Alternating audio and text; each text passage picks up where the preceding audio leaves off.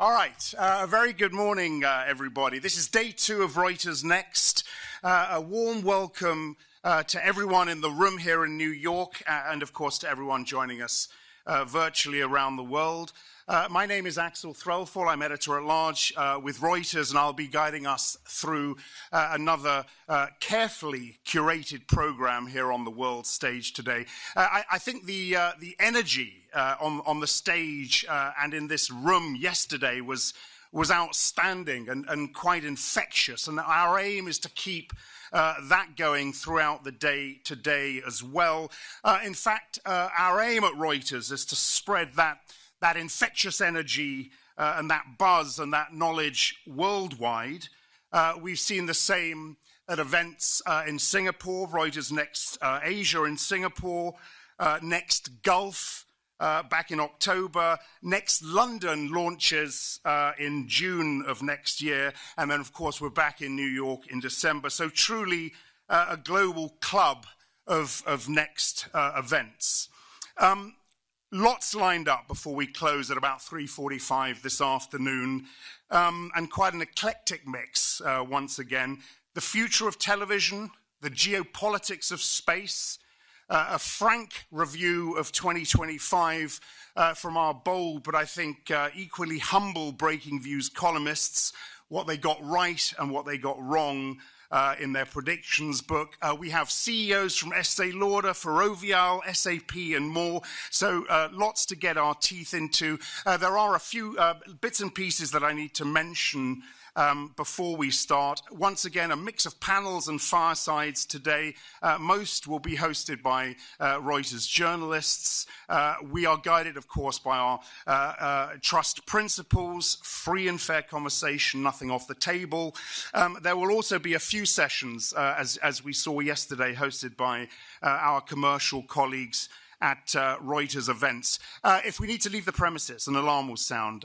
Exit the building by the nearest exit. If you lose your badge, go grab it at another one at reception. It'll be hard to get in without it. There's live captioning via the homepage of the Reuters Events app. Please let us know what you think, again, about everything you hear and see today. It'll help us make sure we get things right next year. And finally, please do get involved in the sessions.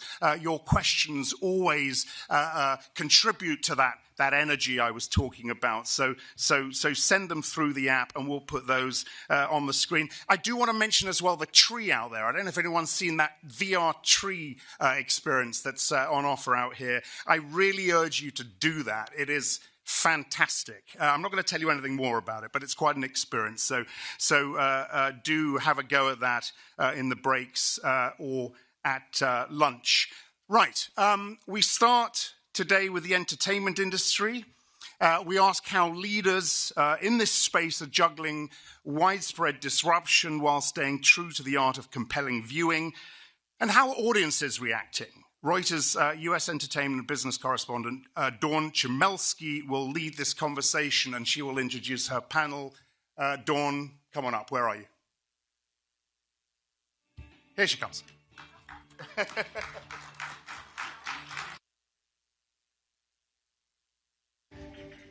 Thanks so much. Give me a moment to introduce our guest this evening, or this morning. Geez, I guess I haven't had enough coffee. So allow me to introduce Mike Schur, who is the creator of such hit TV shows as The Good Place and A Man on the Inside. He's co-creator of Parks and Rec and Brooklyn Nine-Nine, and the executive producer of one of my favorite shows, Hacks, and The Office. Mike, come on out.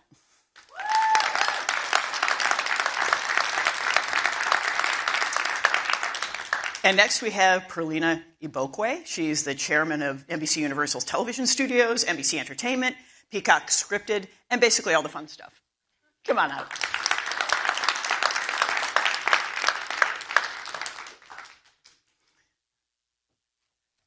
Morning.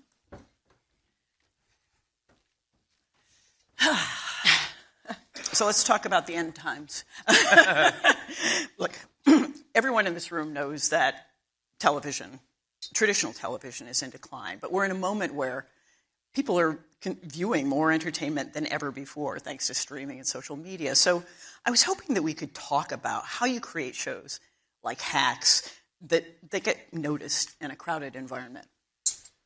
Well, you create them the way you've always created them, which is to say you come up with an idea that you think is compelling and good. You work with talented people who know how to cast shows and how to design them.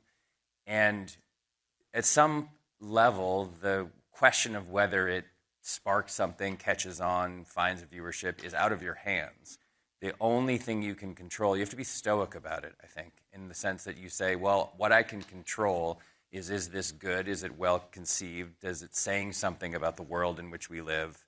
And if you control that to the best of your ability, then you have to trust that whatever combination of zeitgeist capturing and algorithmic viewing habit leads to people actually watching it and talking about it. People have not lost their interest in storytelling. I firmly believe that. They want to see good stories. They want to see them well told and well acted and well directed. And so if I control what I can control to the best of my ability, the rest is sort of up to the fate of the universe. And by the way, that's not different from how it's always been. It's more complicated now, but it has always been the case that you make something good and you don't know whether anyone's going to care.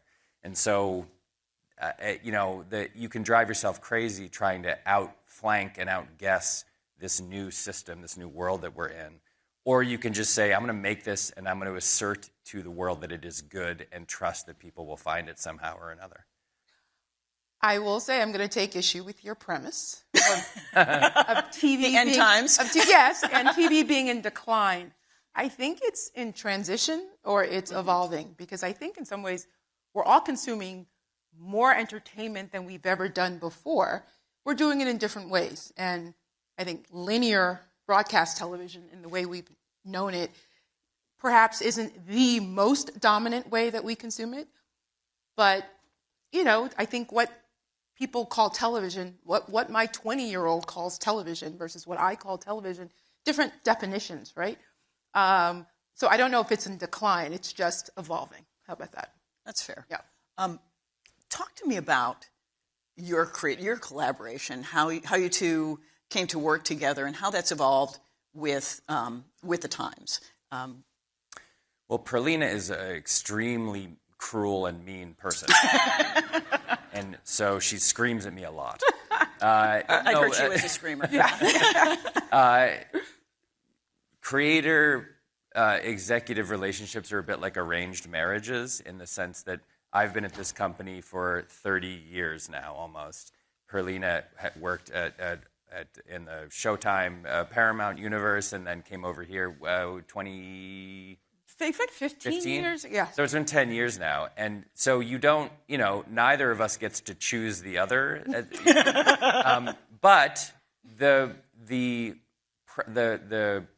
process of working together has been, I would say, publicly, so that she can't yell at me, extremely easy. Like it's a very good relationship. It's very respectful in both directions. Like, she has always been a person who has taken the attitude of, like, make what you think is good, and we will do our best to find an audience and to produce it to the best of our ability.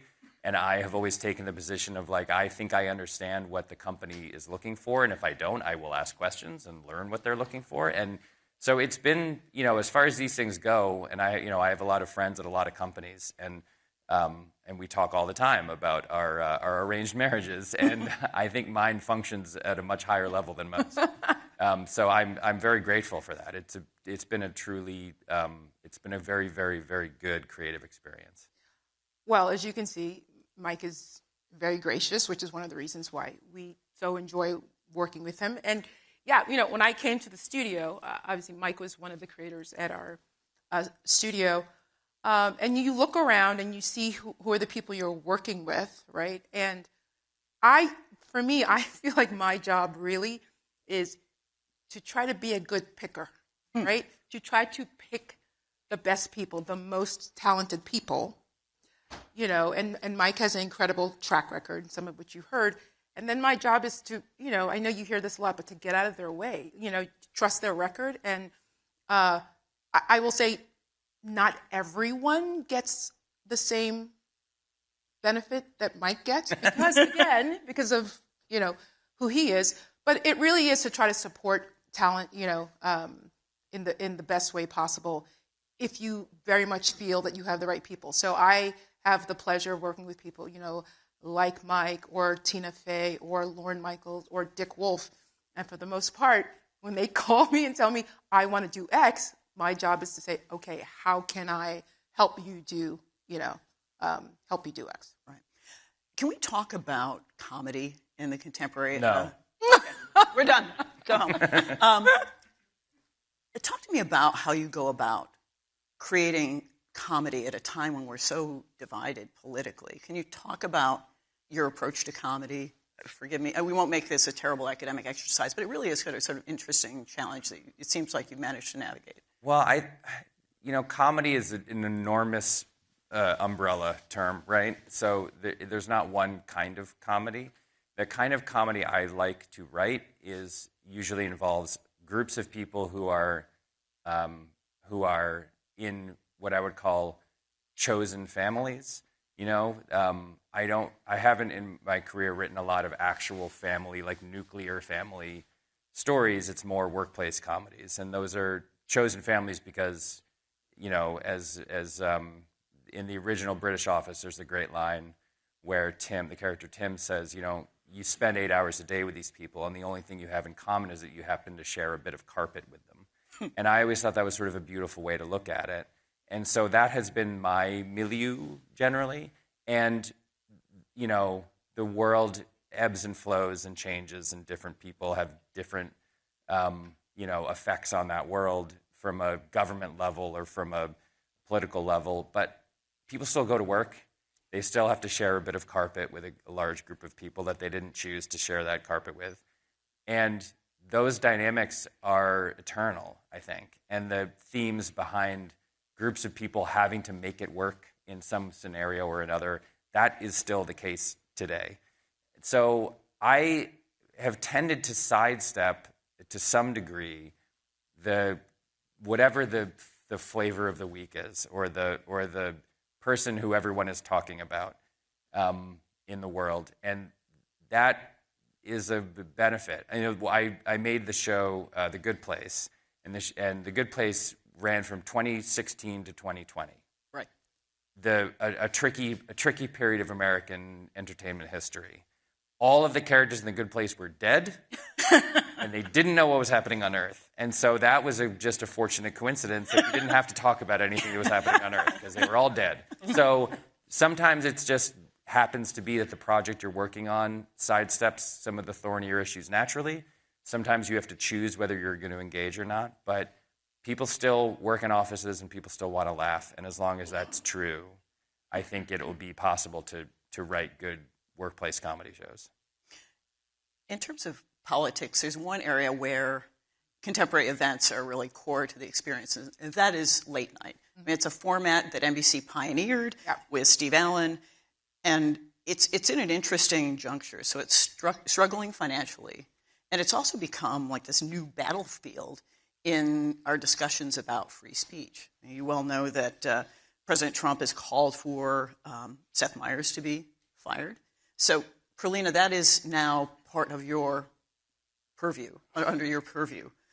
How do you navigate this difficult terrain, and what's the path forward? Well, I think as you noted, late night is really a part of the fabric of NBC, very much so, right? I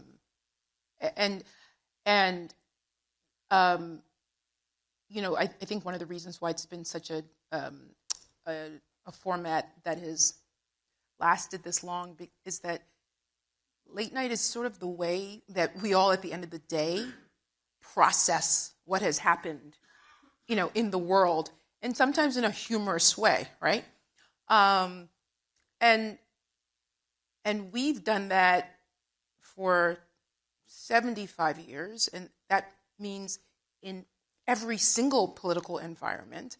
And I think the most successful, and the reason why it's been successful is because it's an equal opportunity commentator, right? And I think for us going forward to remain successful, we have to continue to do exactly that. And I think that one thing that's really interesting right now is that in some ways late night has never been more relevant, right?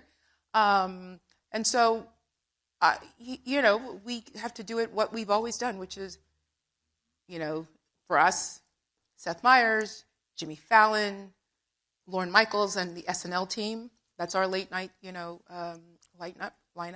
They're going to continue to comment on, society and social issues the way they've always done. So that's really, when you ask, how are we dealing with the moment, we're going to continue to do what we've been doing really successfully for 75 years. Right. And that means supporting your late night comedians and SNL? I would hope if you would ask Lauren, Jimmy, and Seth that they would say to you, we continue to support them the way we always have. And I think if you watch any one of those shows, you would say, yeah, they've been consistent in who they are.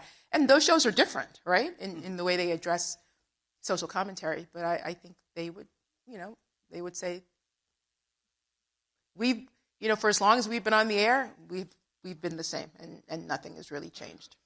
How do you deal with sort of the changes in the audience? I know that I'm perhaps a wimpy human who can't stay up until 11 o'clock, 11:30 at night, and go to sleep with the late night show, as people maybe did in a generation earlier. But I am enjoying the commentary on social media next, but the economics aren't the same. So, what does the new business model look like, or is it? How are you solving that equation? Specifically for late night. For late night? I mean, but it's true also of SNL. Yeah. To some degree. Yeah. I mean, I think you bring up a really great point there in that, the digital world, the digital age, and social media has really allowed the reach and relevance of late night to extend even further than just the people who are watching from 11 to 11:30, 11:30 to 12, or to 1. I think it is what we've seen is, we're monetizing, that digital space. We're also, I think, Jimmy Fallon for us in our company.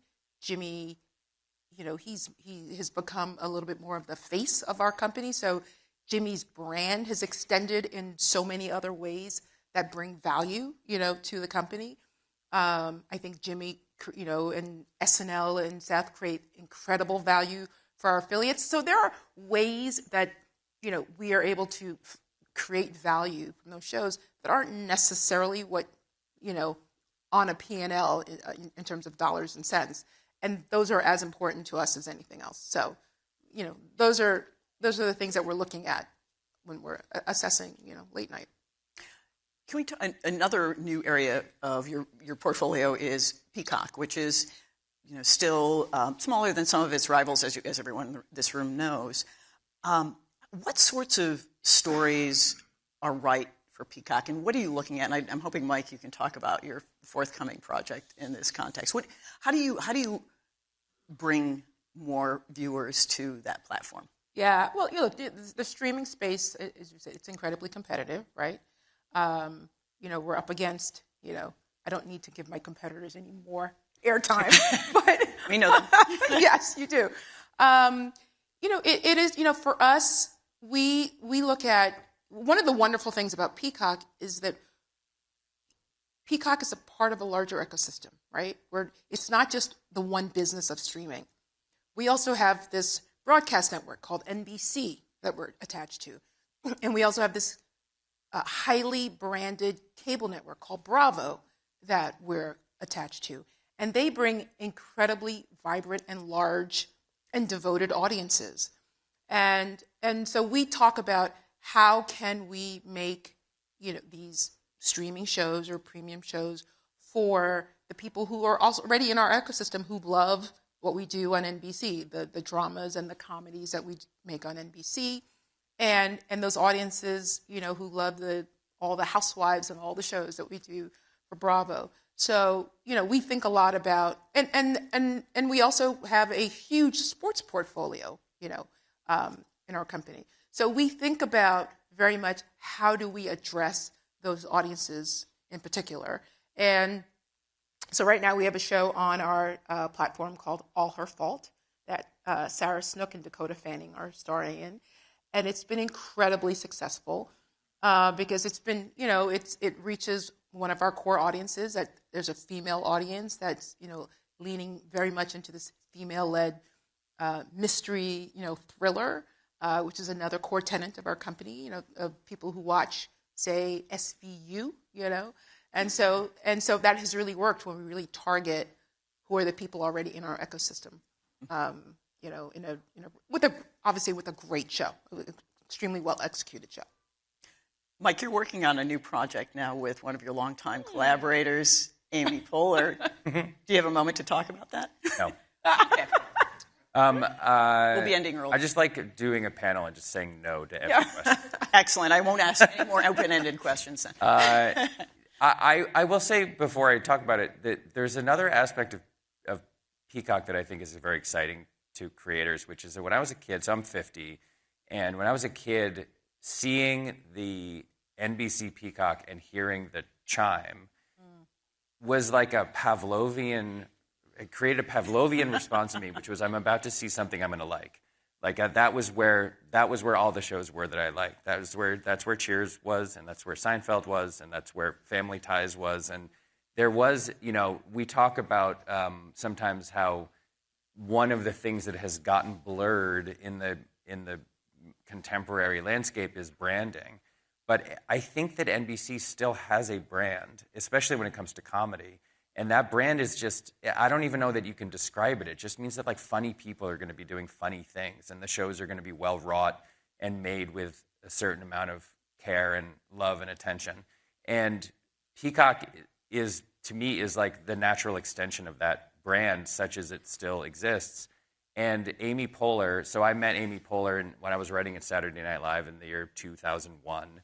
And she just is an NBC person, and I don't know how I can explain that any better than just stating it as a fact. And so, when we were doing Parks and Recreation, it was like, well, that's the person. Like, she's an NBC person. This is an NBC show. And so she, after Parks and Rec ended, which was 2014 or something, she became a producer and a director and did a lot of behind-the-scenes work in those arenas. And then a year ago or so, she called me and said, I have an idea. I read a book about women who work on an archaeological dig site in Greece, and I want to make it into a show.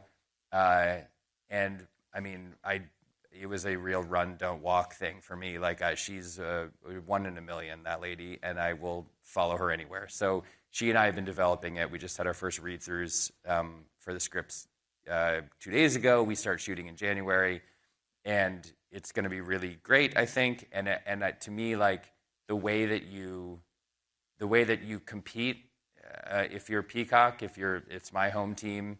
The way that you compete is by making shows that continue that feeling that 10-year-old Mike had when that chime happened and you saw the brand, by making things that you think are worthy of that brand. And I very much believe that the show will be worthy of that brand. I understand that Perlina even gave a dramatic reading of your pilot script. The opening scene. The opening scene, yes. Which is hilarious, and I don't do dramatic readings often. And by the way, it is Amy's first time. First of all, the fact that Amy and Mike are reuniting, since Parks, you knew the project was going to be special. And Amy hasn't been, in front of the camera on a. She's been in front of the camera, but not as in a yeah. TV show as the yeah. lead. As the this lead. is very much her show. Yeah. Since Parks, so Yeah. we're very excited. And as he said, yes, for us, it's about how do we extend the brand. For us, Peacock is a brand extension of everything that has been great about NBC for it will be 100 years next year. Wow. All right, it's time for us to give the audience a chance to ask some questions. And you've got some great ones. Let's see. There was a question about diversity. I know that it sort of scrolled past. If you could find it, I'd love to be able to ask it. Or not. There we go. So one audience member asks, from your vantage point, where have you seen real measurable progress in diversity? And is the industry still mostly talking rather than changing behavior? I would say that where I've seen the most measurable progress, I think the most impactful progress is in the behind the scenes in writers' rooms. Writers' rooms, directors. Clearly, as I think our country was going through large social upheaval in 2020, it was a moment where I think there was a realization that perhaps, a lot of industries, and I think our industry in particular, really took a look at itself and said, how can we offer more opportunities to, there are lots of other talented people, in the business. And I believe that's where, we did a really great job of being more inclusive, and especially in the writers' rooms. And there's so many talented, people that we found that we, because the industry wasn't looking before. And I think a lot of those people have been successful. And even though, look, I think everywhere there's a little bit of backtracking, of what has happened. But I think once you open up the box, it's very hard to go completely backwards. And so I'm just really excited that we now have, I think, much more diverse writers' rooms and people who create shows in Hollywood. So that's where I think the most impact has happened. I wrote for a show called The Comeback, Lisa Kudrow show. It was on HBO in 2004. And it was like there was a show within a show. And on the show within a show, there was the writer's room. And the writer's room was like 11 guys and one very sad lady. And that was a joke, but also like the reality of what writers' rooms at the time really were. And you couldn't do that joke now because it wouldn't make sense. At the time, everyone who worked in writers' rooms was like, yep, that checks out. But that has changed so dramatically that I think that's real measurable progress just in that one arena that you can see everywhere. I don't think any writers' rooms exist like that anymore. So that's good news. And made the shows better. Yeah, by the way. Yeah.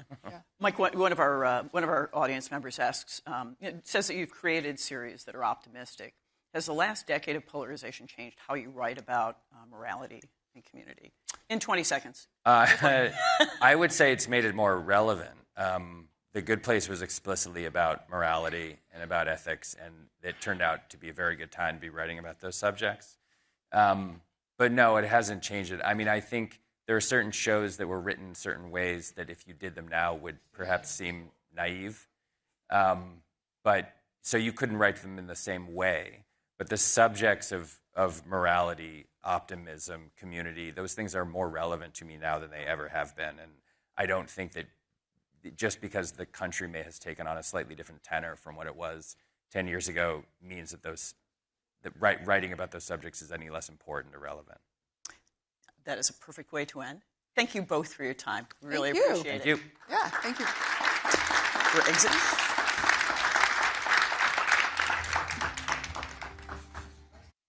To Dawn, Paulina, and Mike, great way to start the day. Great way to start the day. So thank you very much for that. Now, look, we don't want you to leave this space, but there is plenty happening on our other stage today, Crossroads Hub 2 space. It's the AI stage. The first workshop there starts in about 5 minutes. Identifying risks before they make news headlines is the title of that one. Here, though, on the world stage, we're going to continue with something equally compelling, the geopolitics of space. I'm really looking forward to this one. The first time we've looked at this subject on our next stage. The explosive mix of war, of commerce, and diplomacy in orbit. I won't say any more. I'll let our moderator do that. He's Joey Roulette, Reuters space reporter. What a great title that is, Joey. Joey's going to introduce his panel. Come on up.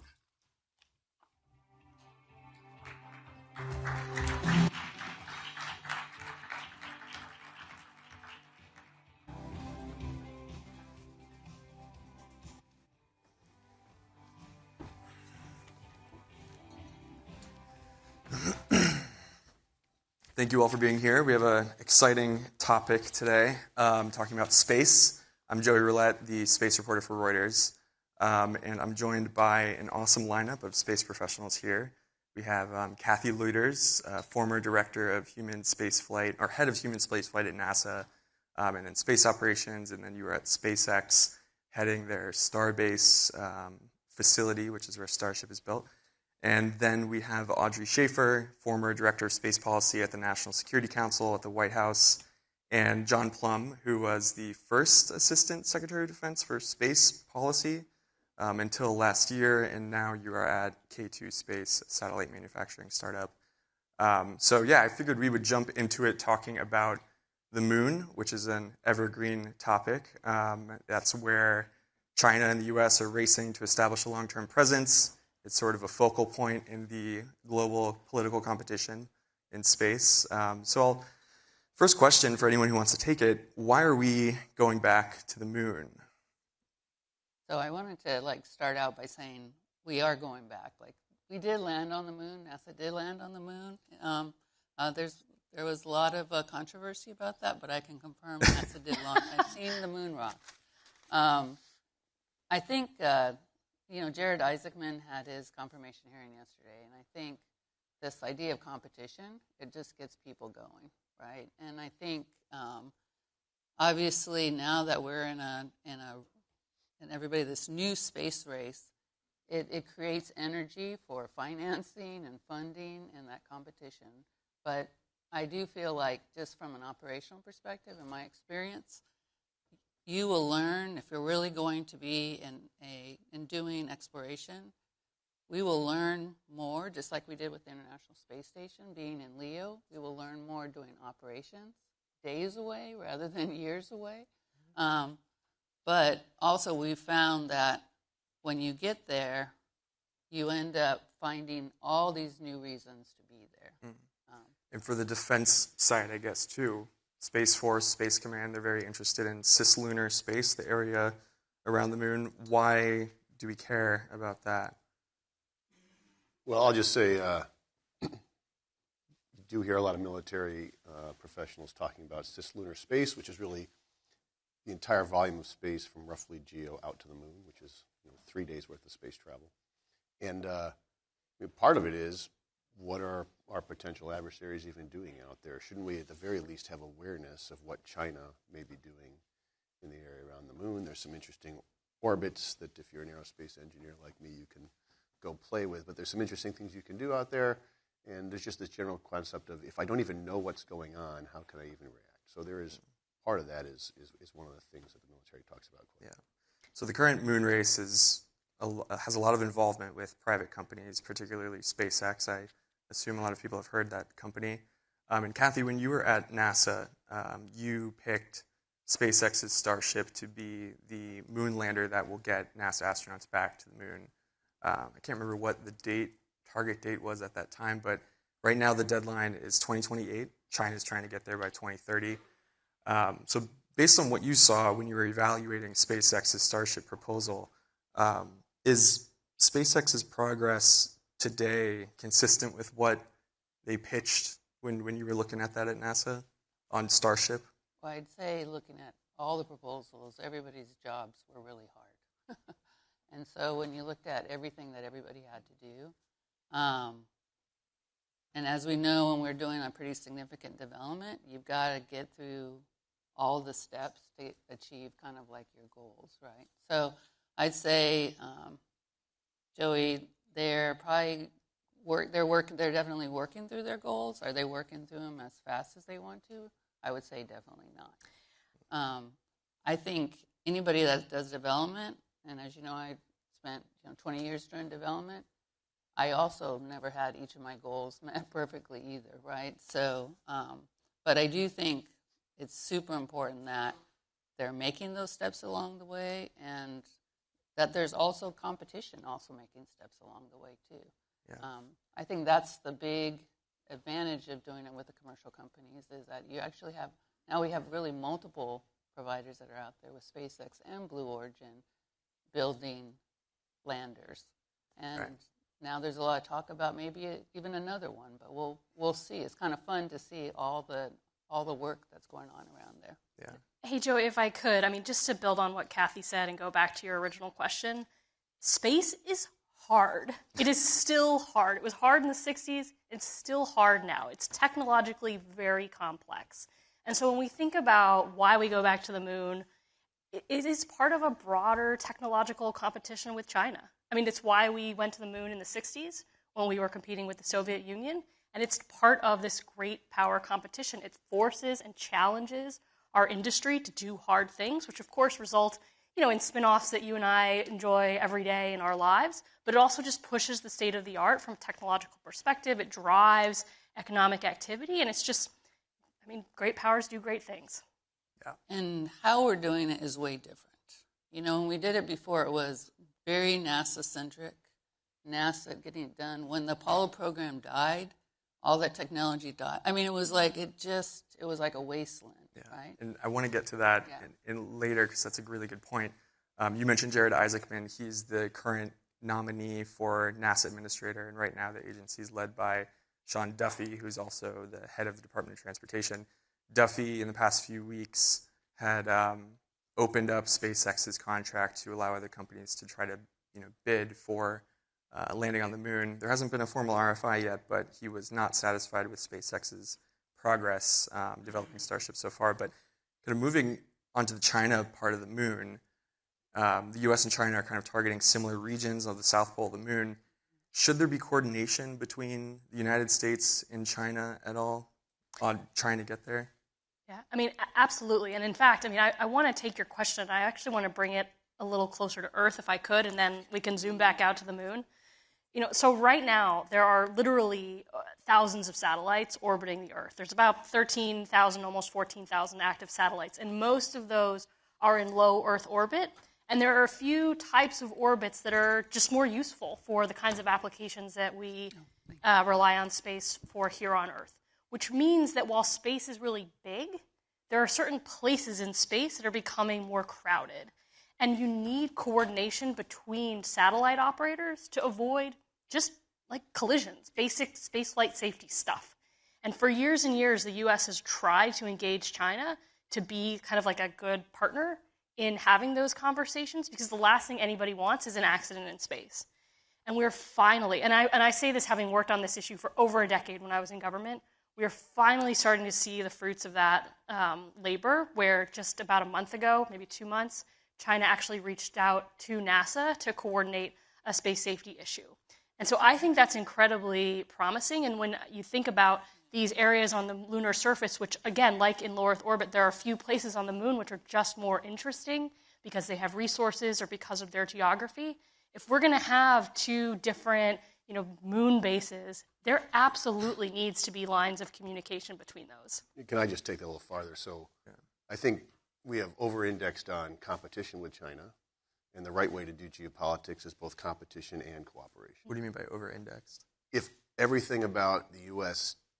government is standoff with China, that is not a way to promote peace and stability. It is not a way to look forward. And frankly, when it comes to scientific exploration, it's a pretty inefficient way to do things. But so when I think about what is the kind of low-hanging fruit on what we might do with China, to me, human space flight is really interesting. We've had astronauts stranded in space. They've had astronauts stranded in space.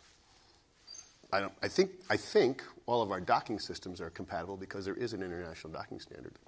There's no international spacesuit standard. They're not even in the United States. Even our spacesuits are incompatible in the U.S. They should, I think, looking for a way to coordinate with China, both for low Earth orbit at our space stations, and extending that to a future where we're both on the moon, whether that's in 2 years, we'll see, but in some number of years where we actually have places where people can be on the moon, you definitely want, for emergency situations, compatibility.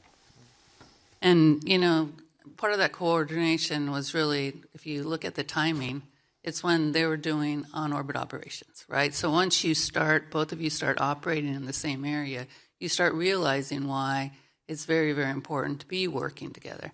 I mean, it's honestly why NASA was pushing the Artemis Accords, which were kind of brought out during the first Trump administration as a way to start establishing rules and having the different countries sign up to kind of standard rules for how to operate together on the moon. One quick point I want to make to that is that it fluctuates, right? Like the extent of coordination between the U.S. and China. I think you mentioned there were some promising signs of coordination, but then sometimes The bar is so low. So Russia, right? I mean, the International Space Station, the NASA program, have been a history of entangling Russia and the United States. And obviously, just that alone is not enough to keep the two countries at peace. But even right now, we have cosmonauts and astronauts on the space station. So it is just one part of a geopolitical play, and I think we've become quite short-sighted about how to use space to that advantage. Yeah, and so the private sector is apparently, pretty heavily involved in both sides of it, right? There's an industry in China. Of course, there's more links between the industry and the government in China. But then in the U.S., of course, there's a lot of companies vying to participate in this Artemis program. That's what NASA's flagship lunar effort's called. What's in it for the companies? I mean, and where are the parts either on the moon or in orbit that are better for companies, and what should be better for purely government-owned operations? Anyone? Well, Joey, I kind of want to turn it around. I saw a statistic, can't even say that word, statistic, that there's now over 80 space agencies across the world, right? So there are lots of countries out there that are looking for people to deliver their science, their payloads to space. And so what's different, I think, right now is that there is this larger government market that is really looking for industry to be able to come in with solutions, right? And so this idea of what's purely government-owned and what's purely commercially owned is changed by what have been like kind of these very straightforward rules 30, 40 years ago.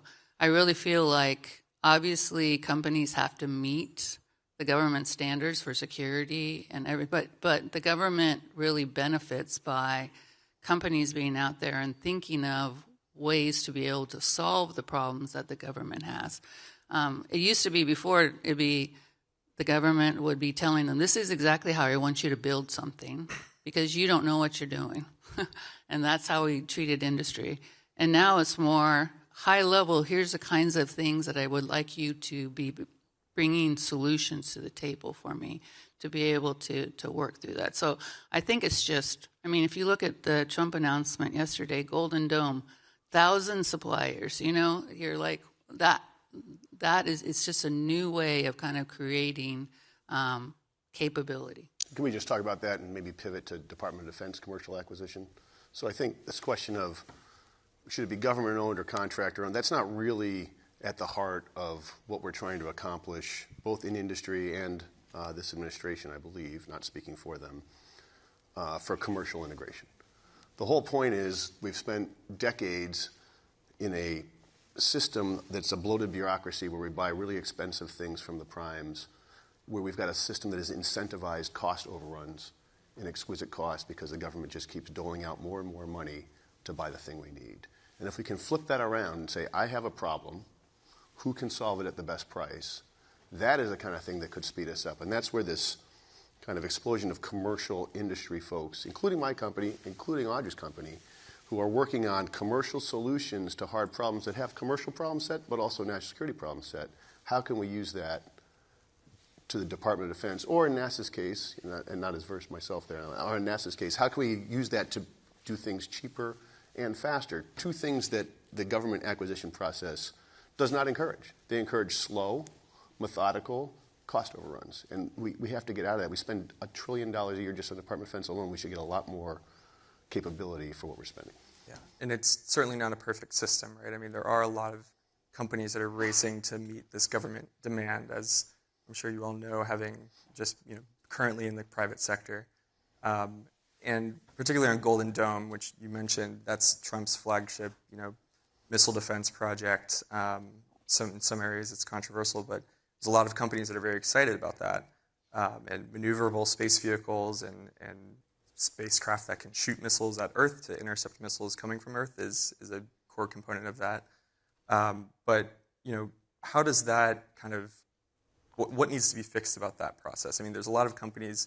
Is the demand enough to sate all these companies, or what are the struggles that companies are kind of facing there?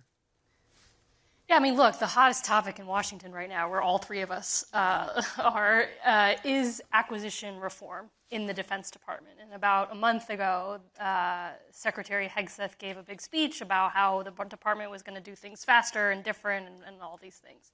And look, I've seen that movie before, but I've never seen it with quite this level of urgency. So I actually do have some hope that this time will be a little bit different. But at the end of the day, I mean, John is exactly right. I mean, the system as it is right now does not incentivize risk-taking at all, and therefore it's sort of biased towards larger, more legacy-established players. And so what's kind of interesting about the Golden Dome, there was just I don't want to get into like the contracting mechanics. There was a filtering of companies that was just announced the other day, where it was sort of like, tell us your technology and your ideas, and we'll tell you whether or not you're eligible to compete for future Golden Dome awards. There were over 2,500 companies that submitted responses to that call, and about 1,000 were selected. And if that just doesn't tell you something about the state of the defense tech industry, I don't know what will. So if you think about the traditional players, and I'm not going to really name them, but the big primes, there's only a handful of them. So the real hard problem is, how are we going to award to 1,000 companies who have useful technology that could be applied to this really hard problem? Oh, and by the way, on the timeline that the president has set, which is just crazy in terms of like the defense industrial base, not the technology delivery, but actually like the system of acquisitions moving that fast. Yeah. And when you talk about 80 companies, so 1,000, that was the MDA piece, which is a lot. That's a lot. A lot, right? But so just if you sold said 80, a stadium or we just use your number of 80. That's right. They're going to fill a stadium. No, they literally did for the first industry day. But if you just think about 80 or 1,000, there's no situation where the government should sate all of those companies. If we had a real capitalism at work here, some will flourish and some will die. And that is what is supposed to happen. What has happened to us over the last few decades is we've broken that model, and we have a few primes that have a lock on everything, and that is not working for the American people. It's not working for the Department of Defense. So we have to get this renewal piece going. Yeah, in the changes of this contracting culture that we're kind of referring to here, one element of it is that it's giving companies more power to make decisions that they want to make, or to try to start a market based on the technology that they're building for the government. And I want to talk about LEO, low Earth orbit, which is kind of a particularly hot region of space right now. And I think, when we talk about power that private companies have, I think the Ukraine Starlink example is an interesting kind of case study. You all might be familiar. Starlink was donating service for Ukrainians at the beginning of the war. And John, I just wanted to ask you about how that Again. went. Yes, of course. Where did that benefit Ukrainians and Audrey and anyone else who wants to chime in, of course? And where did it go wrong? What was not cool about that situation? One, I'm not entirely sure where it went wrong is the right framing, but I'll just say Starlink is a way to provide high bandwidth communications to a terminal, not to your phone yet, that's coming, but to your terminal, which means you don't have to have wires that can be disrupted. And it's because it's coming from low Earth orbit, which is pretty close to the Earth, it's much harder to jam because when there's thousands of satellites, it's hard for an adversary to jam all those satellites. Up until Starlink's arrival, almost all communications were being done from a stationary point over the Earth that spins at the same rate as the Earth spins. And if you want to jam that thing from the ground, you just focus a dish on it, you put energy on it, and now people can't use it. So very simple to jam. In fact, the Viasat hacks are a little bit like that early in the Ukraine war. So Starlink comes along, and suddenly there's a conflict that forces might benefit from having this type of communications ability in a world where electronic warfare is just part of the domain now. No matter where you are in warfare right now, if you're fighting anything close to a modern adversary, they have electronic warfare trying to jam your communications. And Starlink overcomes a lot of that, at least it does when it's first introduced. And that provided the Ukrainians the ability to coordinate all sorts of military activity that without which you just have individual elements unable to talk to each other. And they used it to tremendous effect. Where it started to go wrong, I don't know if that's the right thing, but like the Russians realized that Starlink was better than anything they had. So they started trying to use it too, and they figured out there's all these loopholes in the way you do it. I mean, it's just licenses are pretty get-aroundable by a nation state trying to use force. And so how to have use control is an interesting problem. I think in the future, everyone will have SATCOM all of the time, but very hard to jam. So I don't know if that totally answers your question, but I think it's a really powerful thing provided by a private company with I guess the U.S. granted them authority to operate in that conflict area. And Audrey, when you were at the Security Council, did you deal with those kinds of issues of how companies get involved? Did we deal with this type of issue? Just a little bit. I think, the interesting thing, Joy, that you're highlighting is that at the beginning, this was a donated service. And so I think what Joy's kind of inching us to is the news reports, where some of the Starlink service was shut down in Ukraine during the war because of a particular conversation, perhaps, between world figures. And the reality is there was no contract in place that was violated. It was, I think, just a donated service. And so I think, this notion that companies who may provide services to governments which are then used to support combat operations, that the idea of using commercial services somehow makes the government or the military more vulnerable to the whims of a business leader, I think is a little misguided. Any company who has a contract with the United States government is going to fulfill that contract to the best of their ability.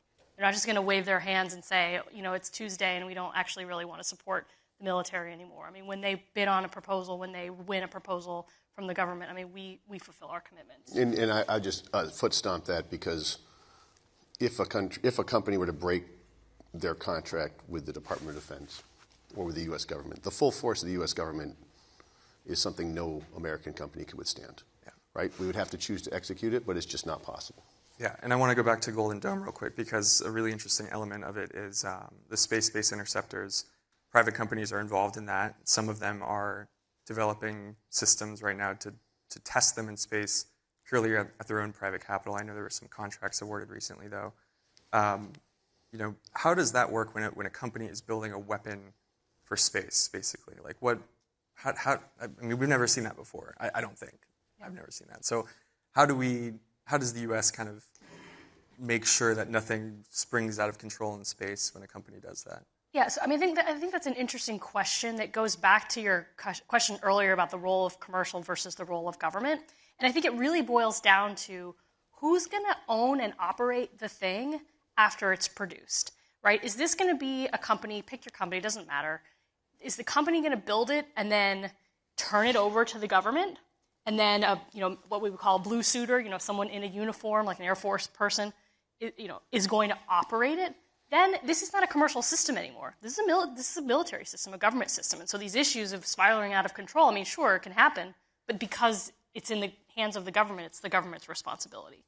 That's different from, I'm going to buy Golden Dome as a service where I, the commercial company, still own the thing and I operate it.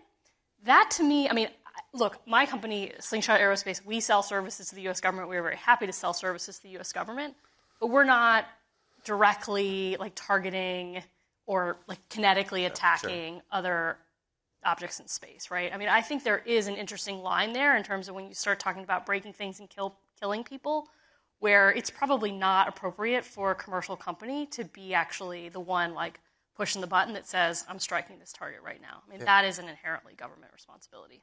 And quickly speaking about, kinetic attacks in space, I mean, there's a lot of concern that might happen and there might be some conflict that breaks out in space. And I want to know what that really means, but first just kind of cite, Kathy, when you were at NASA, Russia tested this anti-satellite weapon that created a swarm of debris that forced astronauts on the space station to take shelter. And so I guess my question is, what does conflict in space look like today? And what might it look like 5 years or 10 years from now? Well, that was obviously a very difficult time. It's why we really appreciate it. I mean, honestly, recently, the Chinese cooperation with NASA was because for forever, I mean, one of the most important things about having the International Space Station was it kind of created this avenue for a direct relationship and discussion with Roscosmos, the Russian space agency. When you're up there in space together, and I was then be able to have the discussions with my counterparts over in Russia about, hey, we're jeopardizing both of our crew members, right? And so you have this common goal. I actually feel like the things you're talking about are things that we haven't figured out yet. And just like the same way when we started building guns or missiles or anything here on Earth, we had to start establishing criteria and global agreements. And in the same way, I think, Audrey laid out a strategy that still needs to be agreed to globally. And I think that's the struggle we have, is that right now we now are kind of behind the technology side on kind of laying the foundation of how do we operate in space and what are the things that are acts of war and what aren't. And China's part of it too, and we got to go figure that out. So let's just talk. You asked about what's conflict in space. I don't think that's the right framing. I think conflict extends to space.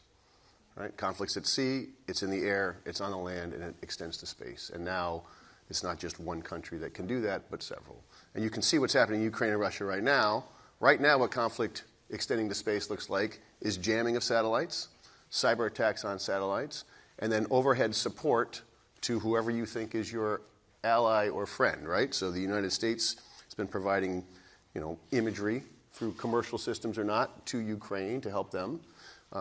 It appears that China is helping Russia, right? But these are just the basic pieces. I think in the future, in a large conflict, you can imagine attacks space to space, ground to space. We know China has lasers to attack weapons. We have ASATs to attack. So I think it's just a natural evolution of conflict as space becomes more and more integrated with military operations. It sounds like there's a lot of risk baked into that. And I guess as my last question, since we're coming up on time here, there's a good audience question here is how would you advise a retail investor to think about space if they want to buy the proverbial shovel companies, not mining companies? Where should they look? And so that's a good question, because if you have states shooting at other satellites in space, how do investors think of that? So I guess just answer that question. How should investors? It's all you, Audrey. I don't know what a shovel company is, but I will speak as a company who does take private investment. I mean, we could have a whole another 30-minute panel on investment in space. What I would just say is, the space market, as we've all talked about and lived through, is pretty dependent on the government, with the exception of a couple of segments of the market, specifically the communications market, where when we talk about Starlink, I mean, it's just telco, but from space, right? It's the same telecom market, just being done in a different way. A lot of the other segments, though, don't have that kind of everyday person that's their users. Like, the government is the main customer. So when I think about investing in space companies, I would think about it in terms of, like, what are your goals as an investor? Are you looking for a quick return? Guess what? Space is not where you're going to find your return on a 2 to 3 year timeline because it's hard. It requires a lot of, working with the government, which, as we've talked about, is slow, right? And so you got to be in it for the long haul, and you really got to look at who is the customer base, what are they buying, and when will I see a return? Cool. Well, I guess that's a good place to leave it. Thank you guys so much for chatting about this interesting topic, and I hope someone learned something today. Reuters has a dedicated kind of space events vertical that we've launched recently, so stay tuned for that. But yeah, thank you guys so much. Appreciate it. Thanks, Jim. All right, thank you to Joey and the panel. It is a tough one to follow, that subject, but if anyone can do it, it's this lot. This is something that we do at all of our next events around the world and is always a hit. A selection of our Breaking Views columnists on what they got right and wrong in their predictions book. They're going to be looking back, of course, to 25. And if you thought 2025 was fuzzy, we'll also hear if there's much clarity heading into 2026. As always, the discussion is led by Breaking Views global editor Peter Thal Larsen, who will introduce some of his team. Come on up, Peter.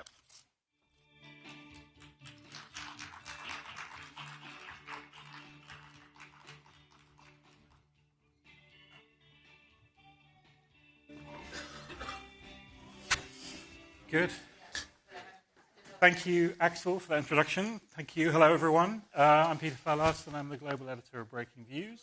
And we're here to talk about predictions. So we do every year an exercise where we've done this for 20 years, I think, where we sit down sort of towards the second half of the year and try to think about what might happen in the year ahead, and then we produce a set of predictions. And the idea is to sort of give people a provocative, thought-provoking, and sort of maybe out of consensus idea of some things that may or may not happen, but that people should definitely be thinking about. So we've been doing that again this year. We're not quite ready to give you the big reveal on what we're predicting for the year ahead, but we can give you some clues and some pointers. But we are also going to do something which we don't normally do, which is look back and see how we did last year. So, which is a slightly uncomfortable exercise, but we're going to do it anyway. So, and also, obviously, quite interested to hear from all of you about what you might be predicting for the year ahead. So, if I think you can use Slido to submit some questions, or if you want to offer some suggestions that we might borrow from you and incorporate into our work, then that would be very welcome.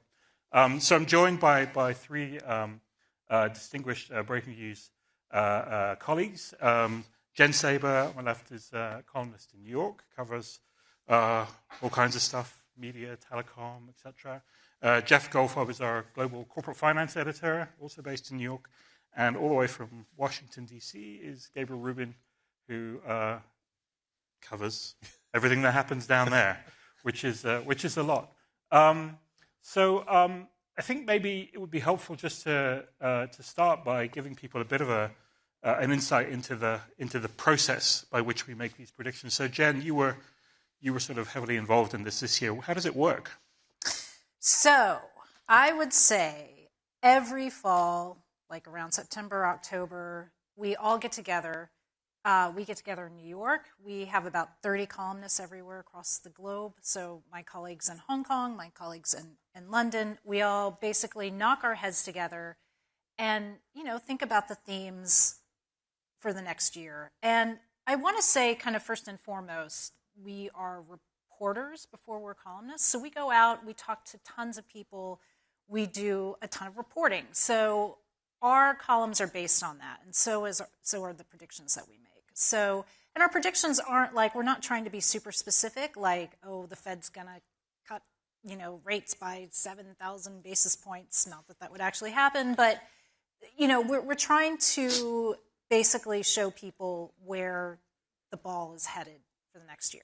But at the same time, I think we do try to be, we're not like predicting certain numbers in the market or where stock prices or bond prices are going to go. But we do try to be specific in the sense that we want to be able to do what we're going to do shortly, which is to like go back and see, like do it in a way that's measurable. To say, like, did it happen or did it not happen? Which is ultimately not the objective, but like, did we get the directional travel right? Did it stir the right thoughts? Yeah, we're not trying to be 100% accurate. I mean, we could say the Fed will probably cut rates next year. We would be right, but it's not very interesting. Whenever there's an election in Russia, you could predict that Vladimir Putin is going to win, but it's, you're not helping people very much with that. Dave, you're relatively new to this whole show. How do you sort of go about coming up with predictions ideas? In Washington, where people love to hear themselves think and love to predict the future with varying degrees of accuracy, it's actually pretty easy to just sort of, say to people, what do you think the major themes are next year? What do you, who's up, who's down? Yep. So I'm largely just asking them to play a part of their game they're already playing, and we get to codify it with numbers and charts and put some meat on the bones of conversations that are already happening in Washington. I mean, it is fair to say that this year, so 2025, I think, when we were doing this exercise last year, it's one of the harder ones that we've had in the past, just because, if you recall, I mean, it's only a year ago it was just after the election. We were sort of, kind of preparing for the second Trump administration, and the range of possibilities of things that could happen was very wide. So it definitely, and we also, the other thing is we had to kind of wait until after the election to formulate a lot of these predictions, because so much of it depended on who was going to be in the White House. So, and actually that was why. So this was the book we produced at the beginning of this year, which you may recognize a familiar silhouette on the cover. That was sort of I think that was the theme.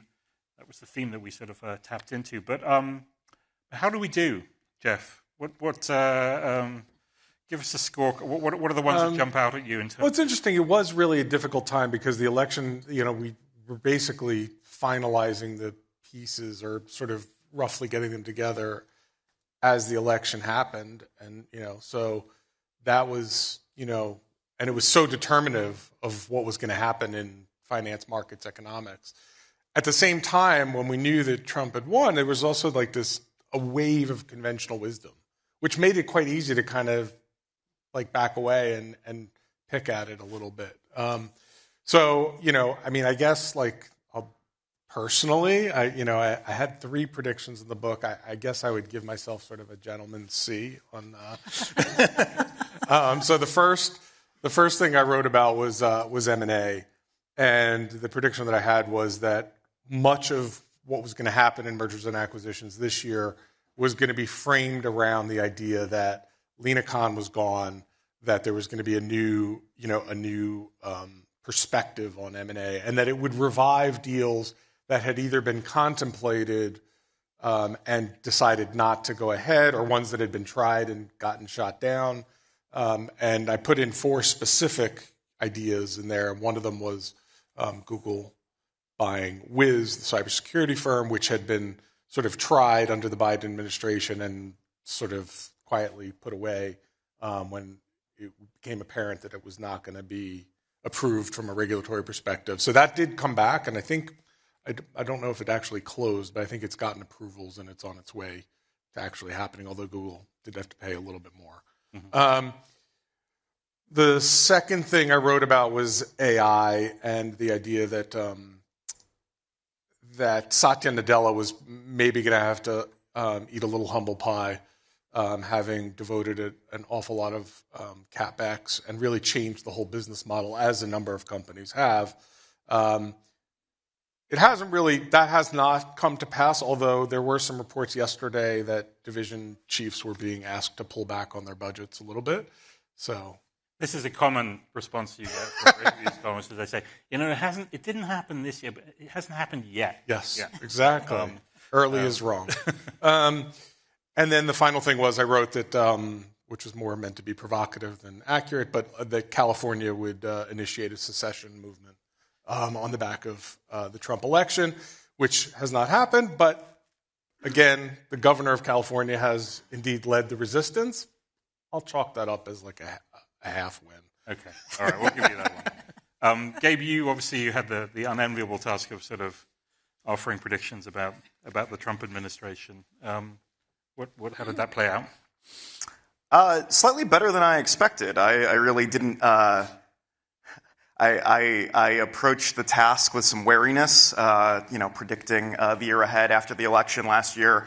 But my main prediction was a piece about how bond markets would act as, if not a brake, at least a sort of speed bump for the Trump administration for some of its economic policies.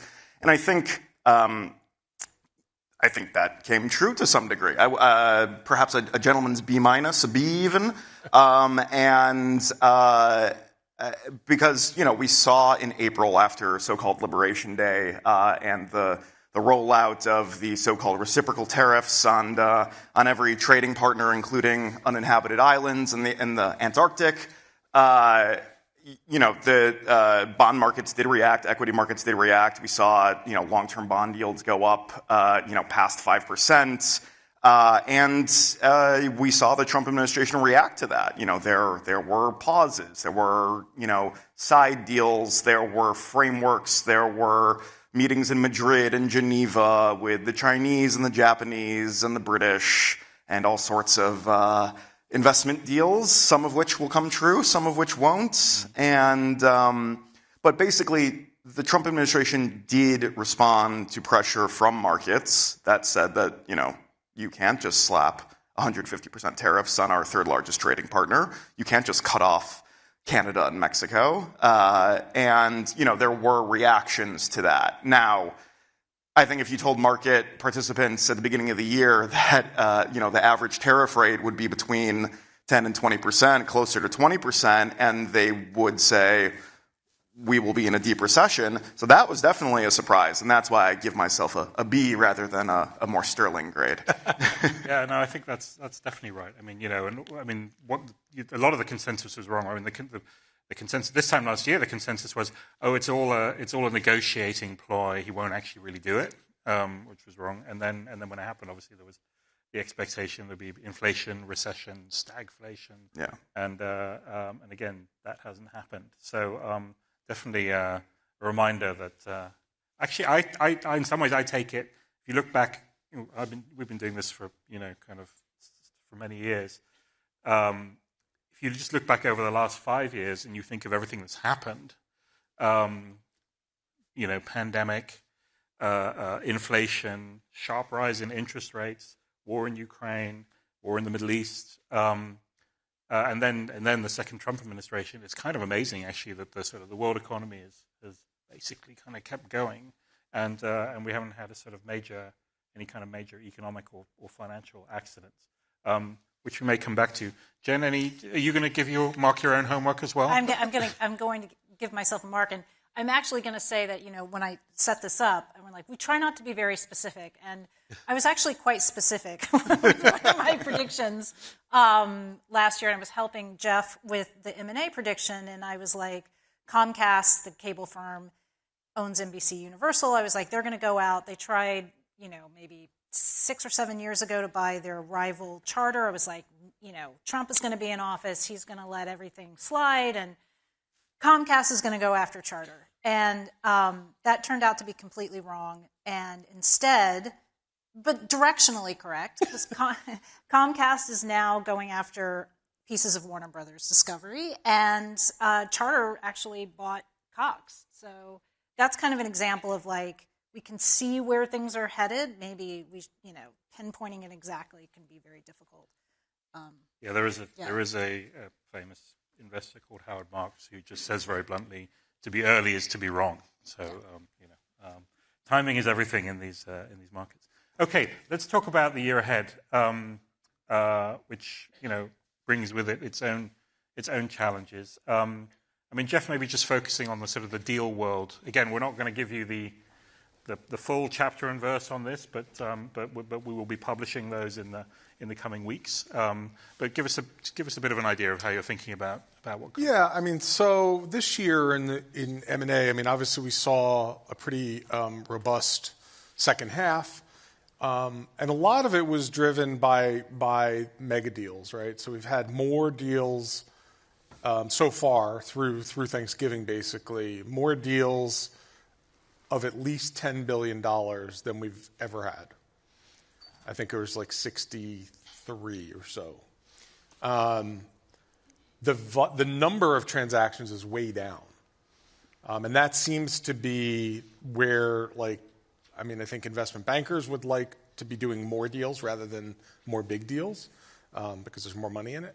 But I think that trend will probably continue, and it feeds into all of the things that we talked about sort of heading into this year, which was just the immense amount of capital that's available, stock prices high, which make them usable currency, which we're seeing in a lot of deals, the regulatory landscape. So all of those factors, and also private equity sitting on tons and tons of money that they have yet to deploy. So I think that we will see that the mega deal trend, as sort of the prediction that I wrote, sort of riffs on that and how that will play out in 26. I mean, the other thing, obviously, which kind of applies across the board, is we're seeing much more government intervention in the business world, right? I mean, I think actually we had a prediction in the book that said Intel was going to be taken over, and actually what happened was the government took a stake in Intel. Yeah, the state capitalism sort of, for what it's worth, however, look, I'm old enough to remember the repeated cries and howls about Solyndra, right? And that the government shouldn't be picking winners and losers. Most of those howls came from the Republican side of the aisle. Whether you want to consider this hypocrisy or an evolution of thought, this government is clearly immersed in the idea of government influence over companies. And so we've seen Intel, we've seen U.S. Steel, we've seen some mining companies. And also in other ways too, right? You block things, and there's no real thumb on the scale kind of things. But no rhyme or reason, I would say. Yeah. So I think that we've spent some time thinking for a prediction about where does this go from here, and what comes next in this brave new world of government investment. Which lucky company is going to be next? Yeah. We'll find out. Gabe, obviously a big year for the Federal Reserve. I think we kind of know who's going to be the next chair, probably. If you combine the president saying that he has narrowed his list down to one and then introducing Kevin Hassett as a potential Fed chair, I think if you put those two comments together, you can make a pretty educated guess. But he's not going to announce it till next year. But he's not going to announce it until next year, which gives me plenty of time to work on my pre-writes. So you're predicting that Kevin Hassett will I am going out on a limb and predicting that Kevin Hassett will be the Fed chair, yes. Okay, but what is that? So then, to play that forward, how does that play out in terms of markets and? So the administration has made no secret, and Treasury Secretary Scott Bessent has said this publicly. I mean, he wants to dial back the powers that the Fed has taken on over the past, let's say, 15 years, since longer than 15 years, the past 20 years. The crisis and then COVID, specifically the two main inflection points. With Hassett, obviously, as a White House staffer, he's a close loyalist of President Trump. He was in the first term as well. You will find yourself in a situation where the institutionalists on the Fed will be butting heads with the sort of Trump loyalist wing, including Stephen Moran, who was recently appointed. And you're going to have Hassett himself, if he is indeed the choice, is going to have a major challenge wrangling those two sides into consensus because the Federal Open Market Committee, which sets rates, is a consensus-based organization. I mean, for the past couple of decades, we haven't seen that many dissents. That's starting to change. So you're going to see a lot more dissents next year, and you're going to see some wildly different understandings of inflation in the labor market because people have different incentives on the Fed board. I mean, it's interesting because there's a question from the audience about a non-consensus call on interest rates markets or a major asset class. I don't know if you agree with this. We haven't talked about this, but my non-consensus call would be that actually interest rates will be higher this time next year than they are right now. I think there's just too many forces that will, and I'm not saying it'll be back to whatever, 5, 6, 7%, but I do think they will be at least a few, call it 25, 50 basis points higher than where they are now. And at the very least, they're not going to be able to, Hassett or whoever will not be able to lower them as much as Trump wants. I mean, Trump wants interest rates closer to 1%. That's simply not going to happen, nothing remotely like that. Some of the, I saw Bank of America yesterday, they're penciling in cuts, in June and July because that's, those will be the first meetings of the new Fed chair.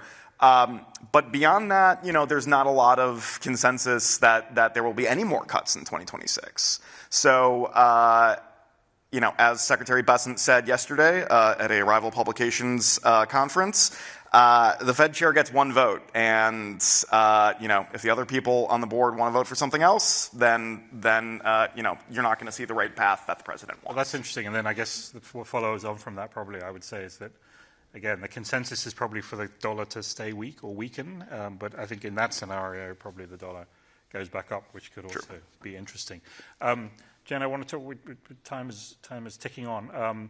There's a lot of, understandably, there's a lot of predictions in coming up in our book next year about various aspects of AI. Yeah. This obviously, in some ways, is the big question, not just for markets, but for companies, is sort of how this technology plays out. What are the big questions that people are grappling with? Well, I mean, I think obviously the biggest question is like when, is this going to, all this CapEx pouring into AI, is this going to continue? Is this, or is this whole thing just going to blow up spectacularly? And I think that's it's a difficult question, right? Because we still see things are trucking along fine. I was actually quite surprised when I was thinking about just how quickly things change. Like 5 months ago, even 3 months ago, Alphabet was considered the complete laggard in the space. And now all of a sudden, it's flipped so quickly. And it's shocking to me that, I think it's just so fast moving that we just, don't quite understand how it's going to end up. And I know that's probably not the best answer for a prediction. But no, that's what makes it hard to, I think it's what makes it especially hard to predict in this realm, because if it's looking really fast to us, I can't imagine what it looks like in a boardroom. Some people here can probably speak to it, but how do you make decisions about where to deploy capital, how to implement it throughout the workplace, it's just a lot to try and it changes by the day. So, it becomes very difficult. So, obviously we try to think more medium term, more thematically about these things, but it is very difficult. We should probably kind of also look at that question in terms of what happens if the music stops and the Mag 7 implodes, right? And what would the impact be? And it's a good question because I'm not quite sure. Like, you're looking at your 401k, right? Probably going to be bad, but data centers are just warehouses with a bunch of computers in them. It's not like they're hiring a bunch of people. The CapEx is so I don't know what would. I sort of feel like maybe things are trucking along. Well, someone on our team actually just before we came up here sent around a chart. I think it showed that only 2 of the Mag 7 have outperformed the market this year. Yeah, so we're already NVIDIA, seeing it. NVIDIA I mean, and it's Alphabet. Yeah. Yeah. So I mean, to that question, the music clearly hasn't stopped yet, but it certainly has slowed down. Yeah. I mean, I think it's also there is that question. I mean, people sort of say, one of the things people say, I think even I think even Mark Zuckerberg or someone said it, basically saying, well, if we spend $100 billion and we're wrong, kind of like, it's not the end of the world kind of thing, which is an interesting attitude. Which tells you that interest rates aren't high enough. Possibly. But there is that view that basically says these are very large companies, they generate a lot of cash, they're directing some of that cash into this bet, but if the bet doesn't pay off, then kind of it's not the end of the world. I think that the flip side to that is that, first of all, is that just the level of activity in terms of construction and the knock-on effects on energy and so forth have had a macroeconomic impact this year. It's one of the things that sort of kept the economy going. And there is also clearly a wealth effect in the stock market of people who have investments have seen the value of those investments go up, and that's then had a knock-on effect. So if that were to go the other way, you could sort of see a broader fallout. I want to just, in the few minutes we have left, I mean, there's one question earlier which is my favorite question to ask people when I go to see them. I talk to bankers or CEOs or investors. Is basically is where are the unexploded landmines? What are the sort of what are the hidden risks that people haven't quite focused on that could come to the surface? Maybe starting with you, Gabe. Just from a Washington perspective, I think people are underrating the fact that Republicans may lose control of the House this year before the midterms. Oh, how does that work? That's provocative.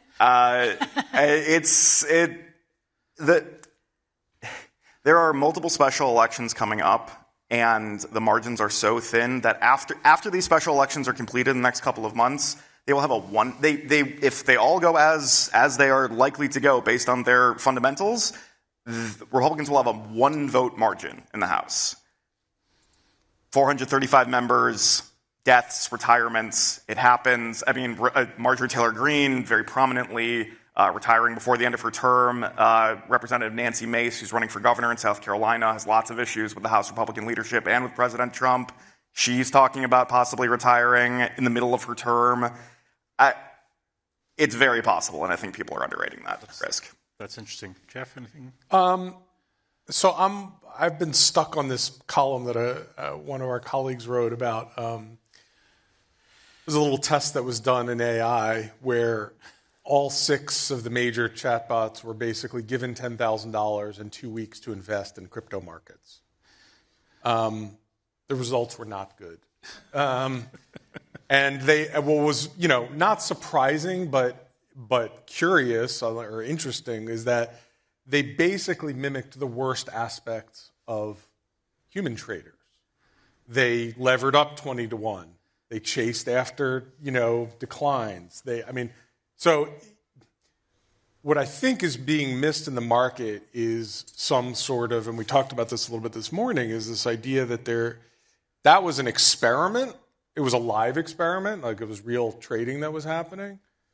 But if AI algorithms are somehow seeping into financial trades and one of them goes off the rails because it isn't being watched closely enough or the machines go after each other, and I'm saying that like in an oversimplistic way, I think you could see markets disrupted. I don't think it like crushes the market, but I think there could be a flash crash of some kind because of this. Yeah. Jen? Me.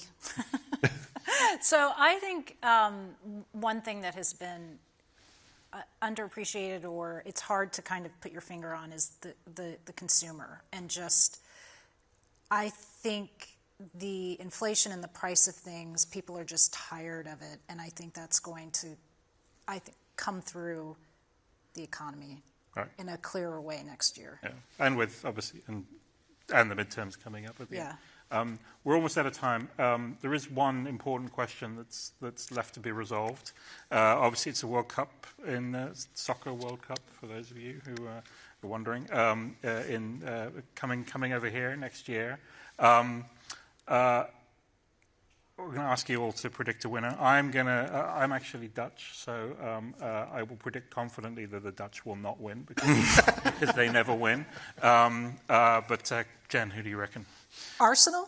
No, I'm totally kidding. I'm going to say Italy.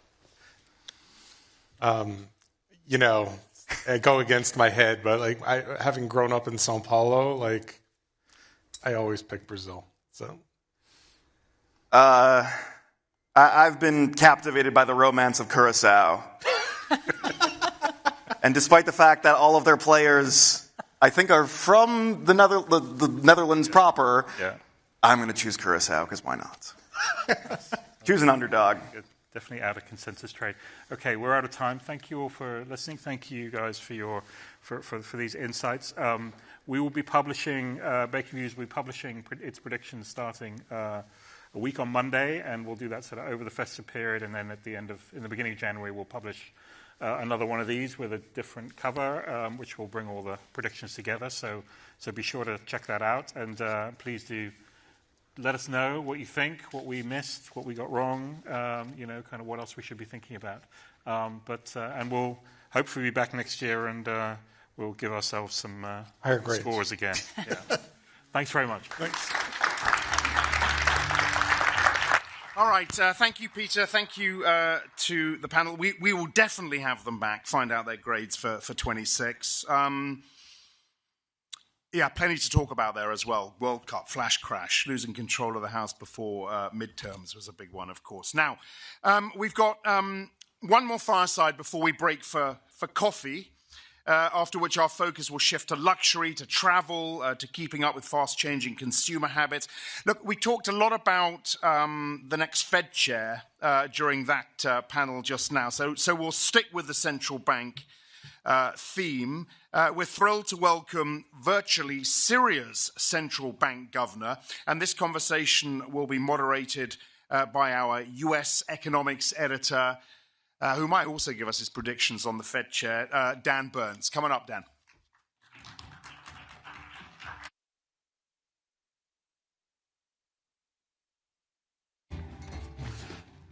Good morning. Welcome to the global stage.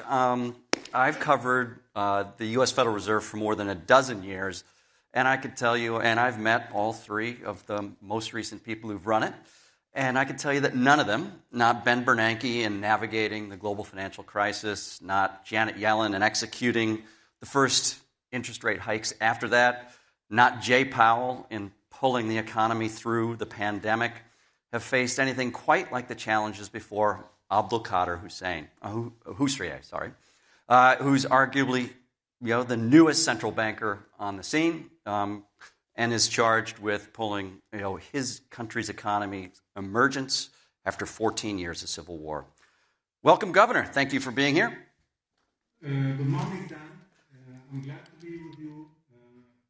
Good morning to all your audience, and thanks to Reuters for organizing this important event.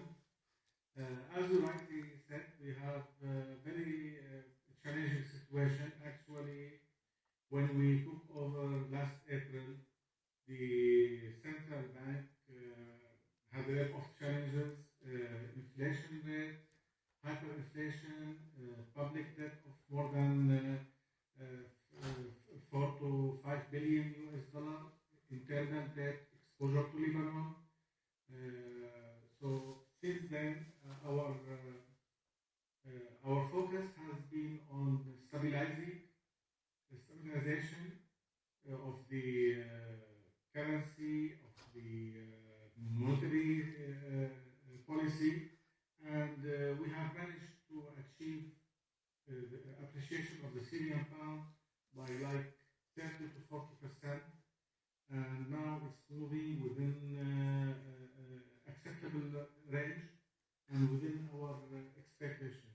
So also we have focused from day number one on lifting the sanctions. What's happening in sanctions is a miracle. Nobody expected that we can achieve what we have achieved.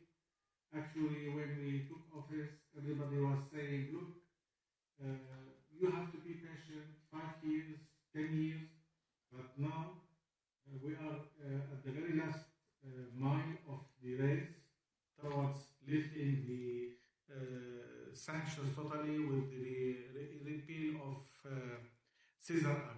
Yeah, that is something I do want to get into with you. But look, let's start first. We're about 3 weeks removed from an IMF staff visit to Syria that found the economy showing signs of recovery and improving prospects. What did your discussions with the IMF focus on? They did not come away with an indication of an immediate program for you, though. Yes, thank you. Actually, we have engaged with IMF and World Bank since April, even before clearing the areas. And we have, in our first round of meetings last April, we had like 50 plus meetings with different departments, with different teams, and we have covered areas of monetary policy, of financial stability, digitization of the central bank, public finance as well. So we had a diversified set of discussions, and along the way we have continuously engaged with them. Then in our October meetings we had new lead in our relationship. We had missions coming to Damascus for the first time, because in the past the meetings were either virtual or from other capitals. For the first time they came, they saw, they interviewed and met our team, and they came up with their reports. In their report they mentioned some facts about what they perceive about how the Syrian economy is performing, and now they were part of the strategy 2026-2030 discussion, which we discussed draft 15 of this strategy in an event held last November, and our technical partners were there, and now we are working with them on the currency redenomination and about monetary policy framework, about financial stability, about payment system as well. So we are engaged with them on different areas, as our strategy basically depends on 5 pillars, 18 strategic objectives, and 65 plus projects and initiatives. And IMF will be working with us on some of these initiatives, but we are not into a program with them. We are just now working on technical assistance, and we are happy with what they are doing with us. One of the facts cited in the report was just the very scarcity of reliable economic data, things for like inflation, measuring GDP and output and the like. The World Bank, back in July, estimated growth this year would be about 1%. How are you measuring that, and are you on track to achieve that this year?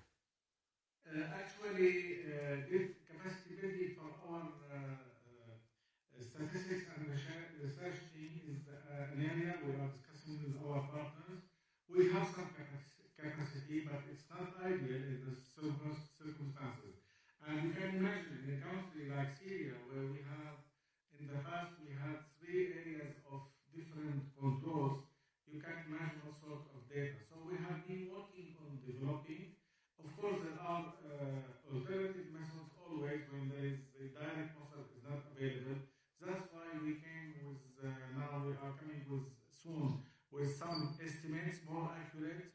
The first report of the World Bank, I don't think that reflected the reality of the Syrian economy, because we have like 1.5 million refugees coming back. Just calculate what's at the minimum, what such return of refugees would add to a GDP. So that's why the IMF, they were more accurate than when they qualitatively described what they saw, okay, rather than quantitatively, because quantitatively, to be precise, we need more data. However, we have some data. It's not up what we would like to see, but still we can count, and there is a significant decline in the inflation rate currently. So we have signs. So how are you capturing that? How are you measuring that, right? in the absence of higher quality data, what are you using every day to get your sense of how the economy is performing, how inflation is being controlled? Usually we are using CPI, we have our indices, and we are counting on these indices, of course, in addition to other measurements. So we are always, as I said, there are, of course, other indicators of the economic performance of the Syrian economy in general, whether it's inflation, whether it's growth rate.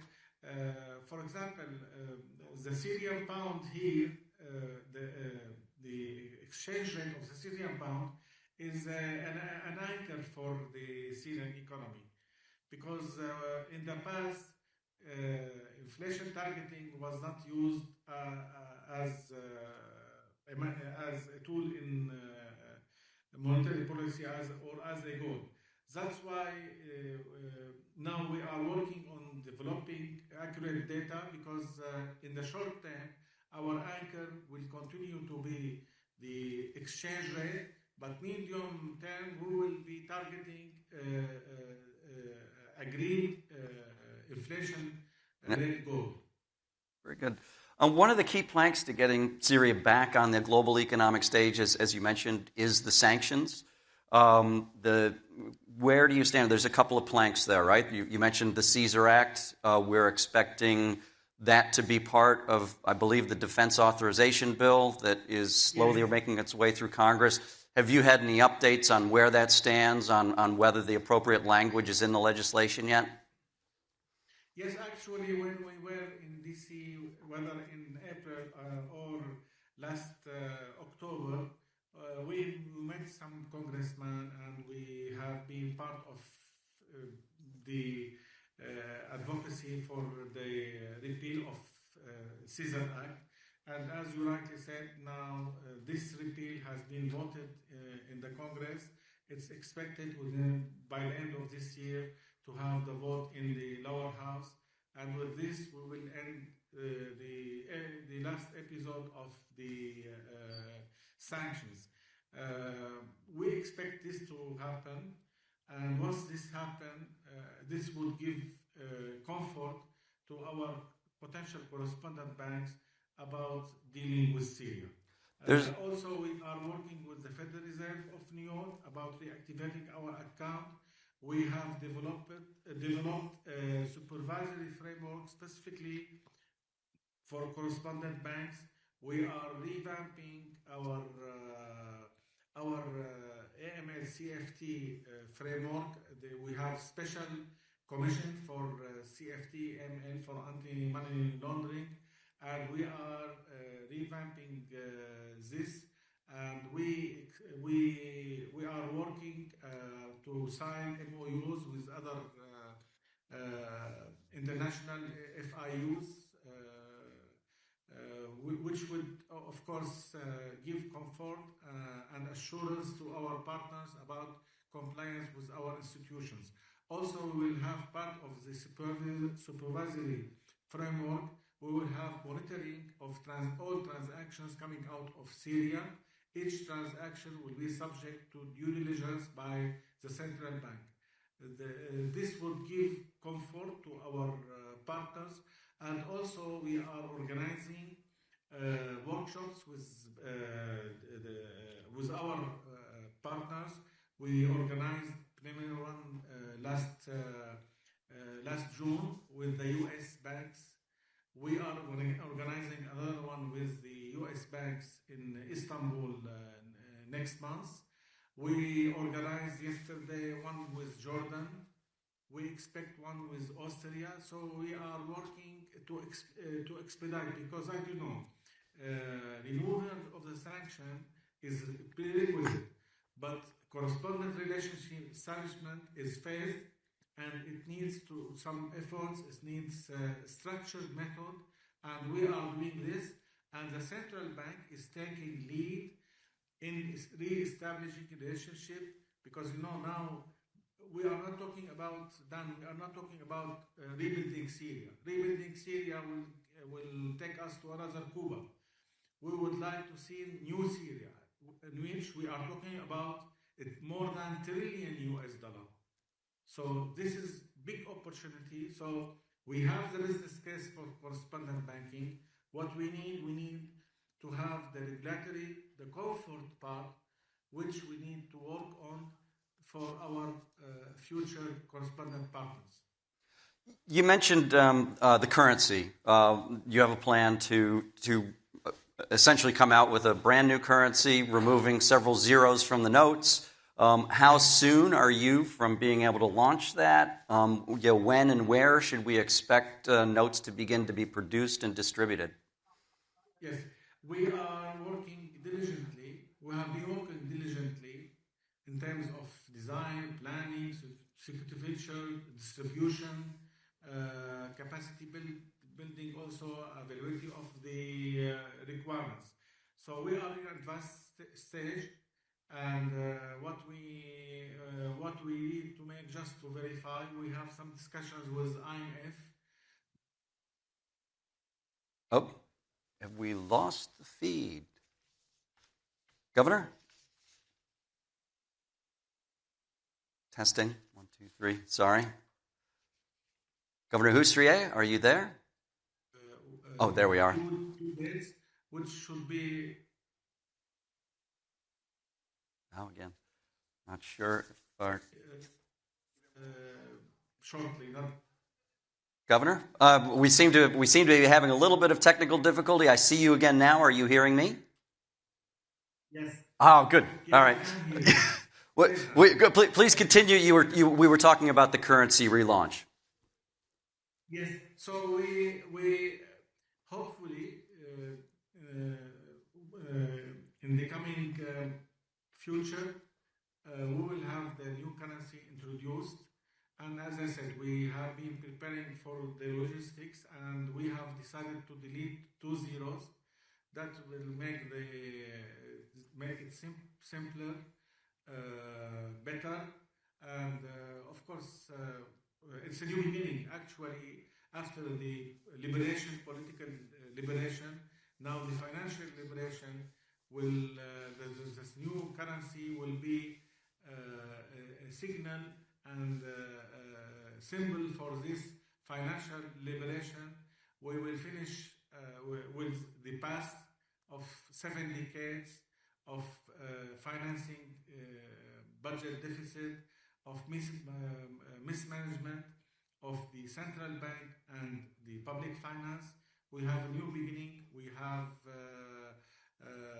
decided also to print 8 denominations, which would be convenient and will provide us a tool for monetary policy. Did you say 8 denominations? Yes. 8? Okay, I just wanted to clarify that. Sticking with banking, there was a deal announced today with Visa for a framework toward digital transactions and so on. Can you tell us a little bit more about that? We have less than a minute to go.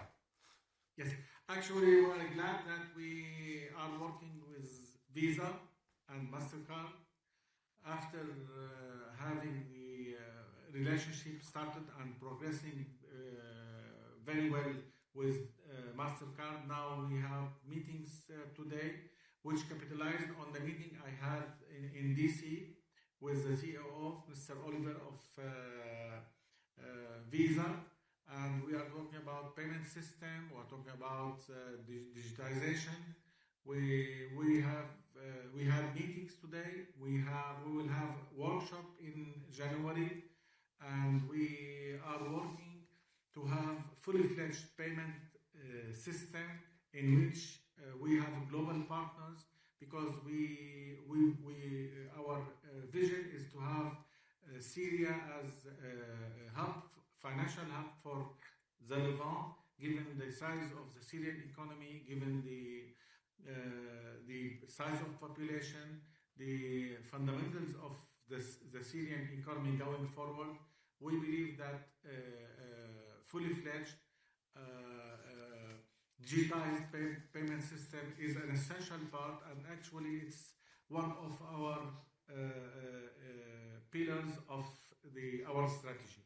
Very good. And there's so much more we could talk about, but I'm afraid that's all the time we have with you today. Again, Governor, thank you so much for joining us here at Reuters Next. Thank you. Thank you. All right, thank you very much, Governor, and thank you for bearing with us during those small technical issues.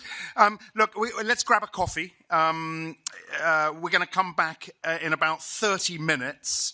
And we've got a really super afternoon, or rest of the morning and afternoon planned for you. When we come back, the CEO of the Spanish infrastructure giant Ferrovial will join us, of course. Ferrovial, instrumental in the design, build, and operation of JFK's new Terminal 1. So that will be fascinating. In Crossroads Hub 2, that's the AI and tech space, the science of creativity workshop will start at 11:30 as well. We've got half an hour. Try the Tree VR experience. I really do encourage you to try that. It is fantastic if you haven't done it. But grab a coffee, grab a bite. We'll see you in 30 minutes.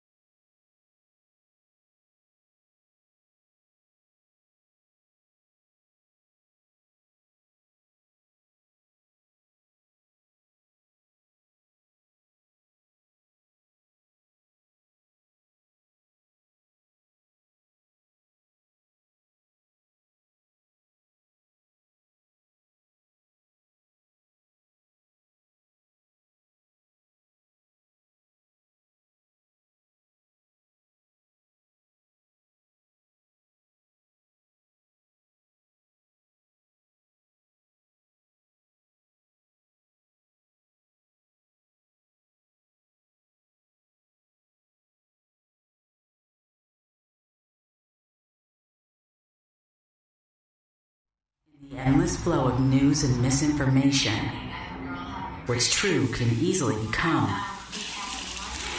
unclear.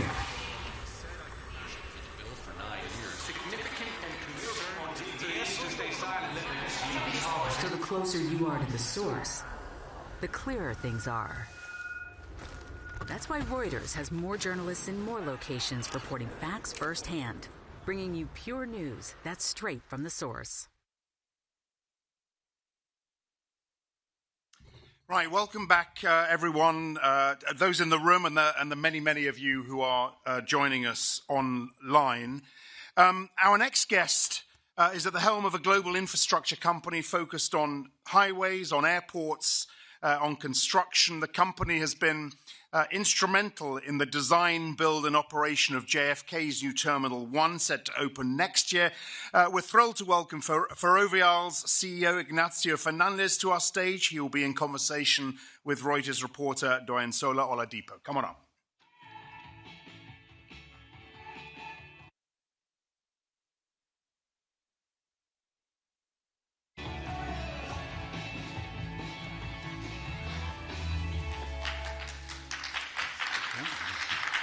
Thank you, Axel. I'm so excited that you're here. Ferrovial has its hands in a number of infrastructure projects around the country, but the most notable, and I would say the flashiest, is New Terminal 1. It has a $9.5 billion price tag. So welcome. Thank you. I cover travel, and a trend that we've noticed this year is that inbound international travel is down. Are you regretting such a massive investment in an airport terminal? Well, no. I think that when you see air traffic passengers over the years, worldwide it has grown above GDP historically. From time to time you have issues like COVID, or you have a Middle East conflict, and then you have a reduction in certain airports or certain areas. But when you see long-term trends, what you see is growth above GDP for air traffic. And on top of that, New York, we think, is a destination, original destination that is quite unique. And what we are betting with the new Terminal 1 is growth of air traffic passengers to New York. And then the new Terminal 1 will be the one is a world-class terminal that will allocate this growth. And hopefully it's a very good investment for us. Yeah. And your business model is to develop infrastructure, and then when the growth surpasses inflation, you then sell your stake. Has the decline in international travel changed your timeline on when you plan to exit New Terminal 1? Well, as you mentioned, we develop infrastructure, and we participate in the whole cycle, from the conceptualization of the projects to the design, the funding, the construction, and also the maintenance. And the way we create value as a company is the risk in the assets, construction risk and then revenue risk. And at the same time, we have some key assets in our portfolio, like the 407 highways, like the 407 or the new managed lanes, that they have a lot of value and they are growing revenues over a long period of time. But at the same time, if some of our assets have more value for a third party than to us, well, the right thing to do is then sell those assets and rotate them. And this is what we do when these assets are mature. So when the construction risk has been eliminated, and when it's very mature in terms of revenues that are growing in a certain way. So at that time we do. But the assets that we have today, most of them, even this year, they are growing double digit. So they are still very immature. For an infrastructure company, when you see the length of the concessions, on average is more than 50 years. So they are very, very young assets that are growing above GDP and inflation. So they are very immature. So rotating them in the short term, we don't see. But if we some assets, we develop those that are mature, of course, we'll rotate if they have more value for a third party. Yeah. And so Phase A is set to be completed next year, and then Phase B will start in terms of New Terminal 1. The municipal bonds that were sold for Phase A were oversubscribed 7.7 times, which suggests that there was a lot of investor interest. Do you think you'll have the same amount of interest for Phase B, or are investors thinking, I'm not interested in investing in airport terminals right now? Well, hopefully they are also interested. As you commented, the new Terminal 1 has several phases. Phase A is what will open next year. There's 14 gates. And you have the head house and all the bagging system and so on. And then will be phase B1 and B2 later on. No? And phase B1 will add another 5 gates, wide body gates, and B2 another 4 gates. No? In total, 9 on top of the 14 that we'll have in phase 1. No? And the financing that we got is for phase A. No? So this financing of 6 billion of municipal bonds, it was oversubscribed. That the last was in July this year, was only for phase A. No? So whenever we see that, of course, we need to first finalize phase A, start it ramping up, and then we will engage with the Port Authority in order to define when we start construction of phase B1, and hopefully at that time we'll have also a very good reception from financial markets, because I think if they are betting like us for growth in air passengers to New York and in Terminal 1, that's giving a better service, and also they can allocate the growth for passengers to New York. Mm-hmm. The company recently sold its stake in Heathrow Airport. Mm-hmm. Are there any other airports that you have your eye on, whether here in the U.S. or abroad? Yeah. We, as you mentioned, we used to have 25% of Heathrow Airport, and we sold last year at 20%, and this year we completed with the 5% that was left. No? Also this year we rotated some of the assets, airports in the UK, the AGS, Aberdeen, Glasgow, and Southampton. It's part of what I commented previously, rotation of mature assets that we do regularly when it's mature and it has more value for third parties. No? So this is part of the plan. But as I commented, the business model is to develop greenfield infrastructure mainly. That is where we have differential capabilities, because usually infra funds don't do construction projects and construction companies don't invest equity in the projects. So we do this type of greenfield projects like New Terminal 1, and of course we are trying to do something similar in the US, no? Because we see opportunities. No? When you see the airports, some of them need expansion, some of them need refurbishment, and I think that working with private partners like us, I think will help to accelerate and to have a better service to customers. No? It's not only about airports. When you see other asset class, infra asset class like toll roads or managed lanes, there is a huge pipeline of opportunities, of new projects that we can develop, also greenfield projects. On that note, I do want to learn a bit more about the bread and butter of your business, especially here in the U.S., which is highway and infrastructure development. We did see during the shutdown that the Trump administration used public infrastructure funding as a bit of a bargaining tool, a political tool. Does that impact your ability to team up with the government to close the infrastructure funding gap? I think that what we have seen is a very positive reception to private partners to develop infrastructure, in the U.S. in general, both at federal and state level. When you see what is the gap of infrastructure, in third party mentioned there could be close to $4 trillion in year 2040. And when you see how cities are growing, 90% of the population in the U.S. will live in cities by 2050. And what it means in terms of new infrastructure that you need for the cities and for the growth of the U.S. is amazing. And when you see the fiscal deficits, and unless you raise taxes, I think working and collaborating with private partners in order to accelerate this infrastructure and doing it in a more efficient way, I think is critical, and it's something that we have seen a lot of traction. We see very good projects of pipeline of managed lanes, for instance, in the U.S., and hopefully, as I mentioned with airport, we see something similar in the future.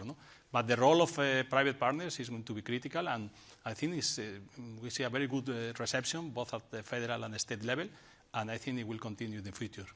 So is your strategy to provide more of this funding for these infrastructure projects? We participate in the whole cycle, as I said previously. So we participate from the conceptualization of the project. Some of the projects is conversations with DOTs that we see cities that are growing, that are very congested, and that we see that is feasible and new, for instance, managed lanes or widening, and created 2 new lines that are tall. And what we do from there is then the design, and then funding, and then the construction, and then maintenance and operation of the asset, in order to extract maximum value from these assets. So we participate in the whole process, in the whole cycle, and it's something that is part of our business model, and it's something that we like to do more and more, and we see many opportunities to do in the U.S. 80% of your business is here in the U.S., and we've been in a bit of a tumultuous political environment. Is that making you rethink betting so heavily on the U.S., or are you considering diversifying a bit more? 80% of the value of the company is in North America, no? In mainly toll road business, but also airports, hopefully New Terminal 1, and also construction activity, no? And what we see is that our assets are performing very well, no? And it's mainly because we have toll road assets in cities that are growing, no?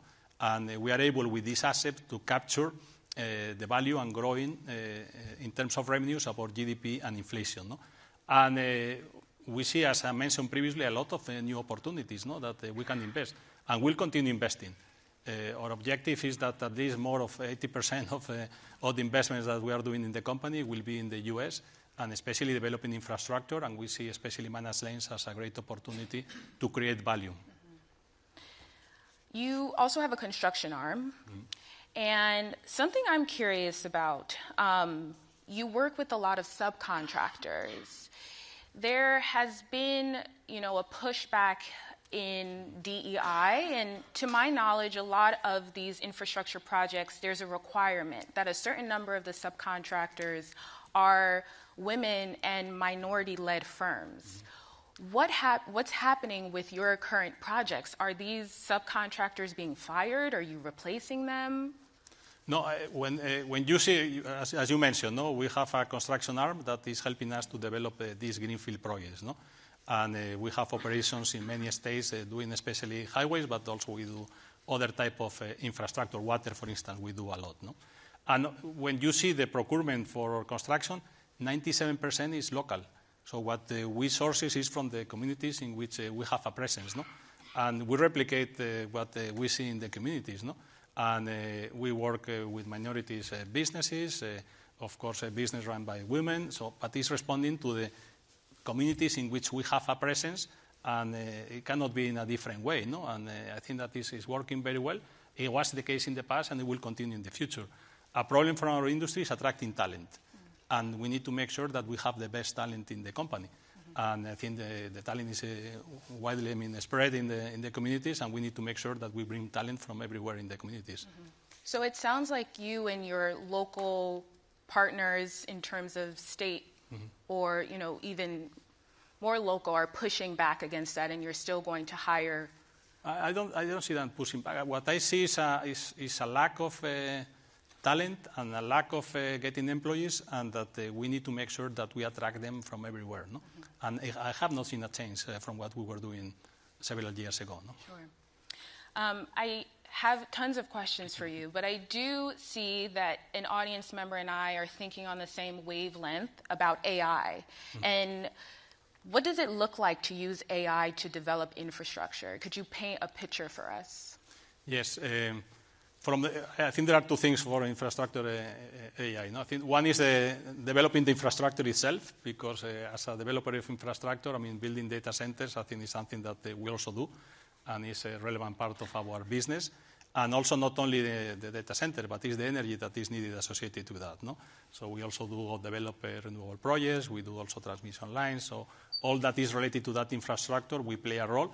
And for us as a developer of infrastructure, is something that is growing a lot, and is an opportunity that is not our main business. Our main business is still toll roads, managed lanes, and also airports, but also we are doing some developing that type of infrastructure.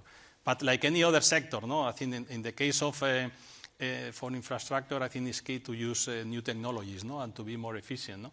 And you use in the whole cycle, no?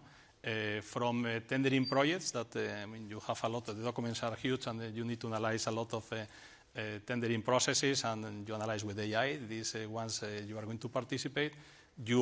With AI, you prepare the bidding documents for the tenders. From the design, we use AI more and more in order to do design for different solutions and what is the optimal, and I think using AI for AI is critical. And I think that also for the physical operation of the construction, no, is using more and more, no, especially robotics. We see more and more new technologies that are being used that are helping us to be efficient. But I think that we are just at the beginning, no, and I think this is going to be exponential, and it's going to help us, no, to be more efficient and to deliver projects on budget and on schedule, no. And I think we need to do more and more. No, we are just at the beginning. No? Do you see AI having an effect on your headcount, whether growing or shrinking your workforce? Not yet. I think that the way I see it is that as a company we are growing, and how we can grow with the same headcount as we have today, no? And using AI in order to be more productive than we are today, no? This is the way we see it today, but I think it's early days, no? Yeah. Let's take another audience question. Given rising interest rates and fiscal pressures, do you see the public-private partnership model evolving? I think, as I commented, no, what the way I see it is that the fiscal deficits are growing, difficult to raise more taxes, and that private partners play a key role. There is a lot of money or capital that wants to invest in infrastructure in this specific sector. I think when you have a long-dated assets like we have us with cash flows coming later in the 50 years of the concession, lower interest rates is good for infrastructure in general because you have more value for the assets, but it's easier to finance also some of the projects. So I see in general a positive environment to develop infrastructure, and infrastructure has been very resilient to different cycles. It's capturing growth, but also when this growth is lower, I mean, you have steady cash flows in the future, and then as you are discounting these cash flows with a lower interest, you are creating additional value.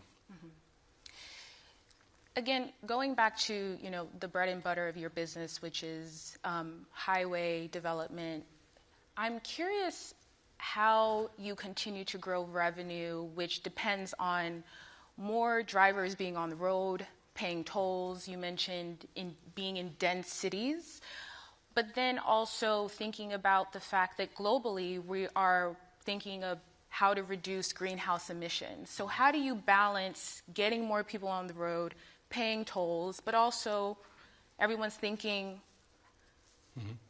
maybe we should be driving less, maybe we should be carpooling, take the bus, take the train? I think that what we offer mainly in the US is managed lanes. No? So in managed lanes is for cities that are growing and are very congested, what we are doing is widening the roads. No? With that, I mean, the worst thing in order for pollution and contamination is that when you have a lot of cars that are parked in the highway and are going at very slow speed. No? So as long as you are building additional infrastructure and you are increasing the average speed, you are reducing the amount of the pollution, no, that you are sending. No? And I think that at the end, our managed lanes, what are bringing is solving a problem that you have in many communities, that is congestion. So we are offering congestion relief in order for cities to grow. And I think, as I mentioned previously, 90% of the population will live in cities. Cities will continue growing. They will need infrastructure. And we are bringing that infrastructure in a sustainable way. And with that, what we are going to help is to increase the average speed and the level of congestion. So people are going to be living better and happier about the cities in which they are. And if we increase this average speed, and of course later you use more and more electric cars, the level of pollution and CO2 is going to be lower. No? Of course, as a company, we have targets for CO2, but we see that as a way to generate value, because for us, CO2 emissions is very related to waste. It's very related about the use of energy, and I think that as a company, we need to have our objectives in order to reduce CO2 and to be more efficient doing that and creating value for shareholders and stakeholders. Amazing. Thank you so much for your time, Ignacio. My pleasure. Thank you.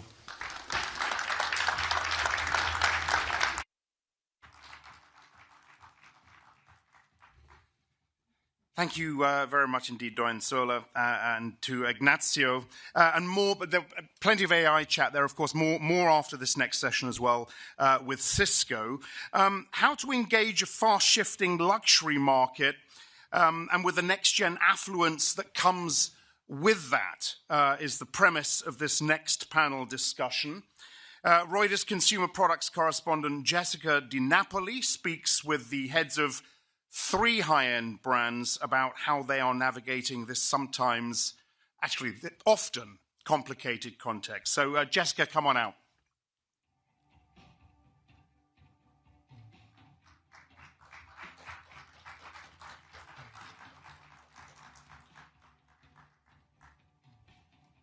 Was BAA. You bought it from BAA. Yeah. And I remember.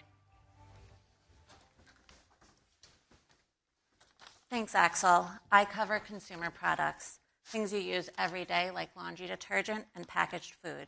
That's why prepping for this panel on luxury goods was super fun, because it's a step into a totally different world. A world of fine jewels, rare trench coats, and also Coach bags. We're going to hear how the makers of these items are trying to capture the imaginations and wallets of Gen Z. Our panelists are Nadine Gone, the founder of Nadine Gone Fine Jewelry, Nicholas Bijan, the founder of NB44, a subscription service for luxury men's clothes, and Lou Frankfurt, the CEO of the Benvolio Group, and of course, the former CEO of Coach, which is right now having a moment with Gen Z. So let's start right off the bat with, what does luxury mean to Gen Z? And how is this generation different from older ones? I mean, I'm happy to take the lead on it. I think, one of the interesting things about this generation with Gen Z is that they're extremely informed. They have access to AI technologies that historically, consumers would have to do quite a bit of research. And different things than we've seen in the past have different meaning and more meaning than previously. So sustainability, transparency, community, those are all things that I think are high on the priority list for Gen Z. For sure, for sure. Lou, right now, Gen Z is really into Coach. The brand is having a revival. What about the brand's values and history do you think is attracting the younger generation? Gen Z is actually quite reminiscent of my generation, which is the 60s, in the sense that they are looking, as you said, for authenticity, sustainability, value. They're looking for brands that will talk to them, and Coach is made out of natural leather. It develops a patina over time, most of its products. It represents good value. We also have started Coachtopia, which is where we're using recycled materials. And Coach is beloved by generations and is now reaching all-time highs. Nice. And so your customers and clients, how many of them are Gen Z? Nadine, your pieces are very creative and kind of recreate like childhood objects, like a Crayola crayon. Does that resonate with Gen Z? Yeah, I would just echo what they said, that I think that what speaks to Gen Z is authenticity. And in my brand, I really try to take the ordinary and make it extraordinary. And so there's like a value in that I think resonates with them. This kind of like bringing out people's inner child. And I feel like the Zers respond really well to that. And social media allows a window into a brand creation with a little bit of behind the scenes. And they feel like they're part of the journey. So I feel like that's worked for my brand. And are your customers Gen Zers, or do you cater? Your products are pretty expensive. Sure. You'd be surprised. I mean, we're seeing one of the more surprising things at my brand NB44 is how many of our members, because we serve our clients through membership, are actually older Gen Z and younger millennials, and they have a very high spending capacity, which is something that I think many people would be surprised by. Last year and this year, I think out of our top 5 customers by revenue, 3 or maybe even 4 were Gen Z or younger millennials. So, and those are very big dollar amounts in terms of average orders. And one interesting element of your business is that it's not just a brand. It also you have a sense of community. Could you tell us a little about that? Yeah, absolutely. I mean, I think what we do is really trying to blend luxury with kind of a redefining e-commerce experience. And in many ways, we are an innovative business, but in many ways also we're very old-fashioned because we really believe in building a strong relationship with our clients. To take that a step further, we also love, it's optional to them, but we love giving the opportunity for them to have a relationship with each other. Almost like you would see with many high-end luxury brands like watch companies and even car companies. It's almost like, when you see somebody wearing NB44, you guys both have that in common and you can immediately be friends. We took that to the next level and we said, let's have events that people can meet each other and we can put them in a room that's with a common value, like if they love a certain topic, then we would make it around that. And it's been one of the coolest parts, I think, about starting this luxury brand is seeing that part grow. And it makes sense because I think post-pandemic, there's an appetite for that. For sure. Yeah. So you mentioned 3 of your 5 top spenders are Gen Z. How did you attract these clients? What works to grab the attention and build a consumer base in Gen Z? Is it social media? Is it influencers? What works? I mean, social media is an enormous tool. My late father was an amazing fashion designer, and I learned a great deal from him. And one thing that I think was always such an important thing for him when I was growing up was the red carpet and the Oscars. That was like, for the fashion business, our Super Bowl. This last award season, we had the opportunity to dress somebody who was nominated for 10 Academy Awards, his film. And he wore our clothing. It was fantastic. But about a week later, a member of ours who has a big YouTube following on social media just briefly in one sentence mentioned, what's your favorite brand? Oh, probably NB44. We saw, I want to say, at least 700 or 800 applications for membership with NB44 come in. So it just has changed totally. And now with ChatGPT, we're seeing people finding out about our brand and really becoming very informed consumers through AI. So that might be the next step. We'll definitely come back to that. Nadine, I wanted to ask you, do celebrity endorsements and celebrity partnerships work? I think you have some famous Gen Z clients. Have they helped you reach the younger audience? I think I'm very lucky that I have celebrities who I would say push the brand, but mostly because they're actually clients of mine. And I think that genuine connection resonates with Gen Zers. I wouldn't, again, I don't sell only to Gen Zers. I kind of sell to someone with a mindset that's a very open-minded mindset that's willing to wear something a little bit different and build dialogue around that. So I don't know. I'm not a firm believer in influencers. I think I've been in the business for 10 years, and I definitely saw big brands really pushing on influencers, gifting, et cetera. Like, that's just not the marketing I do. It's just much more organic, word of mouth, and kind of like what Nicholas said, it creates a community. And I think that community is very connected and authentic and interested usually in the same things, whether it's luxury experiences, cars, restaurants, et cetera. And so that just naturally has worked, I think, in the favor of my brand. Nice. And when in your investments, how do you, what makes a good investment in terms of how they're reaching Gen Z? And kind of on the same page, like with Coach, it's been worn by celebrities across generations. Was that important in building the brand over the decades?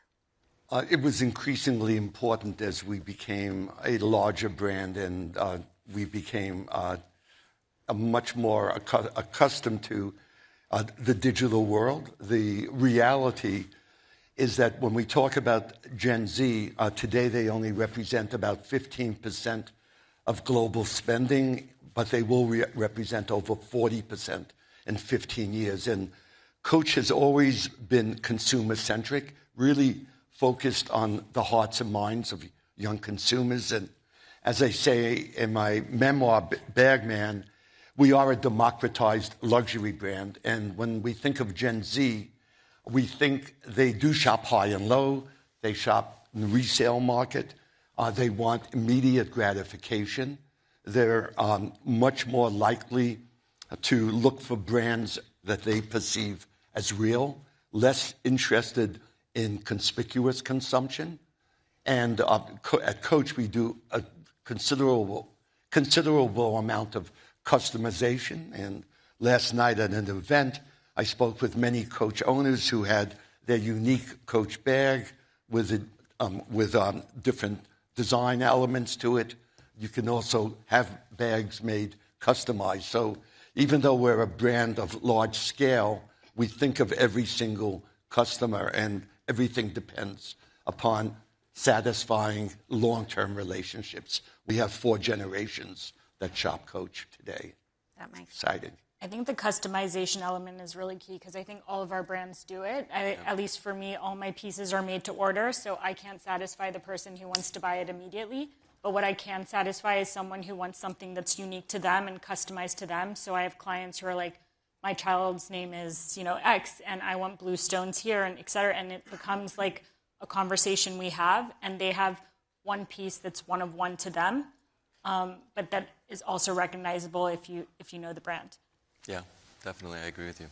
I agree with you 100%. That's luxury, having that ability to do that. You're not buying a commodity, How do you tailor your products? You also make pieces that are like one of one, one of 4. Yes. But they arrive to people's homes in these boxes. Yeah. No, they're not really boxes. Trunks. They're trunks. Yeah. How does that work? So, we really believe that when you're buying a luxury product, which our pieces are very expensive. I mean, if you're talking about a jacket for thousands of dollars, you should really be one of the only people in the world wearing that piece. Yeah. And it should, even to go a step further, be made with you in mind. So we actually will design our seasonal collections with our members in mind. Now, each of those pieces don't end up needing to be purchased by that person because they are all collectible. But I think when you're spending that hard-earned money on a luxury item, you shouldn't see every single person wearing the same piece. Yeah. And it shouldn't be so easily available that you can buy it on every corner. Now, I'm talking about thousands of dollars, like $7,000, $6,000, $8,000 on a jacket. Yes. In addition to that, when you're paying that, you also deserve an amazing service, an amazing experience as a customer. And I think that's really lacking in the world today. Yeah. I see we're getting audience questions, but on the point you're kind of bringing up about like ultra luxury versus accessible luxury, Coach is the icon of accessible luxury. What is the balance between what is accessible and what is ultra luxury, and what is the role of ultra luxury in that kind of ecosystem? Is it meant to influence mass luxury and like fast fashion, or is it supposed to be in kind of a like a gilded tower? What is the role of it? Do you want to start? Maybe Luke. Well, I will say at Coach, we don't get inspiration from ultra luxury. We get inspiration from our consumers, from our products, from their values. And Gen Z is a very interesting generation, as I said earlier, very much like my generation of the 60s, because they are really very thoughtful, but at the same time, they're quick to make decisions, and they're looking for quick satisfaction. We introduce lots of products at Coach, and while we have a global assortment, we do make products tailored to different cultures and different countries. Got it. I'll echo, like, just from, I believe that ultra luxury is kind of that gilded luxury that's a bit aspirational, and at least in my case, the ultra luxury isn't about saying no to some people. It's just about giving that experience to the clients that are coming, and to have that one-on-one experience. You can't expand that in a mass way, and that doesn't resonate, at least with my brand. And I think that today ultra luxury is something that but it's, again, not everyone can attain it, just naturally by the pricing, by the amount of people you leave in the in your network, et cetera, et cetera. The rarity of it. Yeah, I think rarity is actually, there's a lot of commonality that I heard from what Lou shared with my point of view on it. But I also think that, these are pieces that are being offered to people who really don't need something. They're looking to maybe celebrate something, or to celebrate themselves, or to feel good, or to maybe they had a very stressful week and they want to lower their blood pressure a little bit and enjoy and shop. So really, we have to create things that are first and foremost amazing quality that will last a lifetime, but also things that they really mean something deeper than just a jacket or just a shoe, And I think the relationship and the experience also has a lot to do with that, On this topic, also, one question that is in the mind of many people just on the outside of luxury is, or even people buying luxury, is have prices gotten too high? Just from a combination of inflation, tariffs, the cost of gold. How do you manage that? So I think because my prices are probably the highest on the stage, I can speak to it just a touch. I think prices have gotten very high. But the point is that what are you buying? I think when you're buying something at a high price point, it should be extremely expensive to produce. The quality of that garment, or the raw materials of that garment, or even the limited nature of that garment should allow it to be justified to charge that price. And in the ultra high-end luxury market, you're catering to an extremely intelligent consumer. So I think that when they see that something is quality, or they see it's personalized, or they see it's, really designed for them, so to speak, why would I spend the same amount of money at potentially another brand that isn't doing all of those things? Yeah. That's my philosophy on it. In the case of Coach, Coach has a very diversified assortment and has price points that are compelling to consumers at all levels. And since Coach is today an expressive luxury brand, one of the things Coach did do is go back to its archives to reinterpret the bags and products from the 60s and 70s and bring it forward to this decade, which is really resonating well. In terms of inflation, Coach works real hard to offset inflationary costs and pass as little on to consumers as possible. That makes sense. I do see some interesting questions that I didn't think of on here. Tell me if this is something you can speak to. How are you responding to more ethnic demand to reflect cultural luxury products? So like selling an item that reflects somebody's cultural identity. Do you deal with that at all in jewelry, or does that? Yeah, I think among Gen Z, globally, because of everyone having access to information around the world instantaneously, I think there's a commonality in terms of what people like, regardless of where they live. In the case of bags and accessories, adjustments are made for cultures where people might be using public transportation more than cars. There's adjustments that are made around color that can skew more locally. But in terms of overall interest, it's really remarkable, the globalization of values among Gen Z. Yeah, I mean, for us, it's part of our DNA. I mean, we're designing clothing and delivering it to our members around the world, so we really have to take into consideration where they live and the places they're visiting. A very brief example is we use a beautiful material of silk, Japanese silk, that we obviously create in Italy. But in some of the countries that we're serving, they don't wear silk that much because it might be against their religious beliefs. So we will design something using a really beautiful cotton and in a similar design. And only offer that to those members in those countries. So absolutely, and I think that that's what you're paying for when you're buying a luxury product. It needs to be thoughtfully produced like that. That makes sense. So another kind of perennial topic in retail is the relevance and importance of brick and mortar stores. Some luxury brands have amazing physical locations, like the Louis in Shanghai and here in Manhattan. There's plenty. How do you view it for your brand, Nadine? I think you've had some pop-ups, and you have a unique take on it. Yeah, I don't have retail space, and I think a lot of people recommend that I should.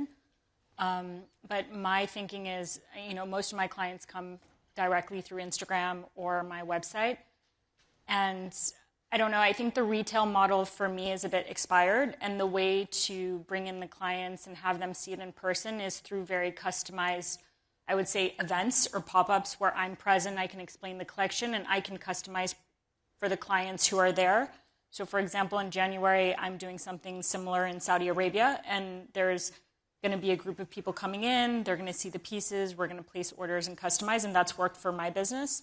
I wouldn't call it a trunk, I guess it's a trunk show, but when I started 10 years ago, everyone was adamant about being in retailers to build a brand and to build a name for yourself, and actually I find that the retail footprint is quite archaic. Yeah. And so my point of view was to, just get to the end consumer, because at the end of the day, that's the goal, and manage the relationship and the conversation around the pieces. Do you find that the pop-ups that you do generate, is there a positive to it? Does it lead to sales, greater brand awareness? I mean, I think in my experience, first of all, I get to meet my client and we have a conversation, and that's always super interesting for me. It's been super successful. I think by seeing the piece live versus seeing it online, it's a different experience. And by meeting the artist behind it and understanding the inspiration, in the same way that if I saw an art piece that I love, but then I met the artist and they explained how they got to that art piece, it just brings much more depth and value. And so it influences my purchasing behavior. Got it. Traditional brick and mortar retail is changing. I think my background in my family business, in my late father's business, was some of the most beautiful traditional brick and mortar retail, I think, in the world, with Rodeo Drive and Fifth Avenue for many years and House of Bijan. So I really grew up in that setting. When I started NB44, I really wanted to kind of think about how we can innovate in a traditional business like that. So we ship our collections all around the world to 37 different cities right now. And we try and do it in, as you mentioned, a very impressive way, so that you still get this impressive feeling like you would be in a brick and mortar. That took care of a lot of issues. Took care of, obviously, the extremely high cost of overhead that raises every year with retail. And it also takes care of the unpredictability, or so to speak, the forecastability that you see with a membership or subscription model. But I do have a beautiful design studio, which is on the 3rd floor of this building in Beverly Hills, right off Rodeo Drive. And I see that when our members come in person to that intimate setting, they really, really love their experience, even more than receiving the trunks. And so it is important, but that doesn't mean you need a 50-foot frontage store on Rodeo Drive that's going to cost, millions of dollars a year. You could do the same kind of thing in a smaller level, and you see that now with brands like Audemars Piguet. You see it with brands, almost all luxury brands. Yesterday I was walking up and down Madison Avenue, and I visited Lalique, and they have a beautiful maison that they've built there. And as a consumer, it's a much more intimate and strong feeling that you're getting with the brand. And I think for real estate owners, they're going to see their 2nd and 3rd floor real estate, which traditionally was less desirable, become more desirable. For Coach, our philosophy from the very beginning was to be available in image-enhancing ways wherever consumers choose to shop. Coach is in its 9th decade, and there was a time when we were a wholesale business, and then we started a mail order business, And we opened stores and then went online. And all of the channels play a role. In some countries, brick and mortar is more important, like China, than it is in the United States. But for a brand where the touch and feel of products are important, if you're substantial enough, you'll be able, and have a strong enough brand, you'll be able to support some physical locations.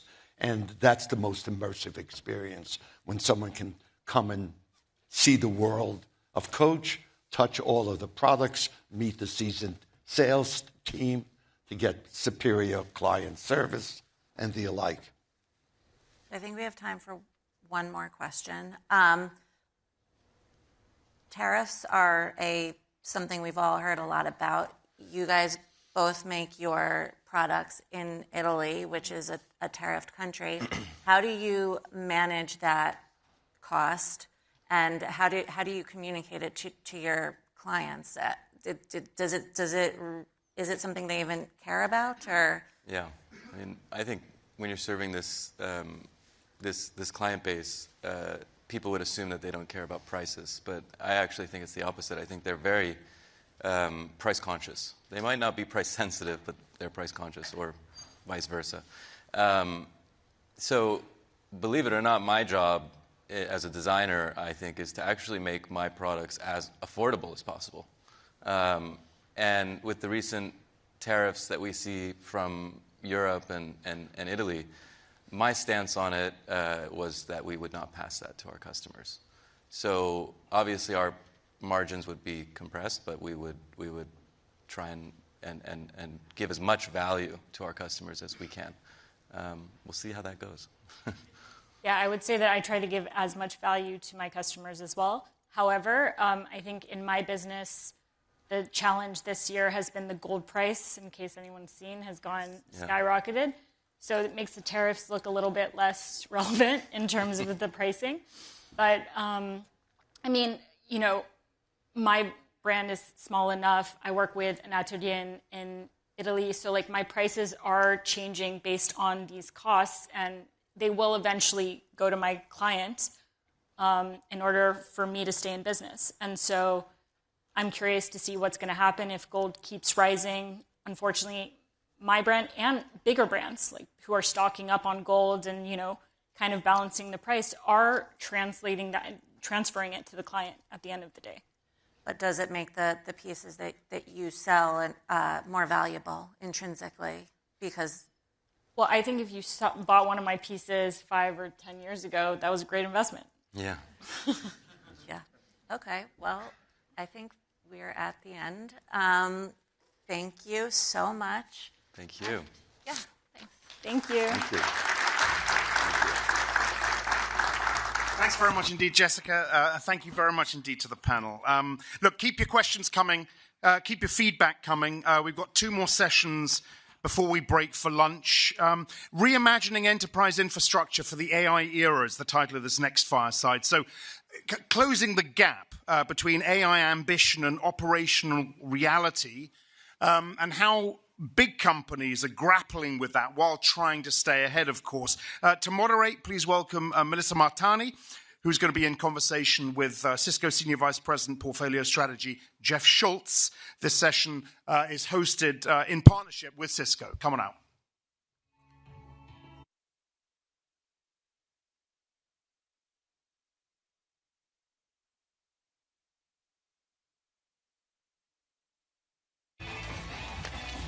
Right.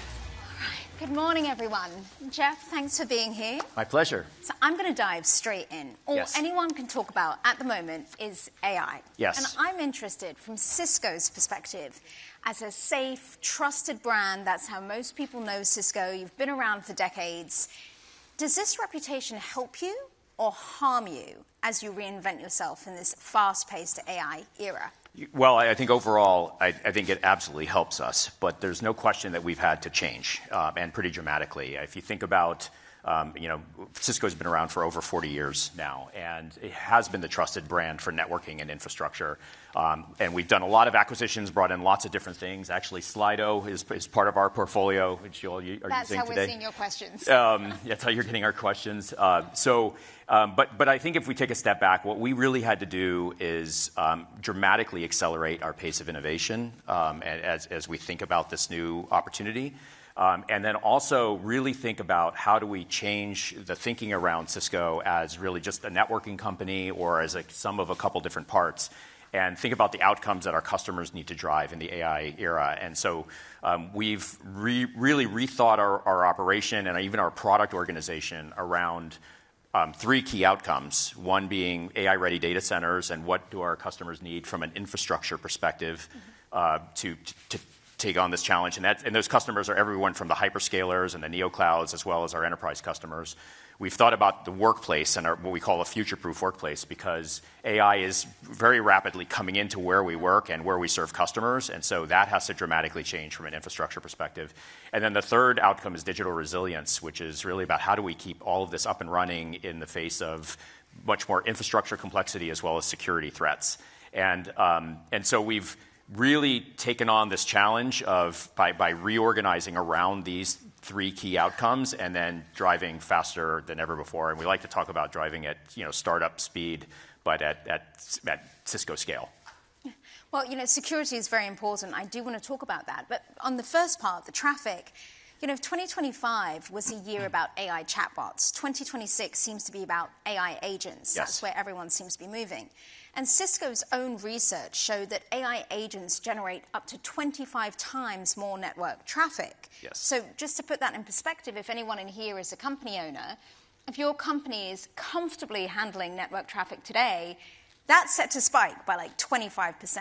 So my question for you, Jeff, is are companies ready for this? And if not, what's the first thing that breaks? Yeah, well, generally not, and so we are working with a lot of companies to get them to the right place to do this. And if you think about it, what's happening again when you move from chatbots to agentic, chatbot traffic was very spiky. So like people would ask questions, it would go off do research, fairly short time frames, come back with answers. So you'd see spikes of network traffic and infrastructure traffic. With agentic, you now have the ability to do full tasks and full workloads with agents working with other agents over extremely extended periods of time. So what happens is the traffic spikes and it stays high for sustained amount of times. And so what we're seeing is really three key things. We're seeing an infrastructure constraint. So are customers ready for the infrastructure that's required? And that means not just the networking, but the power and the compute and the simplicity of operations to get that to work. We're seeing a security or a trust gap, which is that now you have more of this traffic, more opportunity for people to attack you and move around your organization laterally. And so being able to then, that traffic actually brings on an additional security challenge, which means that infrastructure now needs to be very aware of the security posture, not just separate security and networking. And then the third thing is a data gap. With all of this additional traffic, we're generating massive amounts of telemetry that actually hold the key to performance and your business and security. But it's very, very hard for our customers to capture all of that. So what we're really doing is, as we think about this with our customers, is really those three key challenges that have to be sort of met head on. Well, I think it's interesting because upgrading networks makes a lot of sense. It's like a no-brainer when it's a market boom. But as budgets get tightened, it's often one of the first things to go. So how do you make the case to business leaders that upgrading network infrastructure not only enables revenue, but it actually specifically drives it? Yeah, so I think it's interesting because when you think about the AI opportunity and whether that's agentic AI or sort of that next stage, which is physical AI, which is robotics and sensors and all the other things that are entering our workplace, we think that you have to treat this as a revenue opportunity. Your ability, and by the way, it's also a cost-cutting opportunity. I mean, we know, and not from a people perspective, but from a pure productivity perspective, we're seeing a huge opportunity for AI to just give humans superpowers in the office. Think of like a population of 8 billion having the power of 80 billion people or more, just with all of this assistance. And so we really don't, even in a rough economic scenario, we don't see an opportunity where you really should be thinking about not doing this, because in this world, infrastructure and AI sort of go hand in hand. Like, you can't think about upgrading your infrastructure later as you start thinking about adopting AI. If you want to bring robotics into a manufacturing environment or even into your workplace, you're going to need the infrastructure to handle that, and most organizations don't have that today. We're still working on infrastructure that was probably put in 10 years ago. And, I mean, is there a way to quantify this in terms of return on investment? How do you quantify that in terms of infrastructure? Yeah, so I think that there's a couple ways to look at it, and there's sort of the very traditional ways of looking at ROI, and are you more productive, and are you able to, for instance, improve your customer service by bringing in chatbots and things like that. But one of the areas that we think is really interesting is ultimately, if you think about the AI challenge, what our customers need to do is generate and process as many tokens as possible at as low a price as possible. So think of a token in a language model as every word that needs to come together, and then every word and sentence pair that comes out. And again, the key to competitiveness is really going to be about how many tokens can you process, and can you do it affordably? And so one of the areas that we're working with our customers on from an ROI perspective is we call tokenomics, which is literally being able to look at when you bring in your infrastructure, whether it's compute, it's storage, it's the networking, all of this combined. What is your cost per token in processing? And ultimately, we think that to be most competitive in your industry, you're going to need to have the lowest cost per token. And so I think that's a huge ROI measurement opportunity. I mean, well, you mentioned it just before about the cost cutting and the power that AI has, which is great for the customer. But there are huge sustainability concerns when it comes to AI. And especially when you're trying to scale infrastructure, how are you mitigating some of those energy and efficiency concerns? Yeah, so it's really definitely a huge challenge. I mean, if you think about, and it's all over the news, of course, we know that the infrastructure needed to run AI does consume more power than traditional applications. The chips consume more power, and therefore, everyone we're working with has to figure out new ways of solving that problem. And so lots of new innovation around liquid cooling and other types of cooling mechanisms within the infrastructure. But there's a couple other areas that we think are really interesting. First, as you think about data center build-outs, because of power and sustainability and other energy issues, you simply can't build data centers big enough to handle all of the load. So what we're finding is our customers are needing to distribute and build multiple data centers, and you've seen that in the news a lot. And those data centers can be close to each other in a metropolitan area. They can be very far. But they need to be interconnected at speeds that are like at massively different rates than what you would normally interconnect across data centers. You need to almost have the performance across data centers that you would normally have within a data center.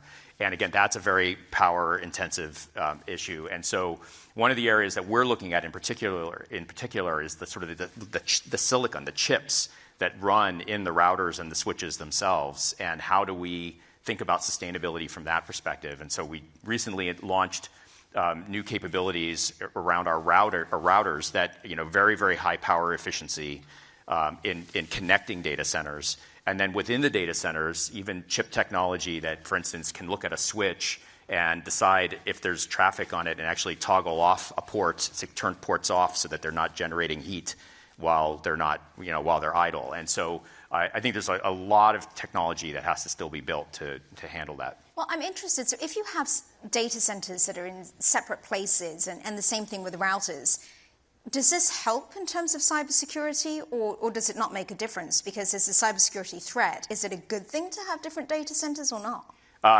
In a way, it actually increases the threat. But I think at the same time, we're seeing that across the board. Like, if you think about the cybersecurity threats that our customers face, I mean, our worlds have become more hyper-distributed regardless. And so there's more applications and workloads running in clouds and talking to things that are on-premise. And so this is just a natural progression of that. But it's definitely an area where we have to focus. And so that's why we in particular are believe that security and networking can no longer exist as separate silos in organizations. They need to start getting fused together. And that's in part because just the volumes of traffic and what's happening inside your networks is becoming so high, whether it's across data centers or inside data centers, that you can just no longer have security be a separate choke point, so to speak. And so we believe that those need to be brought together.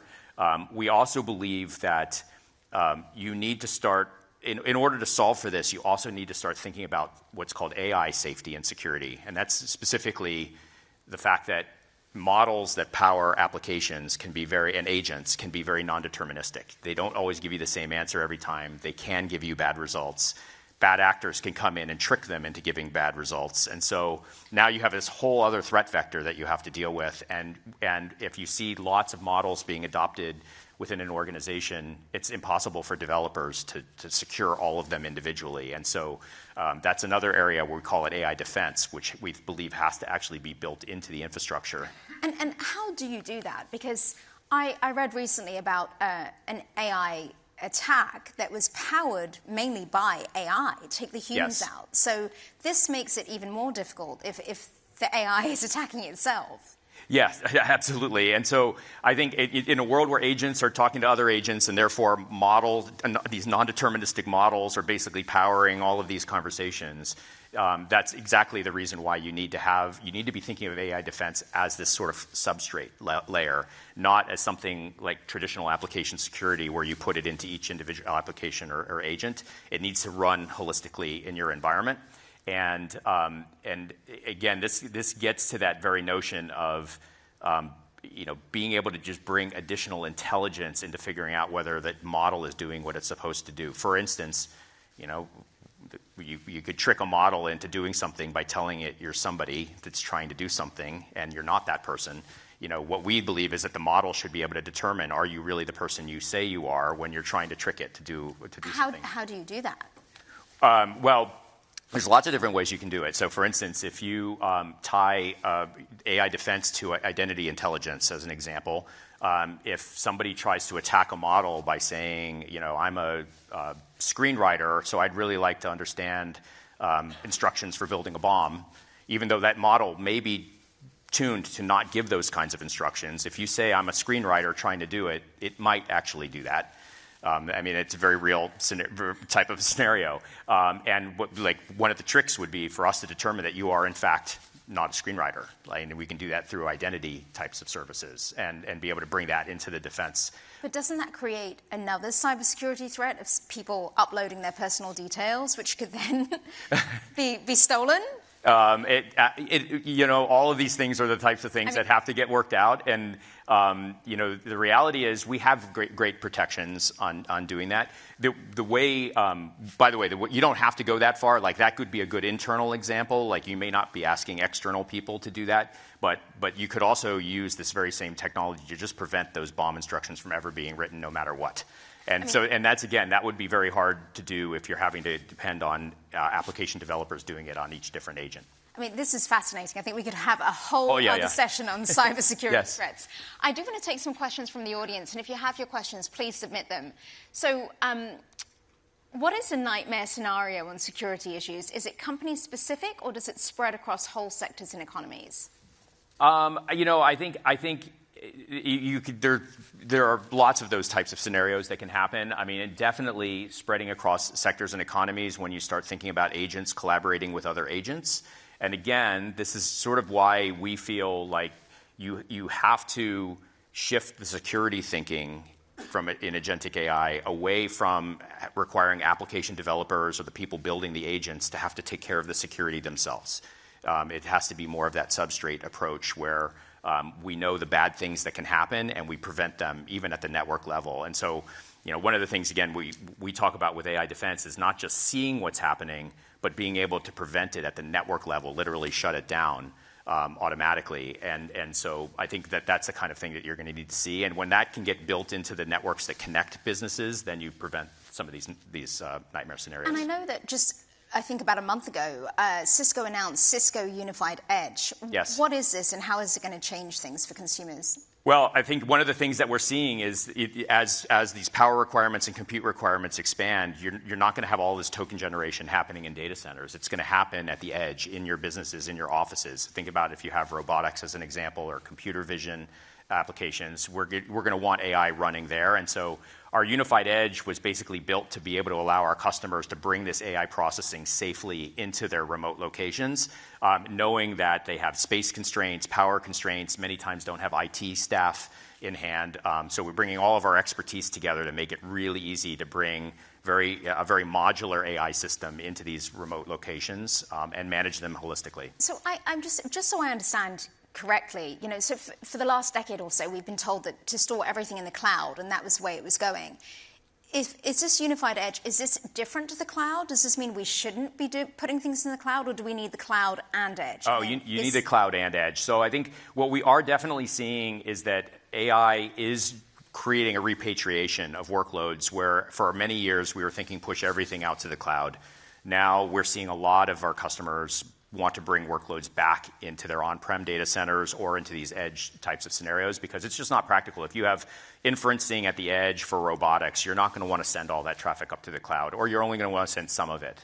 And so we're seeing people want to be much more hybrid than in the past. And does a hybrid model, does it make it more complex and expensive, or does it make it easier for a consumer? Well, we're trying to make it easier and less expensive. And the trick there is the management layer and really bringing operational simplicity to it. And so I think that's the key. So we've just got less than 2 minutes, and I have to ask you, so, if you read about AI, we hear a lot that we're in an AI bubble. And as Cisco is betting big on building all this AI infrastructure, do you think we're in an AI bubble, and what is Cisco's backup plan if we are? Okay. So, well, first of all, I've been through a lot of bubbles, and usually you don't know if you're in a bubble until after the bad things happen. So, what I will say is this: I think if you take a step back, what we see is that our customers, companies, nations are investing heavily right now in their future and future competitiveness. And if you think about what I said before about tokenomics, we really think that the ability for companies and nations to be able to generate and work on tokens at the lowest possible cost is both an economic competitive advantage as well as a national defense issue. And so in many respects, a lot of this investment is really warranted given the opportunity. And this is definitely a tailwind for Cisco, but I think the other interesting thing, it's not the only thing that we're doing. AI, we're betting very, very heavily in for lots of different reasons, but we are very, very diversified as a company. And so I think a lot of the dynamics that people associate with the bubble and other companies really don't apply to Cisco in particular. So as we're at Reuters Next, when we think about next year, what is Cisco's moonshot vision for the future? Yeah. So, I think, we are very, positive on the opportunity of AI. And what we are really hyper-focused on right now is becoming the critical infrastructure for AI, especially as we move into this agentic era where enterprises are adopting it. And it's not just sitting within a handful of companies that are training the biggest models. We believe this needs to get unlocked for all of our customers, and that's what we're focused on. Jeff, thank you very much. Pleasure. Thank you so much.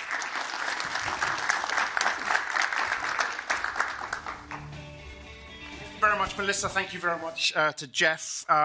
Look, we've got one more session before we break for lunch. I've just been informed, by the way, there are over 1 million watching the live stream. So stay with us, everyone watching the live stream. We've got one more session before lunch and then a really super energetic, action-packed afternoon ahead when we switch back to tech and to AI as well.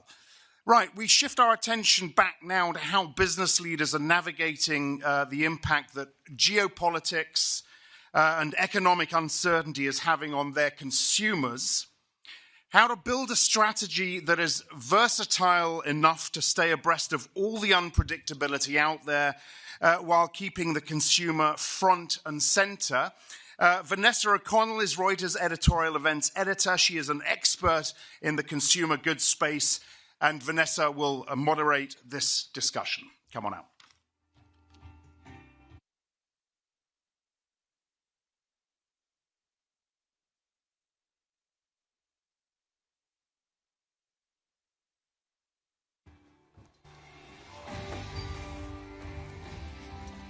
Hi, thanks everyone here for joining us, and thanks to everyone on the live stream as well. I'm Vanessa O'Connell, and I am a consumer, so that makes me an expert, just like all of you. It's a privilege for me to introduce our guests today. I'm really excited to have you here. I'm going to start by the company with the biggest revenue. So Joanne Crevassier, CEO of Tapestry, which has about $7 billion in annual revenue. That's correct. Holding company for Coach as well as Kate Spade, New York. That's correct. Thank you so much for joining us. Neil Blumenthal, co-CEO of Warby Parker, which has about 330 stores across the country, working on a new pair of AI glasses right now, and about $870 million in annual revenue. Yep. Feel free to update the audience if there's any guidance on any revenue. Carla Vernon, thank you so much for coming. CEO of The Honest Co., baby product and personal care company. I like the hair detangler myself. Oh, fantastic. With about $370 million estimated annual revenue. That's right. Yep. So I've got a lot of questions for our three CEOs. I'm really excited to have you here. We're going to talk about the consumer, but first I have to ask about tariffs. President Trump has obviously introduced a range of tariffs that affect consumer goods of all kinds. How have tariffs affected your companies and your supply chains? And Carla, I'm going to start with you on that one. Sure. Well, it's great to be here with everybody, and it's a pleasure to be with you all on the panel today. For The Honest Company, which, as you mentioned, is a personal care company, for people who don't know, we make personal care products across the spectrum, baby care to household personal care to skincare. We focus very much on clean formulations that people can trust to be good for their loved ones, themselves, their surfaces. And for us at Honest, we don't own our manufacturing, so tariffs are a component of our strategy. They're not a new component for us because even in previous administrations, we had to have plans to manage and mitigate any tariff impact. So for us, especially the tariffs related to products manufactured in China, that is something that we've been handling with a team we call the tariff tacklers. If we love one thing at Honest, it's like to give something a catchy brand name. And so we have a team that's been working to mitigate both how we partner with our supply chain co-manufacturers and then also how we plan for it on our business model strategy. Follow up on that. What's the latest thing they have flagged, the tariff trackers? I think there's optimism. We've managed to be able to continue delivering growth without having to have a real extreme pricing strategy. We've managed to mitigate the cost through internal activities and through partnerships externally. And that's what we're really striving to do, is continue to make sure we can just manage the price-value equation with our consumers. Joanne, tell me about tariffs and Tapestry. Well, I'll start by talking about our supply chain, which I think is a competitive advantage for our company. Fundamentally, what we deliver is incredible value to our consumers. That's our brand promise. We deliver unbeatable quality and innovation for what I think is an unbeatable value in the marketplace. And we've developed a supply chain over the last 2 decades that allows us to deliver that value. We don't do much manufacturing in China. We are globally diversified. And if the last 5 years have shown us anything, it's that agility and diversification in the supply chain really matter. And our teams have done an unbelievable job navigating everything from supply chain disruptions where COVID shut down entire countries for production to Suez Canal blockages and some of the other things that have been thrown at us from a supply chain standpoint, and we've been able to consistently deliver that value and innovation for our consumers. So tariffs are another one of those things that we've all had to deal with. And in our case, we've seen the tariff impact rise. It's been a rising tide across all countries. It's been very uniform almost across countries, so it's hard to avoid a tariff. But we have been able to navigate and mitigate from a cost perspective and an efficiency perspective. We've got plans in place over time to fully mitigate the tariffs. but we're driving more efficiency across our organization with, better tools, better data, better analytics, more efficiency. And we are being thoughtful about pricing because we are committed to delivering that incredible value for our consumers. So it's not a knee-jerk, we're just going to take prices up. We're looking very thoughtfully about that value proposition that we deliver to consumers, and we feel very well positioned in this environment to deliver compelling value, and we see consumers responding more and more to that value that we deliver. So we feel that we're really well positioned in this market. A follow-up on that, where have you had to raise prices? What products and by how much? We're seeing a lot of success in what I guess you would call pricing power that stems from it really is a combination of understanding our consumer and delivering innovation. So where we're able to take price and where we see the consumers responding is when we're delivering more innovation to our consumers. It's not about pricing up the same old product with the same old materials and the same old functionality. It's about delivering more functionality, better materials, new innovation that they're looking for in their lives with the products we deliver. We're delivering innovation and experiences because it starts with knowing our customers. And when we think about a tariff environment, what I think about first is how that environment not is impacting our cost, it's how that environment is impacting our customer.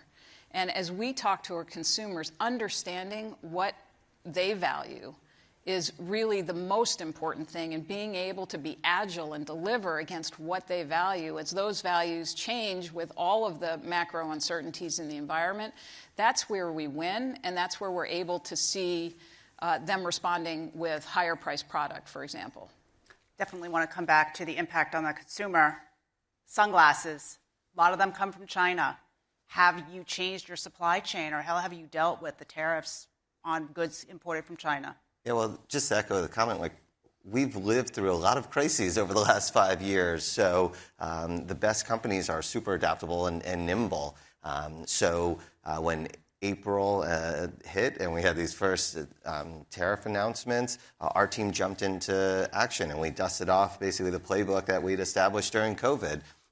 And what we find is that when there is a crisis, it tends to hurt our competitors more than it hurts us because we move much faster than most other people. I think that's just being the heritage of a growth company. My founder and I still run Warby Parker. We're a tech-enabled brand, so we leverage technology to move quickly.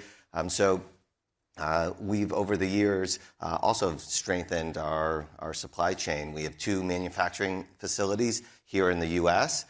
Where we cut lenses, insert them into our frames. The lenses tend to be the biggest piece of a cost of goods sold of glasses, both prescription glasses and sunglasses. So yes, we needed to make some changes on the spot, whether that was moving some semi-finished goods from one country to another. But we're going to end this year more profitable than we thought we were because of the fast actions of our team. And the thing that I'm most proud of is we provide prescription glasses and sunglasses for a fraction of what our competitors sell them for. So for 15 years, we started in 2010, glasses like the ones I'm wearing, we're still charging $95 for, even in spite of tariffs. And we've seen our competitors raise prices every single year. And this would typically cost $400 or $500 someplace else. Now, that doesn't mean that we haven't taken price in some other premium products that we sell, whether certain lens options or premium lens coatings. So we've managed, but we're coming out of this year sort of stronger than even sort of the pre-tariff environment. What's the latest guidance on margins, if you've been able to keep prices steady on some of your more popular glasses? Yeah, so our long-term guidance is high teens, 20% grower, and expanding EBITDA 100 to 200 basis points per year. We think long-term we're a 20% EBITDA business. Last quarter, we grew EBITDA over 200 basis points. We think that will continue to actually accelerate our EBITDA growth thanks to a lot of emerging technologies using AI to drive productivity throughout the business. Definitely going to come back to AI in a bit, but let's just talk about macro pressures on the consumer. Are you seeing that in the United States? And if so, where? Carla? It's truly a mixed environment. Our products play a very particular role for people, and because of the way we design and formulate our products to have 3,500 ingredients that we don't allow in our personal care products that are commonly found in many of your mainstream and large-scale personal care products, we have a cost structure that means we have to accommodate the ability to formulate to this really special, designed for sensitive skin and designed for people whose really skin and body just doesn't react well to some of those known irritants. That ends up putting our products on the upper side of many of the categories we play in. So our products do tend to be higher priced than the legacy brands that are in the categories. We have found that we are still able to outpace our categories for the most part. It's been a little bit of a moderated growth rate, but what we see is that people are buying our products, sometimes changing size strategy in order to stay in our portfolio and continue to grow with our brands, but not really seeing a downgrade in the units that we are selling, just seeing that people are managing their budget by choiceful, what we call price and package size, price pack architecture choices. And Joanne, it's the big shopping season right now for you and your company. Are you seeing softness in the consumer, and if so, where? Well, in fact, we're seeing resiliency across the world, and it is the right time to be talking about handbags as a gift. So for those of you who thought I'd put a little plug in there. But what we're seeing in our last quarter exemplifies this. We're seeing strong growth, and I think that is a sign of a resilient consumer. To put it in some perspective for you, we grew high teens in North America in the last quarter. We grew high teens in China in the last quarter, and we grew over 30% in Europe. And these are businesses. Our business is fairly scaled, as you mentioned earlier, and we've been in these regions for a long time. So this is not growth just because we're new and it's greenfield. This is growth on top of mature businesses in these markets. And we're seeing a lot of traction, first with younger consumers. Younger consumers, that's our target customer, and we're spending time on the key fundamentals of brand building, which starts with knowing the consumer. And I talked about it with tariffs, understanding how tariffs may be impacting their job prospects or their outlook or how they feel about the economy or buying things and what's important to them. We go into consumers' homes to understand this and get this data and these rich insights. And as an example, young consumers may be putting off life moments like getting married or buying a home, which they see as unachievable, but they are still participating, right? They still have a big friend group. They like to gift. And what's important to them is versatility. They want to buy a product that they know can last and is versatile to go from day to night. So our Duo bag at Kate Spade, as an example, was developed with those insights to be worn, able to be worn 6 ways. You can wear it as a clutch. You can wear it crossbody or as a shoulder bag. And it's with these insights that we're delivering innovation and they're responding. And we're seeing that across the world. We're seeing a lot of consistency in some of that feedback from that young Gen Z consumer in the US and in China and in Europe.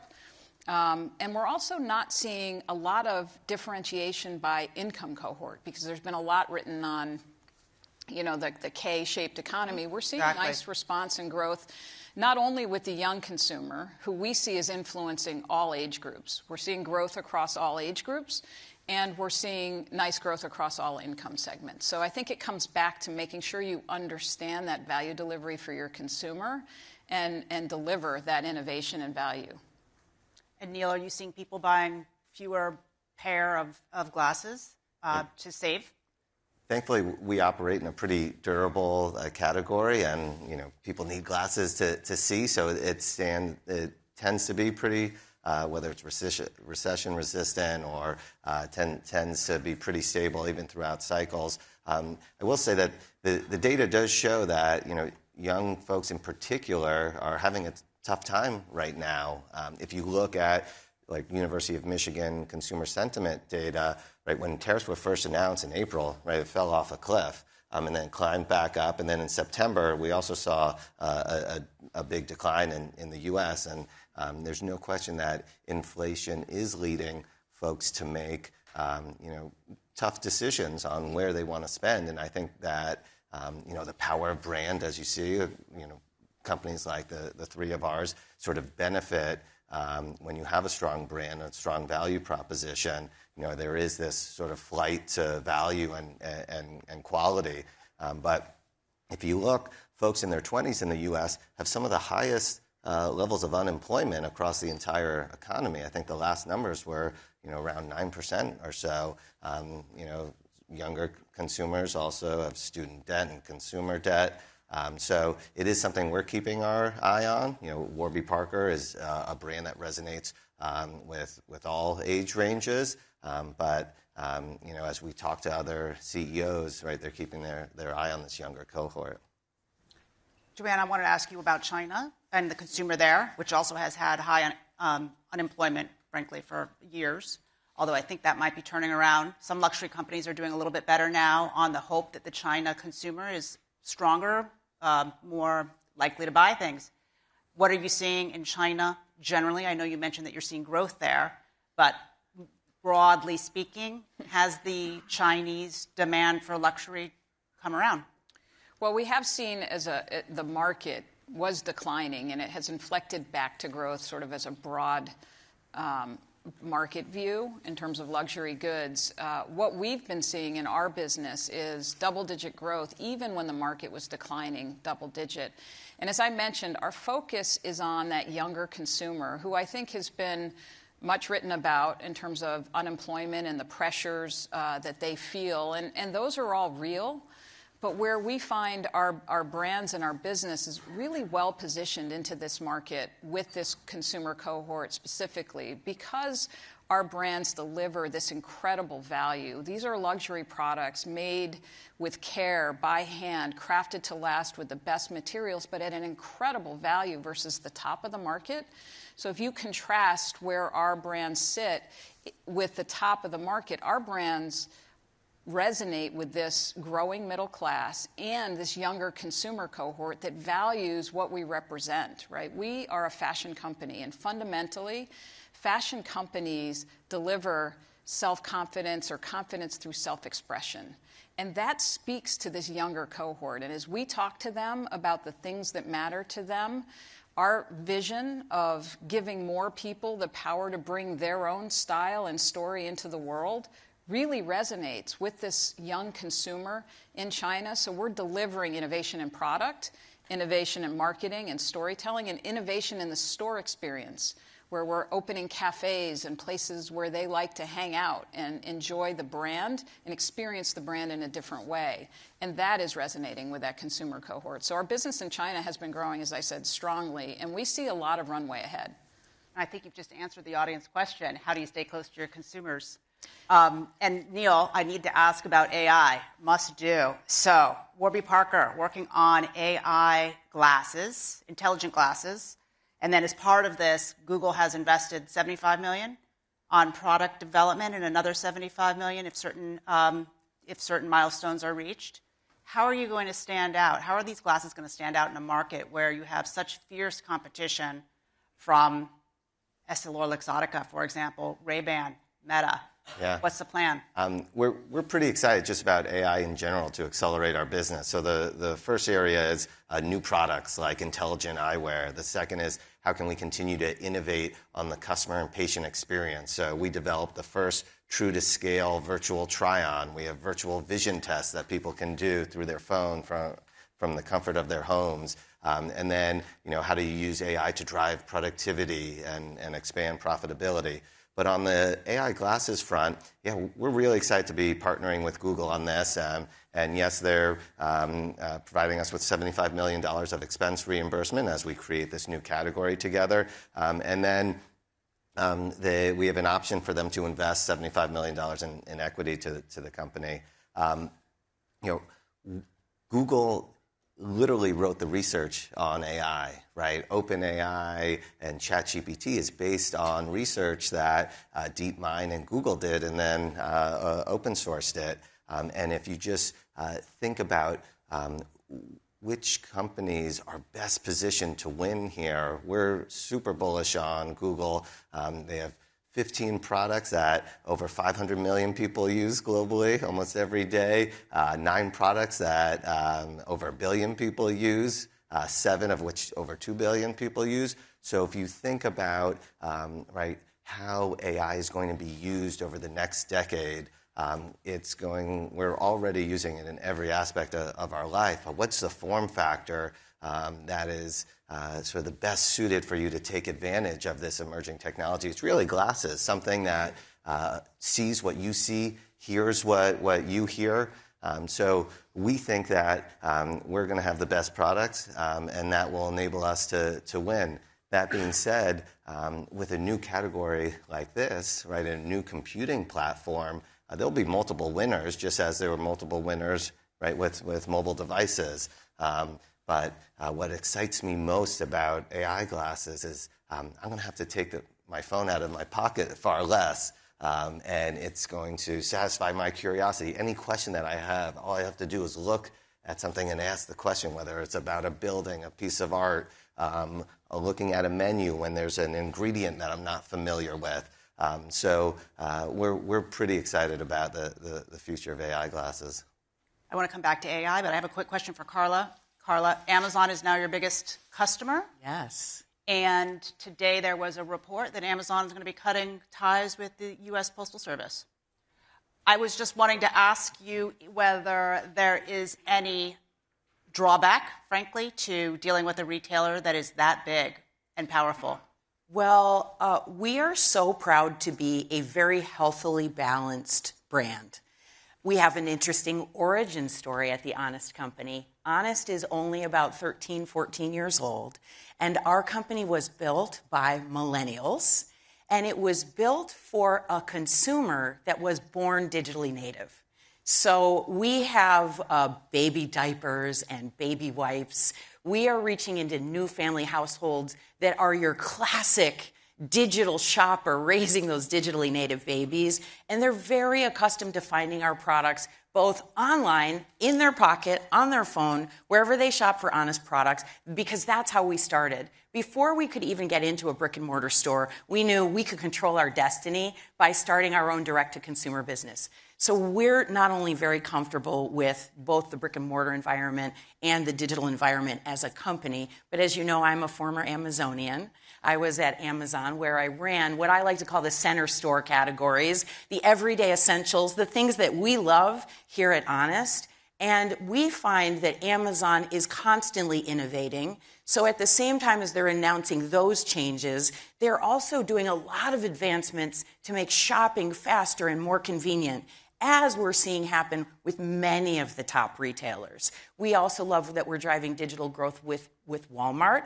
And if you've read the recent Walmart investor news, we know that they're growing enormously with both upper income households and digitally native households, and they're really making sure the platform works. So what I like is we're prepared. We're available in the stores when you walk in physically. We're available in your pocket. So we've got a really nice balance of how we can reach our consumers. So we're out of time, but I do have one last question. How is AI affecting current and future hiring plans? I'm going to start with Joanne at Tapestry because you've got, I think, 16,000 employees, 19,000 employees worldwide. Yes, globally. I think from a hiring practice standpoint, we target young people in terms of our product and our execution. So hiring young people is helpful to us. And so we are leveraging AI in some of our process work.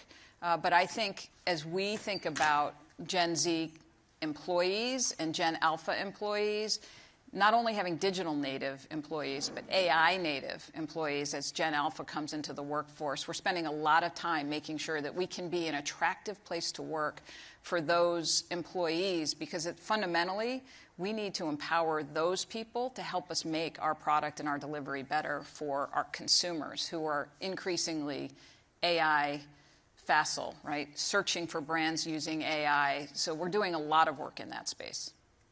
Carla, are you hiring fewer people because of the productivity gains of AI?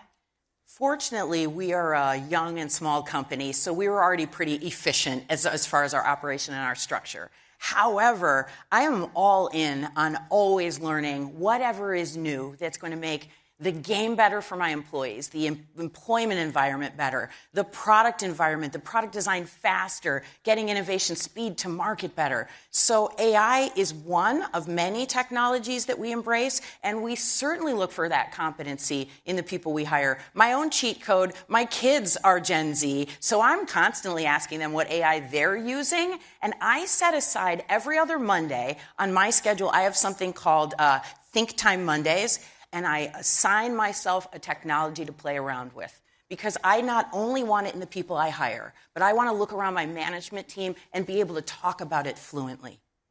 And how about you, Neil? Yeah. Hiring fewer people? AI gives us superpowers, so it's definitely supercharging every individual at Warby Parker. We have roughly 4,000 employees across the U.S. and Canada. The majority of our hiring tends to now be in our stores, and we're hiring lots of eye doctors, for example, and we're able to use these tools to help our doctors provide more sort of attention to the patient and sort of remove all the administrative tasks. So it just makes for a better customer and patient experience. Thank you so much. Thank you, Neil. Thank you, Joanne. Thank you, Carla. I'm so sorry for going a little over time. I really appreciate this session. It's been fun. Thank you. Thank you so much. Thank you, everybody. Wonderful session as we head into lunch. Right. Let's break for lunch. Let me very quickly, though, as you're walking out, whet your appetite for what's coming up this afternoon on this stage. Estee Lauder, so we're going to continue the luxury theme. Estee Lauder, we've got a new CEO in that role, so we'll try and find out if there's any change in the strategy. CEOs of SAP, of Cohere, a panel on the ethics of AI. So lots coming up. 2:10, we're back in this room. We'll see you then.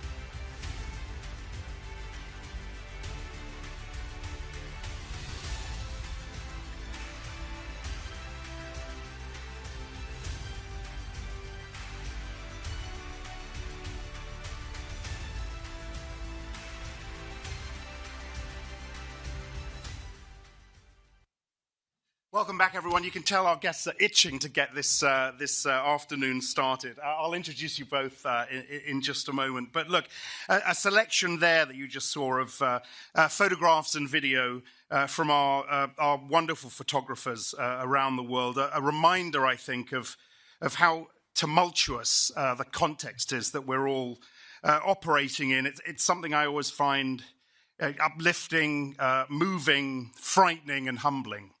I hope lunch was good. I want to remind you to get involved. You and I think we're up to about 1.2 million watching on the live stream right now. Get involved. Ask your questions. We'll put those up on the screen. Give us your feedback. It'll help us do even better next time around. We really have a fantastic lineup to close out the day. I think we're done 3:45-ish or so. The Estee Lauder company has got a new CEO back in January. He sat on the stage with us right now. Stéphane de la Faverie was brought in to kickstart a turnaround at the company. Retail reporter Ariana McElmore will do her best to find out how that turnaround is going. No pressure. Ariana, the stage is yours. Thank you so much. Thank you. And thank you for joining us, Stéphane. Thank you for having me, Ariana. Thank you. So, as Axel alluded to, you have this new strategy. It has 5 pillars. And I want to know, how long has the board given you to prove that it's working? Wow, no pressure. I think, the beauty of it, our turnaround is called Beauty Reimagine. And there's a reason why it's called Beauty Reimagine, because in this moment in time, the beauty industry is going through a big reinvention. So we want to reinvent beauty, and we want to lead this reinvention. The good news is that next year we are turning 80 years young as a company.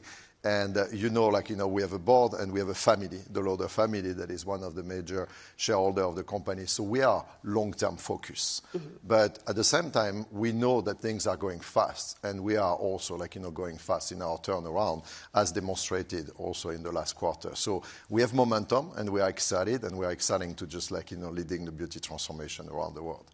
Perfect. And one thing we've been seeing in the beauty industry is a lot of M&A activity. Estee Lauder has even been a part of some of that a few years ago with its acquisition of Tom Ford. So I'm curious, how important is M&A to Beauty Reimagined? Yeah. No, I think it is interesting, because we are at a moment in time, and again, 80 years young. Throughout the course of our history, we have had brands that we've incubated and grew to the size that they are today.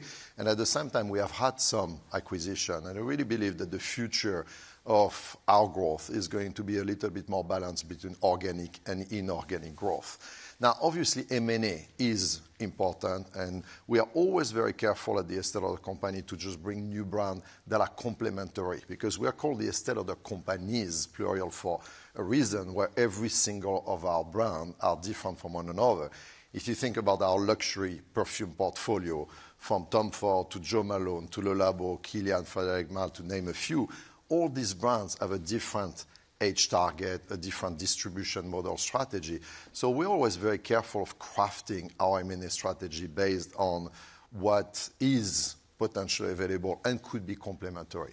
But the interesting thing that I'm developing with the team is also this model of incubation of new ideas and new brands. You've mentioned Tom Ford as one of our largest acquisitions, but we also acquired Deciem, a Canadian company that created The Ordinary, one of the fastest skincare brands in the world today. But part of Deciem philosophy is also to incubate new brands. And today, in the world driven by AI, driven by speed, driven by technology disruption, we can create new brands. And recently, we've created a new bath and body brand called Loofah that we are incubating as we speak, and we are launching. So you're going to see us doing external but internal incubation through M&As to be able to continue to grow in the future. And I know focusing on Gen Z has been a huge part of your strategy. Considering that, are there any brands that you're willing to get rid of? So look, we are always looking. We have a portfolio of 20+ brands in the portfolio, and we are always looking at the evolution of our portfolio. And I've been very vocal and very open that we've hired bankers to help us to basically relook at our portfolio strategy, because I believe companies like ours are always in movement. Consumers evolve, their tastes evolve. But even recently, 2 weeks ago, we did a minority investment into our first brand from Latin America and Mexico called Zinu. So the portfolio, obviously our brand like Estée Lauder, which is our namesake brand where everything started close to 80 years ago. But at the end of the day, consumer taste and choice and category evolves, and so does our portfolio could evolve in the future. And I'm glad you mentioned Tom Ford. How is that going? How's that brand going? Going fantastically well. We're very, very excited. We have had very strong growth over the past few quarters. I think what I'm excited with Tom Ford is since we've done this acquisition is today not only we continue to develop beauty as we've done since the inception, but if you realize the acquisition we've done was also the fashion and the eyewear. Now, obviously, we don't operate it ourselves. We have partners that we are working with to do so. But by being the owners of the IP of the brand image, it has allowed us really also to continue to improve and to position Tom Ford in the right way. And this is a brand that is really finding its footing both in Europe, in the Americas, in Asia, but through perfume and through makeup. So we are developing a multi-category approach that allows us to capture the mind of the consumers, various age and various geography around the world. Perfect. And I'm also really curious about this rise in Chinese and Korean-owned beauty brands. Mm-hmm. Do you see those as a threat? Look, the reality is, for the 80 years we've been in business, we've lucky enough that today we are operating in more than 150 markets around the world. So the rise of local brands have always been something that we've been part of or we've been facing. We've called the first ones that we've seen was the J brand, the Japanese brand. Then you had the indie brands, in the US, then the K brand, the Korean brand. Today, the C brands in China. And tomorrow, you're going to have the I brand in India. And this is always something that we've basically, in the course of our 80 years, that we are learning from, we're competing against. But I want to say, today, we've taken minority investment in 2 Chinese brands, 1 Mexican brand, and 1 Indian brand that we have had for a very long time for us essential, that allows us also to really understand more, how to operate in this market. But one of the key philosophy and the success of this company that I really want to dial up in the future is the need for local relevance. Because I believe in the power of global brand, but more than ever, you need to be locally relevant. You need to tap into culture. Beauty is culture, and culture is beauty. And for us, the Estée Lauder logo, the Clinique logo, the MAC logo is the same everywhere around the world. But how you activate your brand in India versus China versus the US is somehow different. Because a Gen Z consumer is a Gen Z consumer, but their culture, their community wants and looks at different things, and culture is always been driven in beauty. Tell us more about those differences. I think we're a little over a week from Cyber Week, and that's a huge shopping experience. Tell us more about what the U.S. consumer wants from what you've seen during those sales. So I would say, I think we've talked about it in the past. I think this season, we call it the Super Bowl of beauty, in so many ways. And let me take, before I go to the US, a little bit tour around the world, because you start the season with Diwali in India. You go to Golden Week in China, then 11/11, Black Friday, Cyber Monday, and then you go into the holiday season. And I'm pretty confident that we are in the final of the Super Bowl as we speak. So obviously, we are at the moment where all consumers are basically, looking at new innovation. They are looking at gifting, self-purchase, but also, for others. So we are ready with communication, offers, the right gifting across all our brands. But I would say, what has been really interesting over the past few days, and again, few days don't define, a quarter or a year, but it's actually the resilience of the American consumer. And I think you've all seen some data coming from Adobe, 9% growth during the Black Friday time frame. And we far exceeded basically these numbers, which means, and it shows me that beauty continues to be extremely resilient. And that's what gives me great confidence not only for now, but also that for the future, that beauty is part of the American culture, is part of the Chinese culture, and frankly, every culture around the world. Tell me more about the Chinese consumer right now, because I know that's a big part of your strategy, and you've talked about rebalancing in the past. Mm-hmm. I'm looking for what exactly are you doing to make sure that rebalance happens? Yeah, so I've been pretty vocal on this one. I think, we're coming from a moment where the entire industry and the luxury industry at large, including beauty, has benefited from an explosive growth of China. And I think, today what we are doing with my team is really rebalancing the growth around the world, not at the expense of China, but really from accelerating the Americas and the emerging market in so many ways where we have had great success in Latin America or India, to name a few. But today when I look at China and I look at the emerging middle class that continues to basically come into the marketplace, because remember, beauty, we're still accessible luxury. Our price span from $10 with the ordinary all the way to $300 or $400 more with brands like La Mer and Le Labo. So we're still fairly accessible, prestige and luxury. So the emerging middle class is absolutely key for us. So between now and 2030, around the world, 500 million people will enter the middle class, of which half of that is coming from India and China. So China remains a key focus market, for us. I've been very excited that over the past 3 quarters, not only we've experienced stabilization of the market, but we've actually gained significant amount of market share, not only with the brands that we have had in the market like Estée Lauder and La Mer, but across the entire portfolio of brands like Tom Ford, Jo Malone, Le Labo, and so on and so forth. You've talked about how fragrance is going to be a huge opportunity for you in the Chinese market. Can you dig a little bit deeper into that and explain what is it about the Chinese consumer that maybe isn't as latched on to fragrance as U.S. consumers? I think it's really fascinating what is happening, because you have, if I go Europe, France has always been part of culture and use of beauty. Market basically go anywhere between 40 to 60% penetration. In France is, you come to the US, about 1/3. Then in China it's less than 10% today. And the Chinese consumer, especially the younger consumer now, is basically a real appreciation of fragrances. And what has changed is we went into a market where fragrances were widely distributed. To the strategy that we took for the Estée Lauder company is to focus on the top of the pyramid with more the luxury brands like Tom Ford or Le Labo, that are brands that at their essence are telling a brand story and are storytellers. The Chinese culture is a culture of storytelling, and they'll be able to just go through moods and ingredients. The younger consumers today are going through not one single fragrance, but actually a wardrobe of fragrances that fits their mood and occasion. Today, you have younger consumers in China will have basically a fragrance for going to school, on their first interview, to go with the parents on date 1, 2, 3, or 4, whatever it's going to be.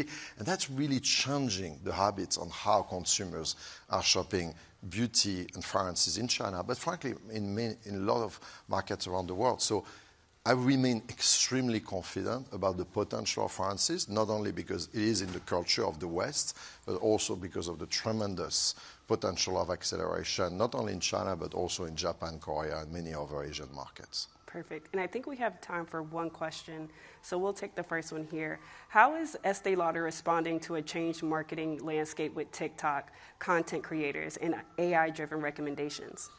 Well, I think we are in a world where the funnel, the media funnel has completely collapsed. So consumers are basically entering, brands, through very, very different places. And TikTok is one of the social media platform. What I find fascinating today, we're in the world of consumer centricity. And that's why part of Beauty Reimagined, I say we are really becoming and want to become the best consumer-centric beauty company in the world by putting the consumer and recognizing the consumer is in charge today of the communication. Consumers taps into TikTok because TikTok is about communities. They want to feel part of a community. They want to be part of a trend. So we're using a lot of TikTok today, not only to advertise our brand, but to put our brands in the hands of the creators that through the right style guide are going to be able to just say, This is my interpretation of what Estée Lauder Double Wear Foundation is, or my interpretation of like Le Labo Lavender 31 is going to be. And so that gives a lot more creativity and allows us a more personalized communication than ever before, because I believe the world of beauty is about consumer centricity, is about personalization, is about experience and speed without ever mortgaging quality.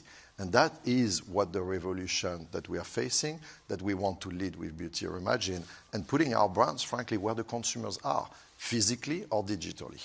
Perfect. My last question, tell us more about the fragrances that you're wearing on stage right now. On stage? Oh, wow.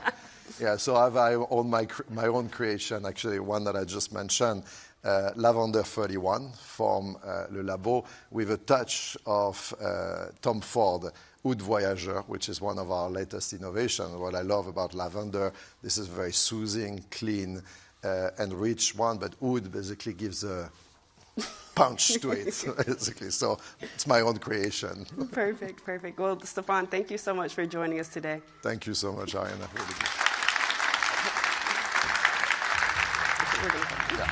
Very good, Ariana, Stefan, thank you very much. Wow, that went fast, I've got to say. Thank you very much to both of you. Look, let's bring another leader up here on our stage. Christian Klein is the CEO at SAP. I will let Reuters technology correspondent Crystal Hughes set the stage here. Christian, come on up.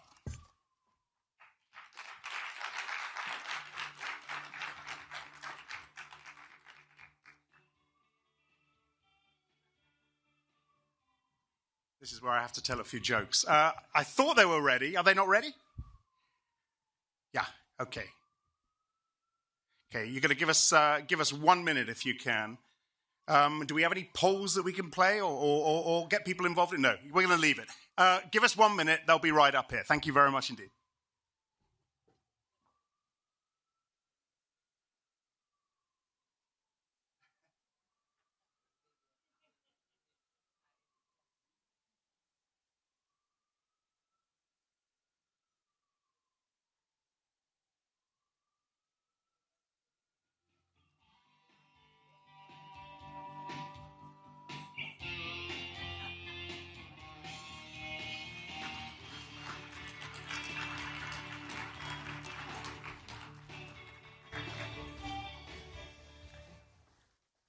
Christian, really great to have you here at Reuters Next. You had a pretty storied career at SAP. You joined the company in 1999 as a student, and now you become a sole CEO back in 2019 at the age of 39. Under your leadership, SAP has more than doubled its market cap. I'm curious to bring every of our audience up to date.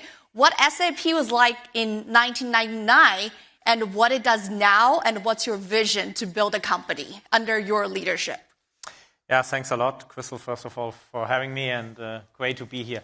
Yeah, in the company in 99, and when Christian Klein was walking into this SAP as an intern, I thought more about soccer probably than software. That has changed a lot, given that also the company went through multiple transformations. And back in 99, we had our ERP on-premise. SAP was successful. I still remember the days.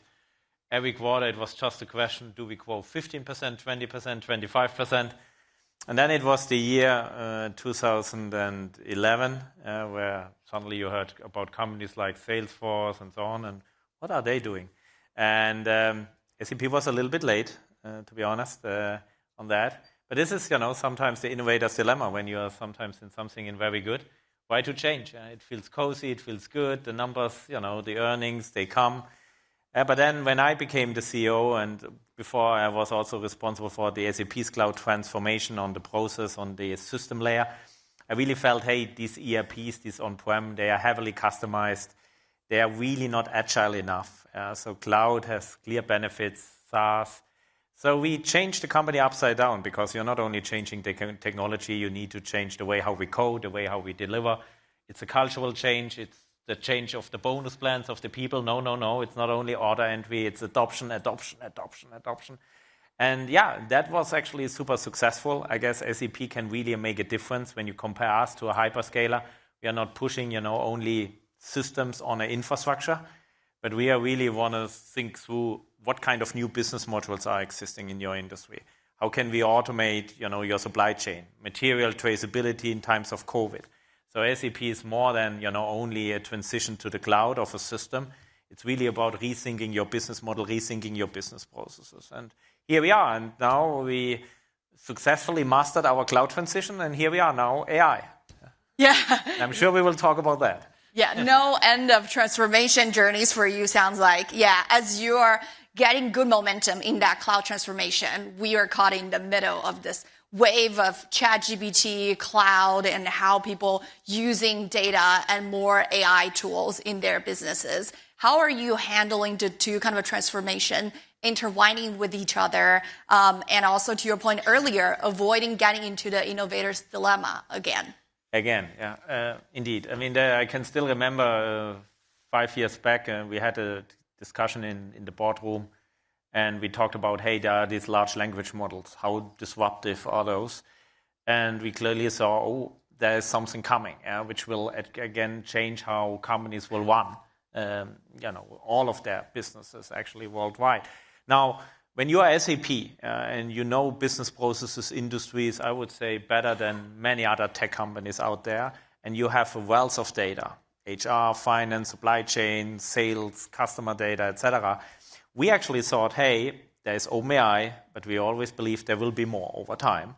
Do we want to go into this race, or do we stay on our AI foundation, which is really make the data work, how to correlate data, build knowledge graphs? Because at the end of the day, an LLM is very good with natural language processing and with unstructured content, but they have no clue about the business data. And this is where we are bringing the two worlds together.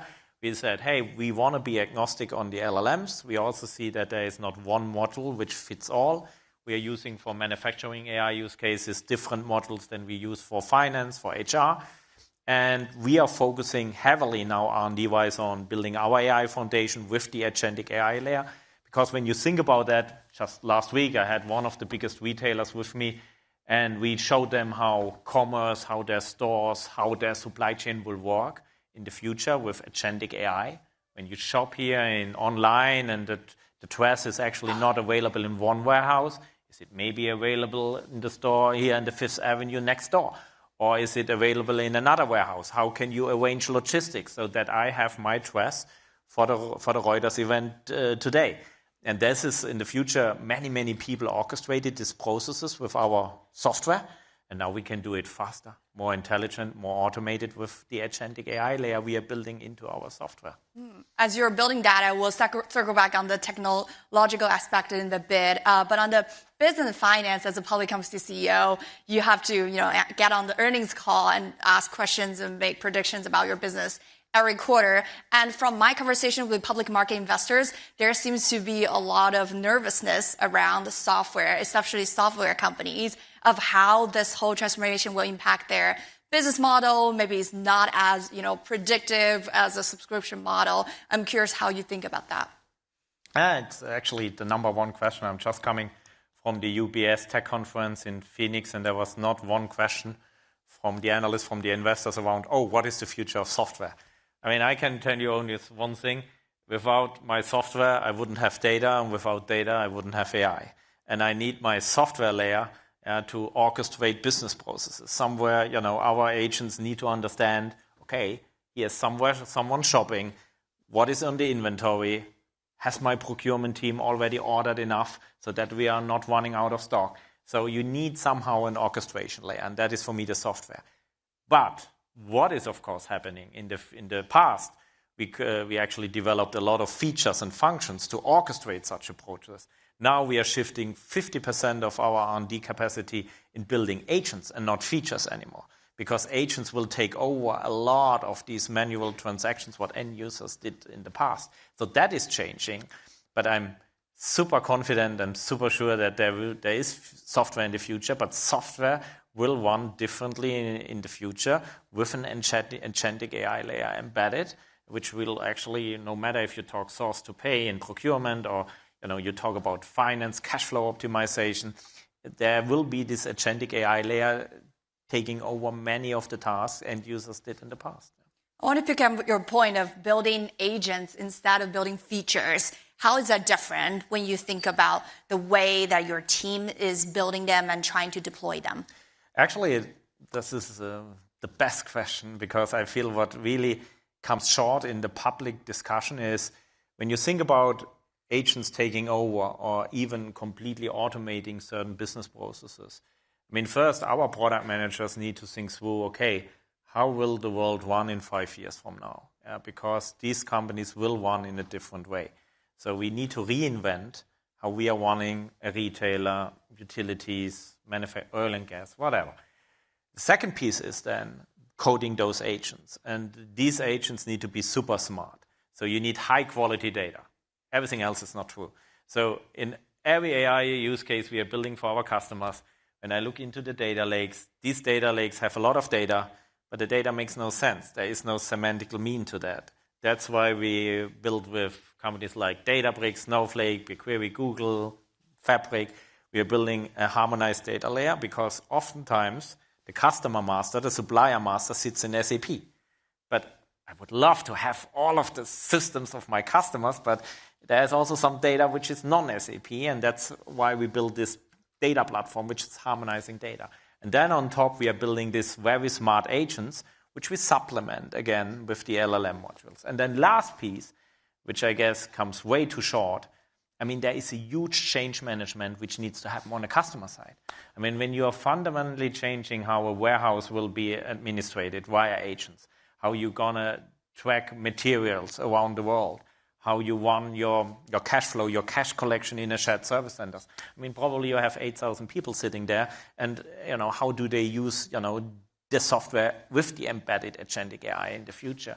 And that is, of course, for many of our customers also a big topic. Say, SAP, how can you help us not only to apply the technology, but how do we get it to adoption, and how do we do the change management together when it comes to my people or even customers? I wonder, how has that workforce impact already taken place inside SAP, and how you're envisioning that may shape up in next year? Because I think you've been pretty public talking about the productivity gains you guys are getting from like specific tools like coding and cost savings there. And you had to do some pretty painful restructuring layoffs before earlier in the transformation journey. So I'm curious, how does that workplace impact in AI look like?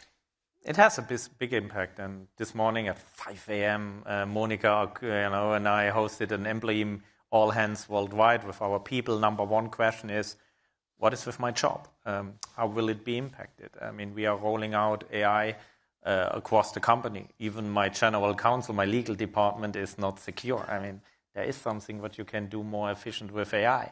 And all of our managers now have the task, together with our product owners, to make SAP a credible example of how a company can run with AI. When it doesn't work for us, how can I sell it to my customers? And that is, of course, has two impacts on the workforce.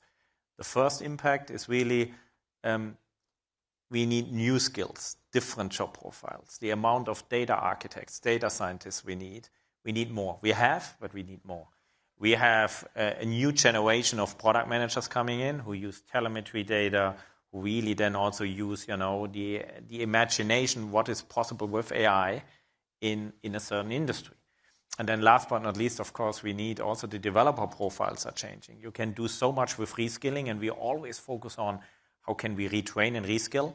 But in a few areas, sometimes you have to make very tough decisions that restructuring is maybe the only alternative to keep SAP at the top for the next 5 years. And then finally, when we then talk about then rolling out AI, I mean, it's then also important that we do now, again, the same like with our customers.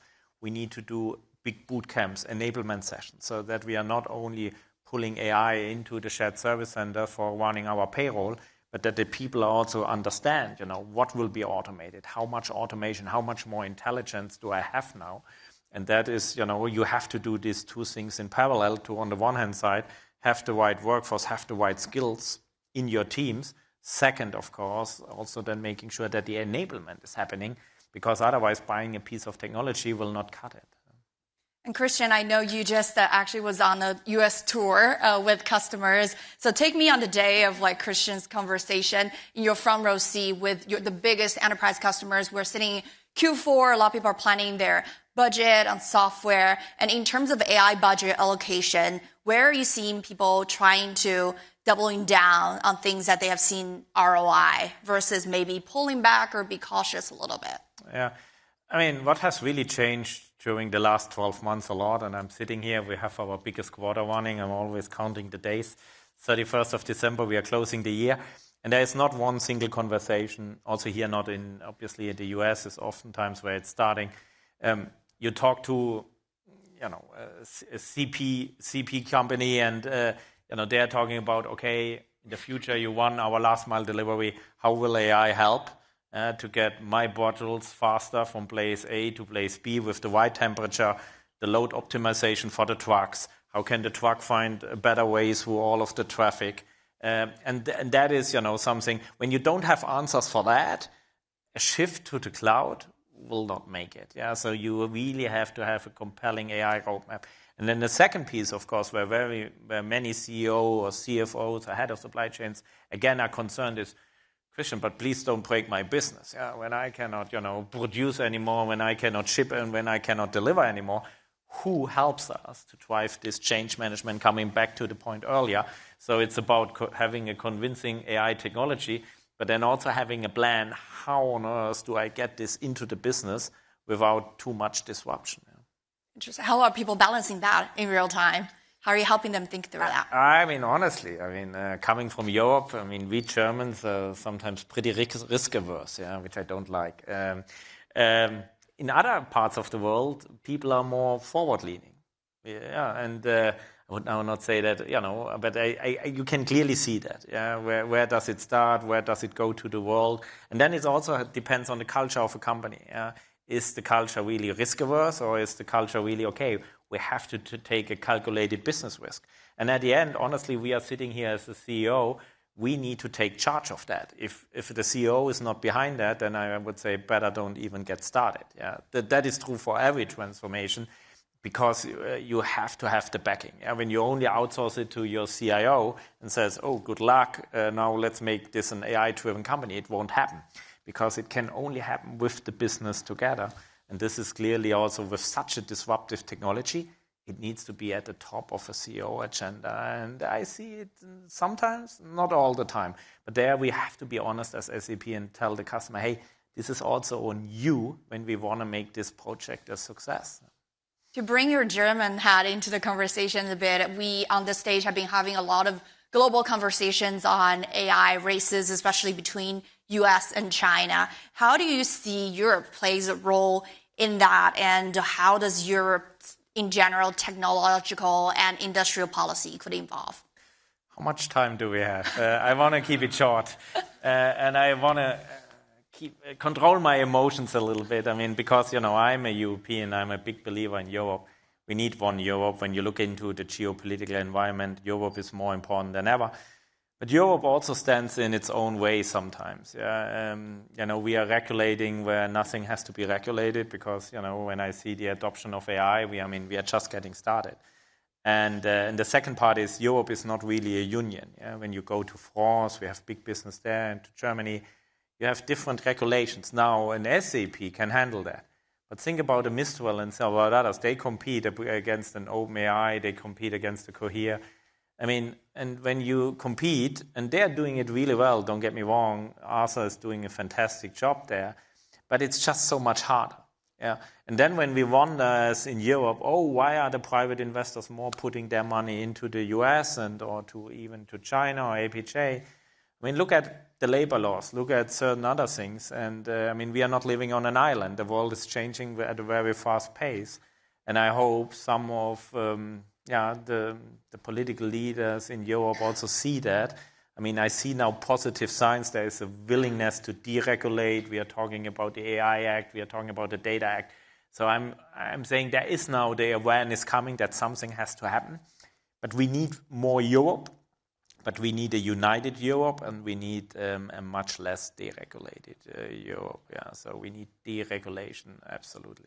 Yeah. And I remember one of your perspectives about like kind of a government-led or state-led investments in AI is pretty interesting in terms of like maybe you don't think there is a need to invest a lot more by the government in the infrastructure layer, but for Europe, the opportunity maybe lies more in the application or software layer. Absolutely. Europe has many strengths. First of all, we have great talent. We are getting great talent. When you look into the technical university in Munich, we have great universities in Paris. Also in Eastern Europe, we find great talent. So we are not having a lack of talent. We're also not having a lack of great industries, but they are under huge pressure. Take the automotive industry from my home country where I'm coming from.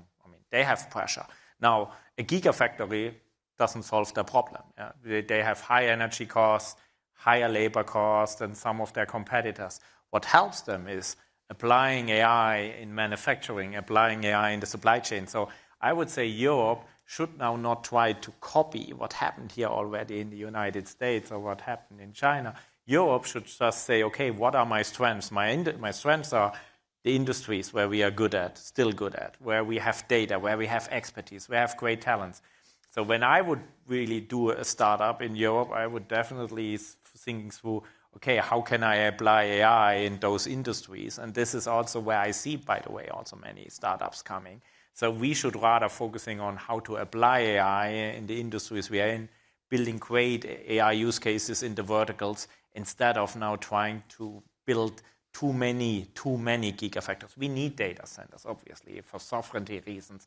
The question is only how many. And second is, first, let's make sure there is also consumption. It's always great to open up a data center, but where is the consumption? So let's also make sure there is enough consumption coming from the business side. And then, of course, we need data centers, but the two has to match to each other. We cannot just have supply without any demand. Well, glad you don't have to bet on that area by investing in your own data centers. But we got some interesting questions coming in, and a lot of them is asking, Christian, your crystal ball about the future. I'll start with the ERP market, which you know dear to your heart. People are asking, what do you think AI will change? What will happen to the market? From the questions I see, there are some real experts here online. Next year we do our portfolio discussion. We do it actually quarterly, but next week we are going through all of the portfolio items we are having. And the first item is for our product owners is to explain us how will in 5 years utilities will run, how will grid management change, how we will run the infrastructure of the utilities. We will then we will move on asset management for oil and gas. Then we talk about trade promotion management for CPG customers. So that is for us super important to really come from a customer side and think what will be the impact of AI on those industry, on these business processes. And then later on we will move on, okay, how many AI developers, how many data scientists do we need in order to make that happen? And that is, because there will be obviously a fundamental change. Yeah? When you think through today, customers have still a lot of downtimes when they do their asset management for a certain grid. In the future, I see a world where the agents are so smart that they can actually run a utilities with almost zero downtime. And what does this mean for the grids and for the efficiency of a utilities company? It's huge. And you can see these examples in almost every industry. And this is, of course, where SAP needs to lead. And this is where we have to win. Because software alone, cloud software alone, won't cut it in the future. That is for sure true. But you need software, again, you need the data in order to make an impact in exactly those scenarios I just mentioned. How far do you think we are away from autonomous enterprises? Or is that ever going to be a thing? I have customers asking me for that. SAP, let's run this whole thing here autonomous. Okay. Maybe not now. Do I see a world where we can really thrive? I can still remember when I started as an intern, I can still see customers coming to us and said, wow, with the SAP software, finally, we reached another 20% productivity gain. I'm definitely convinced that there will be a human being still signing off a quarter end. But do you need a lot of accountants to do all the refreg checks and to do all the audits and so on? Absolutely not. So I actually see that we can run much of that in a heavily autonomous, But at the end, there will be always still a human being needed, to actually do a tick off and to say, okay, we do a final check. But I would say there are productivity gains in certain parts of the company where I would say absolutely in 3 years, 50% productivity gain in certain parts of the company, absolutely possible. But there will be also still a human being around. So we'll all have a job for now. For sure. Yeah. Thank you so much, Christian, for your time. Thanks a lot.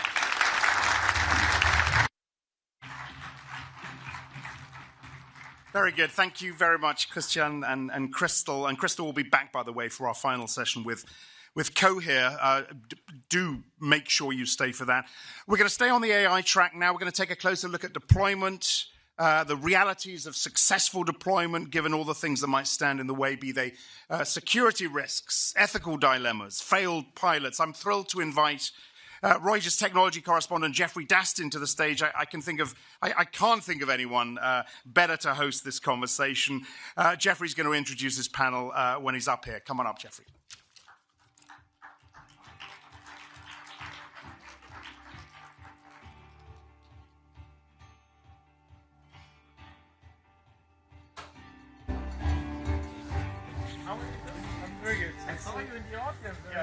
Okay, we got a great panel here. Got to close out really strong Reuters next. So we have Ariel Herbert-Voss, who was OpenAI's first security researcher and now founder of Run Sybil. We'll hear more about that in a second. We've got Jen Janae, who was formerly Google's head of responsible innovation and now advising companies at T3. And we have May Habib, CEO of Writer, and early to roll out generative AI to the enterprise. So we have these Silicon Valley heavy hitters here to discuss a very, very important question, which is, we've seen some high-profile embarrassments early on in this AI rollout phase. And so they're going to help us answer, how do we stop these AI deployments from going completely off the rails? And so May, I'm gonna pick on you first, actually. So set the stakes. Helps us set the stakes here. What is an example, just to scare the audience properly, of a company that tried to pilot AI that led to, in your opinion, the worst disaster you've ever seen in the past few years? Oh gosh. Let's start with the positive. Oh, the positive. I'll let you know what it looks like to really champion AI in a scalable way, in an ethical way, safe way, and ultimately why we're all doing this, an impactful way in terms of the business. And then we can definitely talk about horror stories. But the reality is this is a bottoms-up effort. It's a top-down effort. It is a middle-out effort. Like, there is no doing AI transformation off the side of your desk as a weekend project. Because you think about what we're actually trying to do.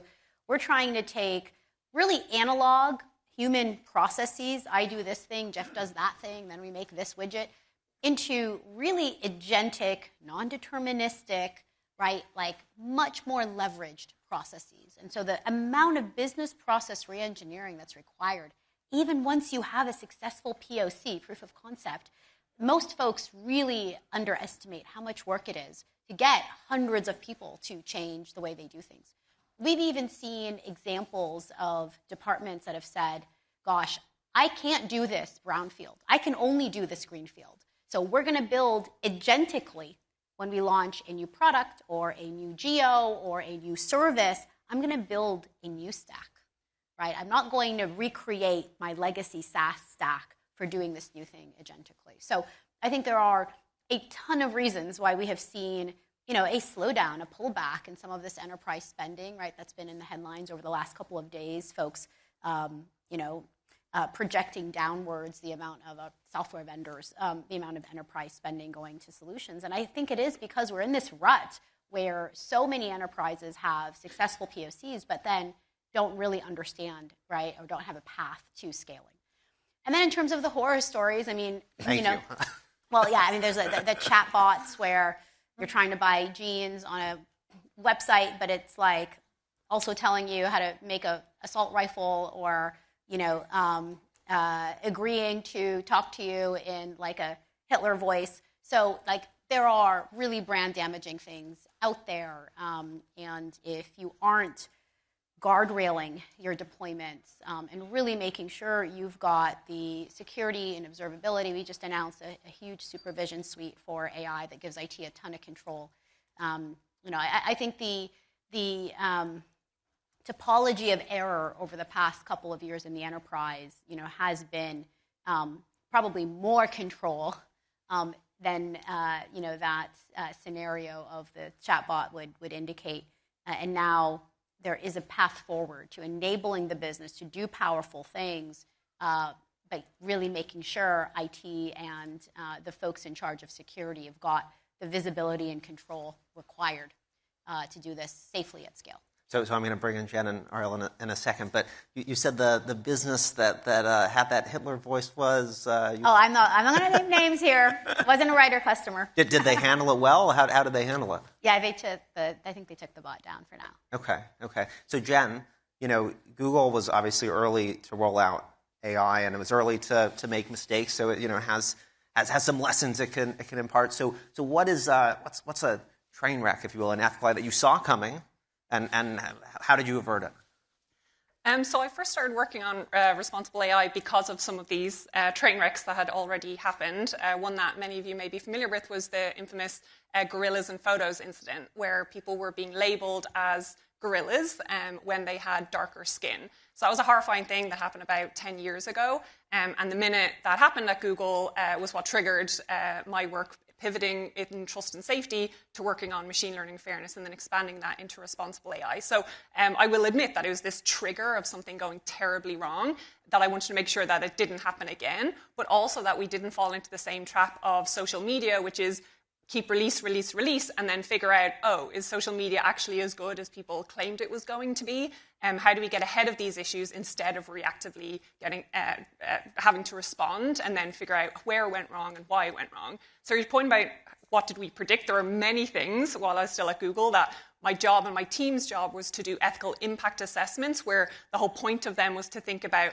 not just what could go wrong in the short run, what could go wrong in the long run, what doesn't just happen in an immediate situation, but can be cumulatively negative over time. And so our whole work doing these ethical impact assessments was to get ahead of them. Doesn't mean we could get ahead of everything, in the way that users use the technologies are sometimes obviously unintended, but also the way that these non-deterministic models manifest that even if we feel we're fixing one problem, it's not actually fixed. It's about mitigating these issues and trying to build guardrails on an ongoing basis. So certainly a lot of both kind of failures as well as how do we respond and get ahead of that.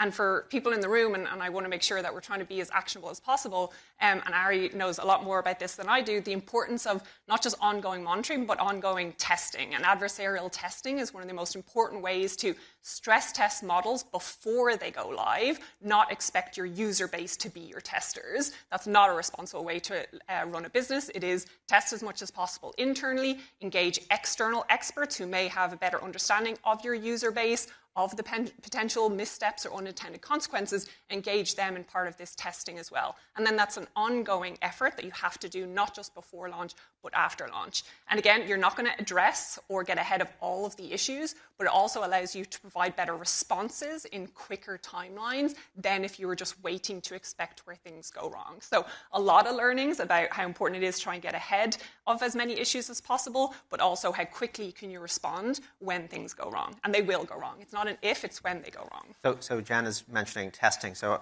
Ariel, what can go wrong if you don't test the AI that you're deploying? What could possibly happen? Oh, plenty of things. So I can actually call back to my experience at OpenAI. So I was early enough that I was on the team that built the red team for GPT-3. And one of our early questions was, this was before anybody had really heard of ChatGPT. People weren't really thinking about the bad things that could possibly happen with language models. And my main question was let's figure out what the worst possible things are that can happen with language models. So when I joined, it was 2019. I was building weird versions of malware, better disinformation infrastructure, spear phishing, all that kind of stuff, just to showcase that these sort of problems exist with language models, and it scales as they get bigger. So a lot of the things that we did early on was to just demonstrate that these are problems and then start coming up with solutions for how we might try to detect them. Would you say that the possible security vulnerabilities are actually much bigger for enterprises now that there's so much AI than they were, the vulnerabilities in the past? Yeah, it sounds sensational to say, but every bug bounty hunter that I know is all using AI in their workflow now. And I think the same thing can be said for actual adversaries that are doing things. And in fact, it was, I think 2 weeks ago, Anthropic put out a report about how some Chinese threat actors are now using AI as part of their operations, and it's gotten so good that they're able to automate most of the process now. My company is focused on automating offensive security, so we've also been doing the same thing, and the focus is on being able to beat the bad guys before the bad guys do the bad thing. But things are moving so quickly that it is something that enterprises are having to think about now. Maybe I'm just a little dense, but I think, May, you were saying something like, huge financial returns are just as easy as just using ChatGPT, right? No. The ability for folks to understand, like, what is revenue generating, what is pipeline generating, what moves close rates, what cuts OpEx. I mean, too many people have an AI strategy instead of a business strategy that is going to leverage AI. And the returns are commensurate with the thought put into what are we actually going to do here. And I think there's, if you think about it, like, we promote leaders the more people they have on their teams, the bigger their budgets are. And so there's a fundamental mismatch between capturing the returns from AI and how we motivate and incentivize enterprise leaders. In very, very few instances, there's certainly exceptions, but for a vast majority of our customers, scaling AI means there's a CFO hanging over their head that says, "Yay, awesome, and your reward is 25% less budget, or 30% less people."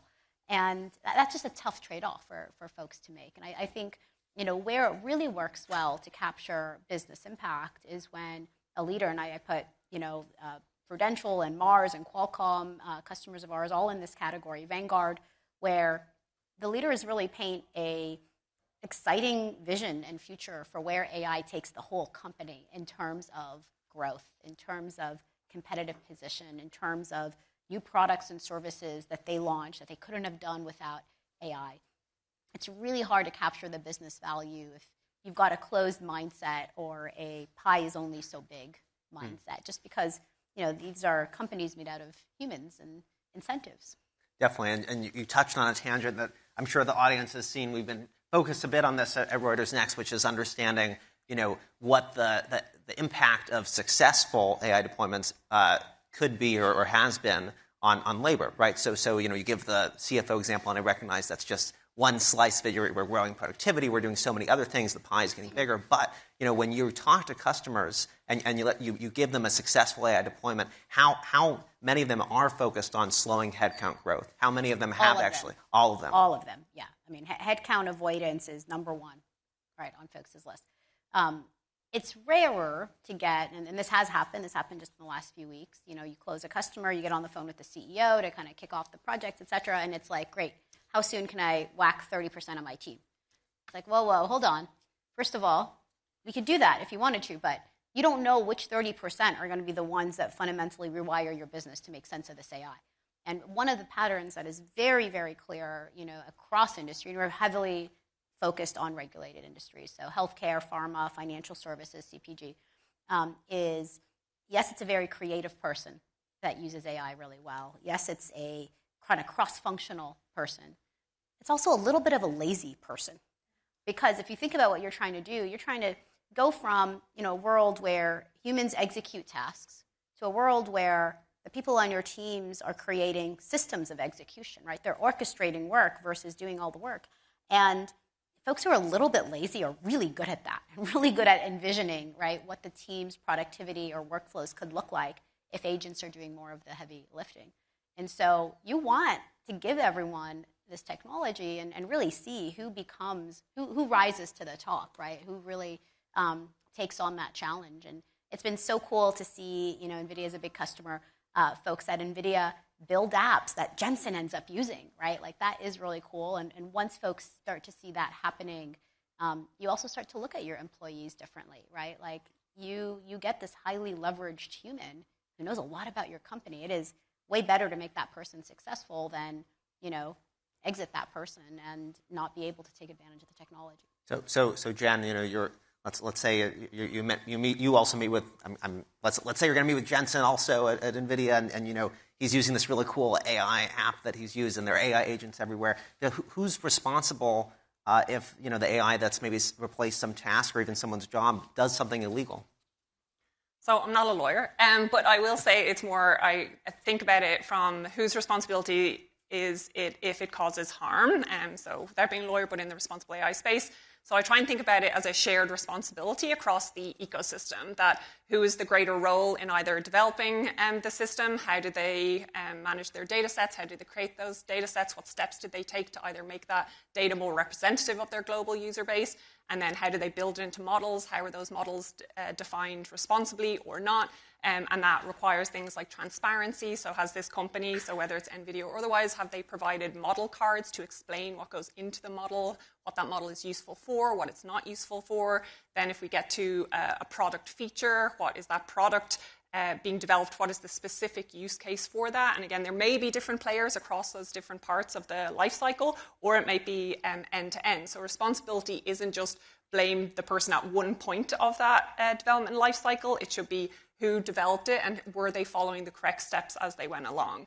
And part of this isn't just a shared responsibility across the ecosystem, it's also a shared responsibility in the company, like even from both working with clients now and helping them establish their AI risk management or responsible AI processes, as well as at Google, there's been an evolution between essentially kind of outsourcing governance of AI to risk and compliance teams to what I try and share, which is the shared responsibility starts with development team, but also should be shared by anyone who uses that AI. That it should be a feedback loop of what's going right with this use case, what's not, and then the risk and compliance team or responsible AI dedicated team, although I know most companies can't afford a dedicated team, it should be that they are governing and overseeing what the rest of the company is doing. But you can't just expect one part of the life cycle, one part of the business to be handling all of that liability if you're a lawyer, and that's the way you think about it. But for me, it's harm. Who is taking responsibility across the life cycle, and then who's ultimately accountable for managing that responsibility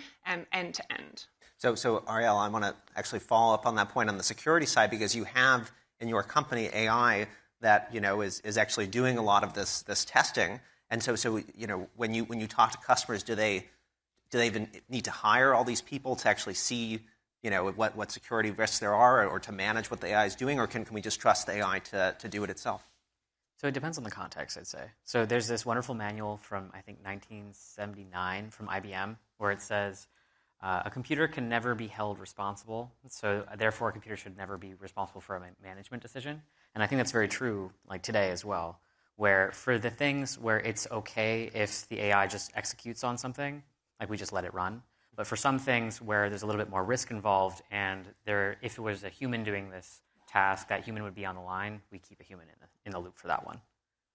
So that makes total sense. I would say that with the idea that there's AI for security, there are ethical impact assessments, there's getting your data in the right place. It seems like a lot also to manage.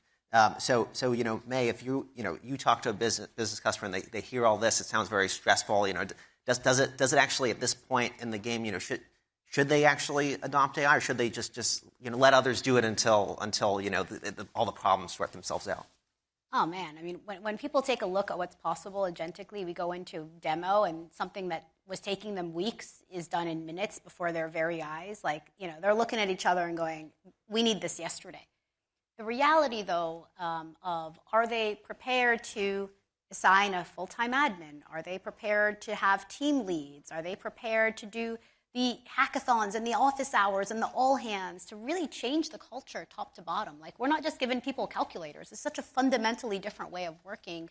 And you really need to also invest in the training and the change management. It's not sexy to talk about, but there's a big gap between, wow, I need this, and this is deceptively easy to use.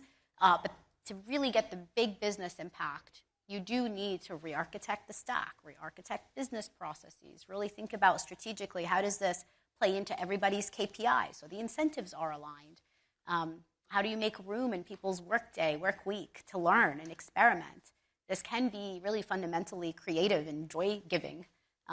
We had a fun workshop with an executive team recently where the chief growth officer designed a new campaign around like Christmas sweaters. And it was like so fun to just see people's playful side come out. But you need to make time for those kinds of explorations. So, it's not that they think it's too complicated. Like, this stuff is easy to use and only getting easier. It's, oh man, like, you just showed me a demo that cuts across Snowflake data, Salesforce data, Adobe data. How do I get that approved? And then to so fundamentally rewire how I do things, right? How do I make time for the training and the change management that's actually required? And would you say that there's been, you've now, we're almost a few years into this current phase of, or you could debate that, but we're a few years after ChatGPT at this point. Have you seen customers have the kinds of returns on AI that they've envisioned, or like this MIT study that it kind of threw a little cold water on that, even though it's a little more complicated? Has it not exactly lived up to expectation? I think the expectations are huge, but I'm someone who thinks AI is underhyped because we're constantly seeing what it's capable of and just how much of a gap there is between what the technology can do and what people have implemented. But certainly, vast majority of enterprise deployments are subscale and are not yet delivering. But compared to even last year, right, the amount of a workflow end-to-end that AI can handle now with high accuracy and precision and just such incredible understanding of the intent of a user. Remember when we used to prompt so intensely, you are a journalist, you work at it. You don't have to do that anymore. It is so much easier to use, and it's only getting easier. So I would say that never has the potential for impact been so great.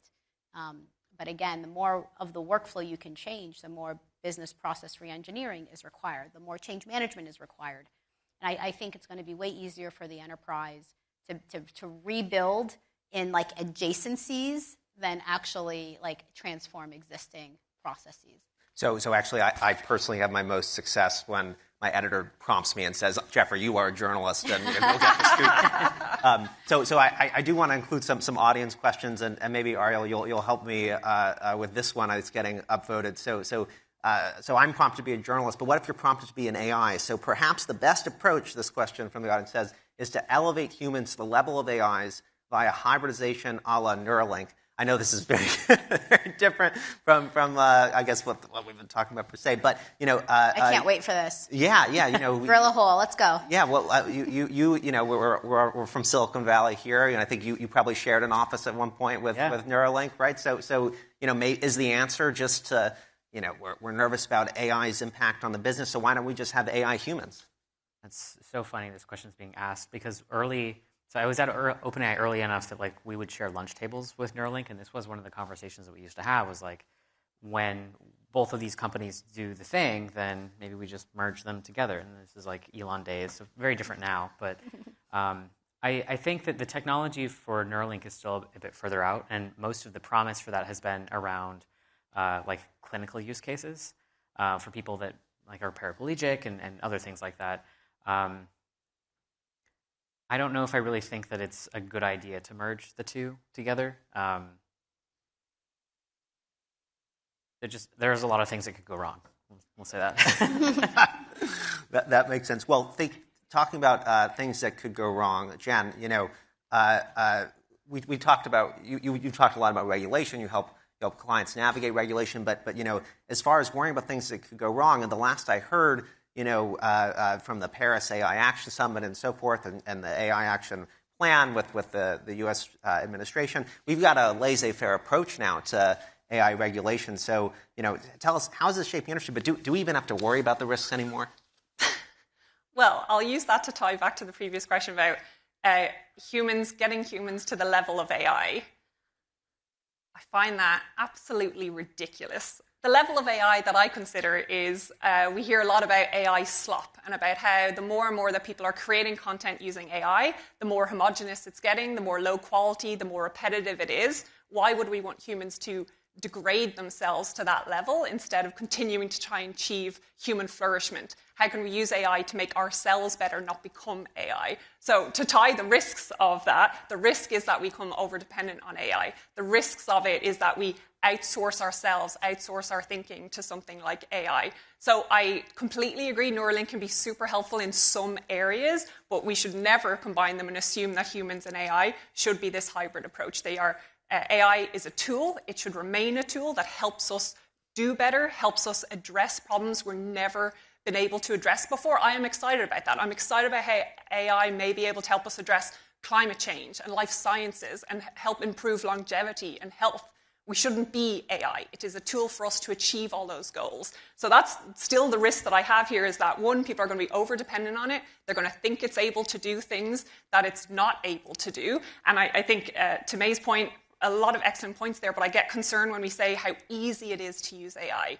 It's easy to use something that can also be terrible and lead to negative outcomes. And so we really need these guardrails to ensure that we're actually reaching an AI that's useful and positive. So that gets to the question about regulation, whether it's needed or not. There's certainly a lot of risks, and regulation can help ensure that there's a level playing field for people to manage the risk, but also that there's a sharing of knowledge to get there. That when I work with my clients, I don't want them feeling like, uh-oh, here's the responsible AI person, AI risk management, they're just going to tell me what's wrong and how I need to slow down. That's not what I try and bring to my clients. I do consider myself an AI enabler when it's the right thing in the right situation and managed in the right way. So I want people to understand that what I believe responsible AI is successful AI, is sustainable AI. It will get you more customers because they're going to trust you better. It's going to get your employees more excited about it because they know that they can trust the technology and trust that you're not just doing it to reduce headcount, which certainly is a goal of some people. It's not a goal of all of my clients. Some of my clients genuinely say, how can AI help us run a better business? How can AI help us expand what we're doing, not just do what we're doing with less people? They're trying to think about how does AI expand those markets. So for me, responsible AI is an AI enabler, and part of it is where can regulation play a role. I agree that this huge difference between heavy regulation in the EU and then laissez-faire regulation is not a good place to be on either side. I definitely want responsible regulation, but not heavy-handed. I do want all of you and all of my clients to feel if I do the right thing, it's going to work out for me as a business leader, for my business, but also my users. I'm not going to cause harm to them. I'm not going to cause harm to society more broadly. We're seeing, and we continue to read these horror stories of it's not just business mistakes. These are having real-life impact on your children, on society, and we have to manage that. Regulation can play a role, but I agree. I don't want it to slow down the best parts of AI, but I do think it's a good stick to make these big players be a bit more responsible, build in a bit more guardrails. Even as they move quickly, you can move quickly within guardrails. So I'm not talking about blockers. It is about how does it enable us to use AI better. I'm really fun at parties. I don't just talk about all the risks of AI. Okay, so last thing, because we're at time. We're going to do a yes or no from each of our panelists because our audience is very impressed with our audience questions, these esoteric questions. So the top question here, free market diverse AIs of their own agency. Basically, is AI slop? Because we keep talking about AI being so sloppy and messy. Like, is AI just going to learn to be sloppy and bad because they are enforced by kind of what's out there in the ether? Yes or no? Is AI slop? No. Yes, without us. I'm going to say maybe. Wow, okay. We'll answer that question at next year. Thank you for our panelists.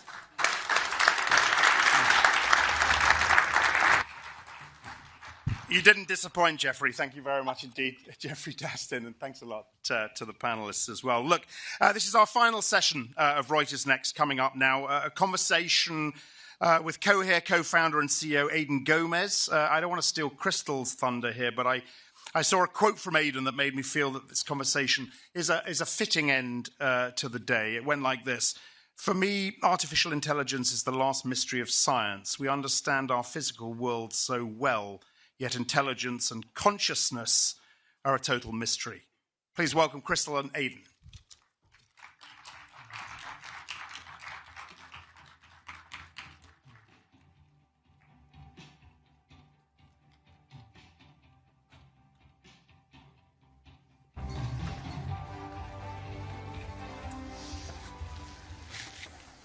Thank you for everyone for being here for the last show today before drink session.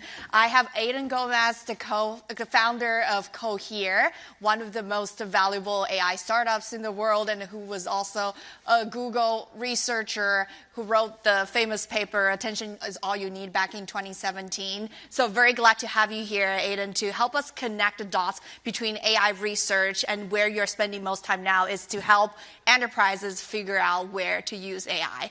So I'm going to kick off by, you were a researcher trying to explore the unknown of the science of artificial intelligence and how to make the model smarter.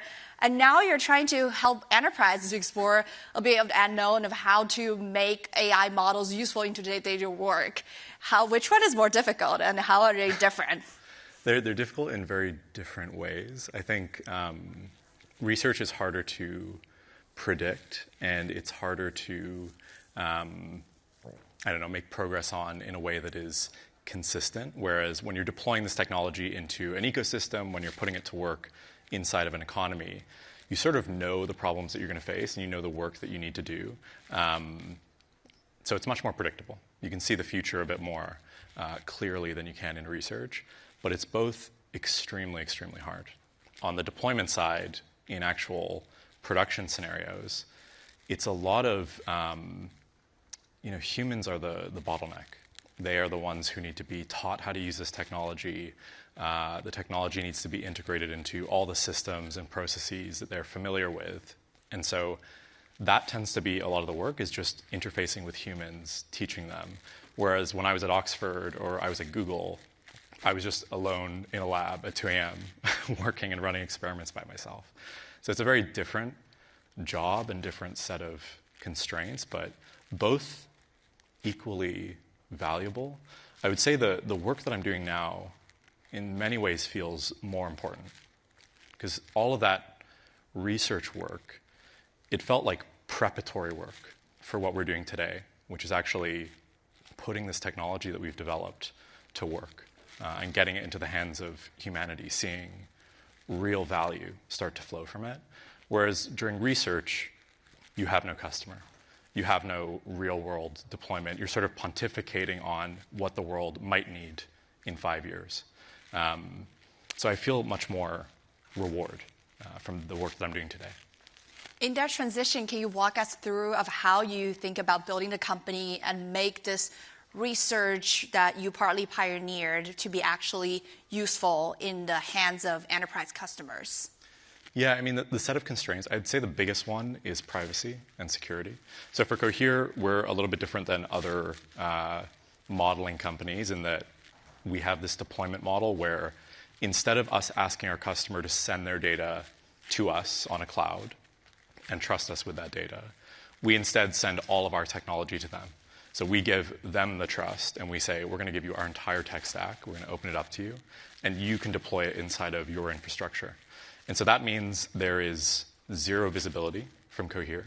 There's zero control over that deployment in the sense that we can't switch it off. And so the customer has all of the control, all of the visibility. So that solves a lot of the trust issues, right? Like, I'm going to send my customer data, I'm going to send telecommunications data, financial data, healthcare data to a third party. You don't have to do that with Cohere. You can just keep that data on your infrastructure. The second major bottleneck is actually, if you think about how to make this productive within an economy, it has to fit into the economy. It has to fit into the tools that businesses use to get their work done. And so these models, it's not just models anymore. It's actually all of the software around it. We have this platform called North for building these agents, which are models which operate over long time horizons with access to tools. So they need to be plugged into all of the software, all of the tools that people use to do their job.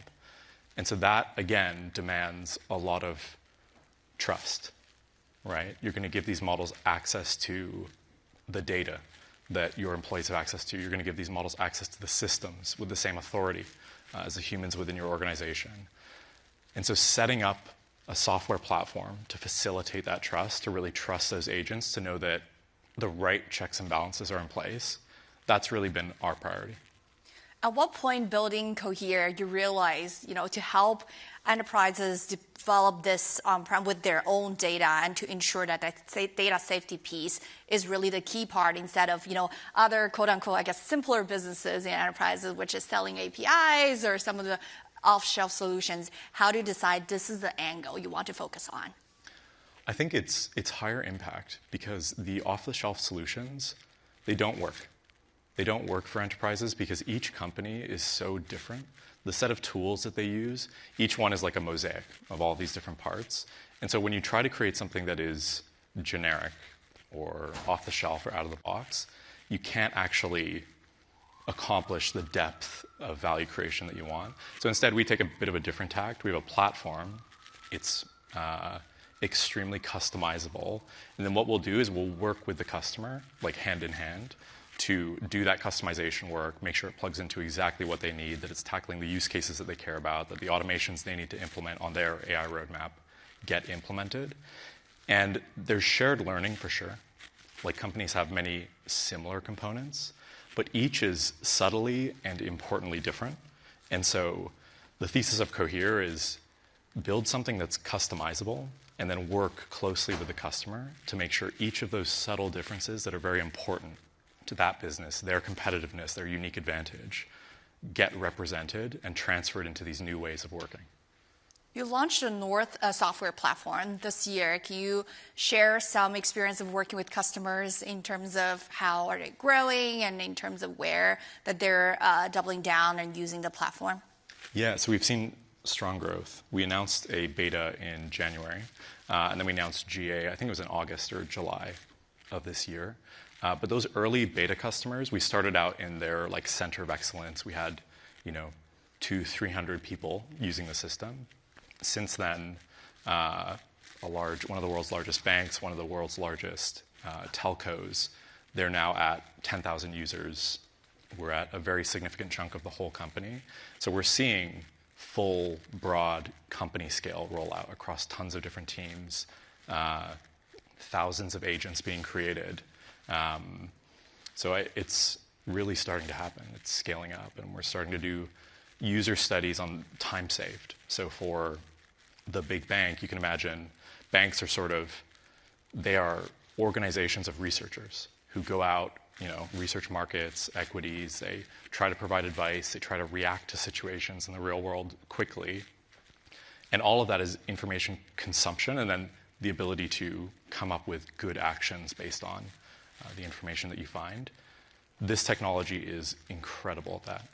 It's so capable of consuming information and coming up with next steps and conclusions. So stuff that used to take days or weeks to accomplish can be compressed into literally minutes. During the customers that you're working with, do they usually start with a small team of POC with you guys and then expand? What are the ROIs or evidence that they need to basically sign up more contracts with you? Yeah, it tends to start in a early adopter team. I described it as a center of excellence or a team tasked with, we are the ones who are going to, test an AI solution and see if it's going to scale. So we start there. We do some usually applications for that team specifically. It might be the machine learning team, right? The company might decide they know AI, and so they're going to be our center of excellence. They're going to test all our stuff. So we'll work on their use cases and prove value to them.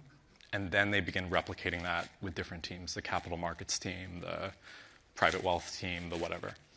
So that's the usual mode of expansion.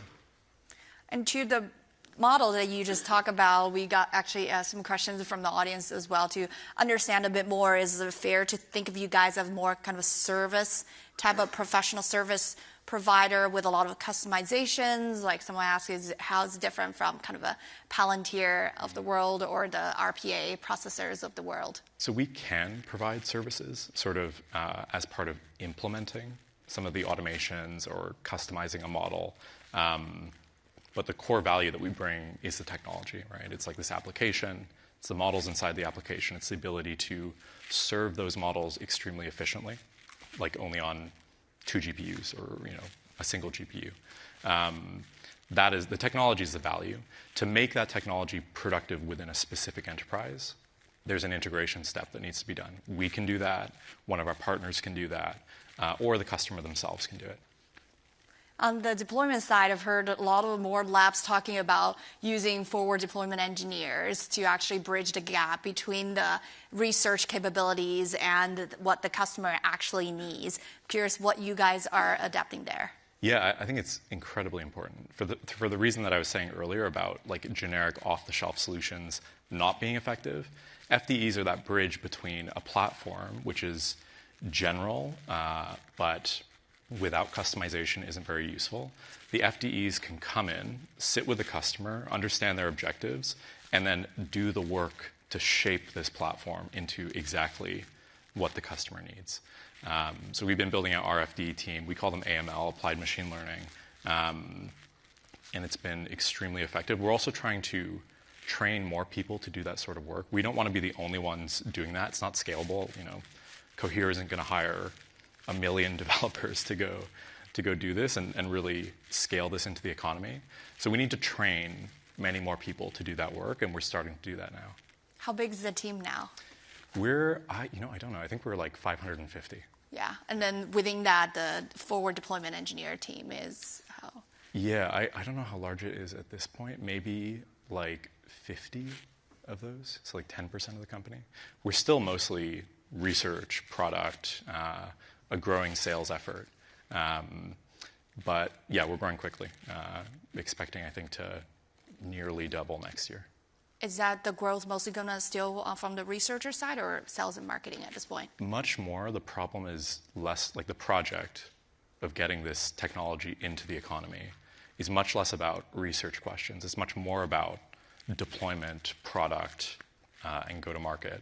So that will be the area of the business that grows the fastest.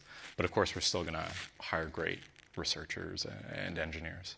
Yeah, at its core, you are a researcher and you guys have a research team. I think before people would consider you guys in that kind of the frontier models race, throw more more type of GPUs at the solving the problem and make the models bigger and bigger. But sounds like you're no longer technically in that race, or you have a different nuanced take on that. Well, our models do keep getting bigger. And so it's just not at the same, our capital strategy is so different than the others. We are not going to burn tens of billions of dollars to build the technology. We're going to burn money proportional to our revenue growth, which I think is a much healthier, stable, sensible, old-fashioned way of building a business. And we've always taken that tact. We haven't done one of these large cloud deals where one of our suppliers pays us money and we pay it right back. We haven't done any of those quite intentionally. So it's just a different strategy. At the same time, if you look at our models on benchmarks, they're slightly behind those guys that spend tens of billions, but relative to what we're spending, which might be it might literally be 1% of what they're spending, we are extremely competitive. You get 90% of the performance on 2 GPUs instead of 60, and you only burn a single-digit % of what these other guys are burning. I think it's just a better business. Do you fundamentally not the fact that you intentionally choose not to do that capital strategy? Is it because you don't think maybe more compute necessarily always bring the best results or best use cases? Or? I think that's objectively true in the numbers. If you look over the past few years, since there's been all of this scaling, what everyone is seeing is a slowdown in the improvement of the models. We're so post-economic. Spending an incremental $10 billion a year to improve your model does not deliver the ROI on the technology itself to justify that. So I think we're at a place now where the world has realized we may have gone a little bit too far in terms of how big we build these models, what we spend to develop them, and there's a correction coming back to smaller models, more efficient models. Cohere has always sort of stayed in the sweet spot. Yes, our models are getting bigger over time. We are spending more over time, but that's grown with our revenue. And it's also stayed within some pretty hard constraints, like the enterprises that we sell to, they can't afford to spend, tens of millions of dollars on a single node, a single copy of your model. They can't do that. And so we're going to build models that fit on only a couple GPUs instead, because that is right size for market. So we've had those constraints, which I think have been healthy and forced us to innovate, right? Squeeze as much intelligence, as much performance out of 2 GPUs, instead of just saying the costs don't matter. We're going to just throw money at the problem and see if that works. Despite having a different capital strategy than some of your rivals, you do need to raise capital, and I think you have alluded to the idea potentially going to the public market to tap that capital. How do you think about that role shaping up for Cohere? What do you need to kind of prepare to get ready for that moment? Yeah, well, we brought on a CFO over the summer. He's the guy who took Uber public, and so we're getting the talent into Cohere to get us ready on those processes. There's no specific timeline for us going public, but like I said, I think our capital strategy, what our P&L looks like, it's just way more attractive. It's a better business. And how do you think about the growth in terms of working with different customers? Because it feels like now this market in general rewards top-line growth instead of margin when you look at the AI stuff. I totally agree with that. We have very, very healthy margins. But I agree, others have been taking a strategy of negative margins are fine, growth at all costs. Yeah, it's just it's a different strategy. And a lot of people would point to all the money and billions of dollars we invest in the infra layer would make sense once we get to a point of potential AGI and like autonomous, enterprises and a lot of work, high value economic work will be replaced by that. I'm curious, as a researcher, now CEO and a former researcher, how do you see that path to it? Yeah, no, I think a lot of people thought it would be easy, right? Like getting to this artificial superintelligence where the model itself will figure out how to make money. Like we'll just ask it, what's the best way to make money? And it'll go figure it out. Turns out there's no such thing as, free money and a money printing machine. So these models have not just taken off and become super intelligent over the past few years. They've become massively intelligent. They're extraordinary machines. Like no one can deny that. And the value that they'll create is extraordinary. But it won't be easy. It won't be as easy as just, we can throw more chips at it and it will get, infinitely more intelligent. So I personally don't believe a lot of these stories that have also fueled stories of like, Terminators and Doomsdays and these sort of sci-fi narratives that emerged. They've since become unpopular because people have been faced with the reality of the technology. They get to watch and experience it themselves. So reality is starting to hit about the technology. And I think that's really good. And that's not a negative statement about it. It will create enormous value, but there's no free lunch. We're going to have to do the work to make these models good at all the different fields that we care about and do the work to integrate it into those fields. It'll take time. And it will not be, one winner takes all or, recursive self-improvement where it takes off, becomes super intelligent, and takes over the world. That's not going to happen. But instead, we're going to get a lot of great new medicines over time. We're going to get dramatically more productive and robust economies. The price of things will fall. But we need to be thinking of this as a decades-long project. You mentioned the kind of a narrow margin between top models, including yours, compared to other AI model companies. I remember we last saw each other at Davos, and after that, there was a whole DeepSeek moment from China and open source, and people were wondering how this is gonna, shaping out of the models that people use. And this is undeniably the year of Chinese open source models have dominated a lot of the top performance open source models that could rival a lot of the proprietary models like the ones that you guys are building. How do you see that in your conversations with enterprises? Are they a real threat, or enterprises are still pretty worried and not actually adopting a lot of open source? I serve liberal democracies, and so they tend not to be very willing to use Chinese technology as critical infrastructure in their economies. So I tend not to compete with the Chinese models that much. I do have to say they're incredibly impressive. they are extremely high-performing models. The margin between like the best Chinese open source model and the best closed source model is not that far. Take that for what you will, but I think it's interesting and a bit concerning. The good news is I don't think those doomsday scenarios are a reality, and so whether China or the U.S. gets it first, it won't be that consequential. More of like the thing that actually matters is who is the primary service provider of this technology. It's not who gets the technology first, it's who is the one who commercializes it at scale. I think the US, I'm Canadian, and Cohere's Canadian as well. I think the US, Canada, we sit in a incredible position to be the world's partner in adopting this technology. I think we will win against China. Because the adoption side of it.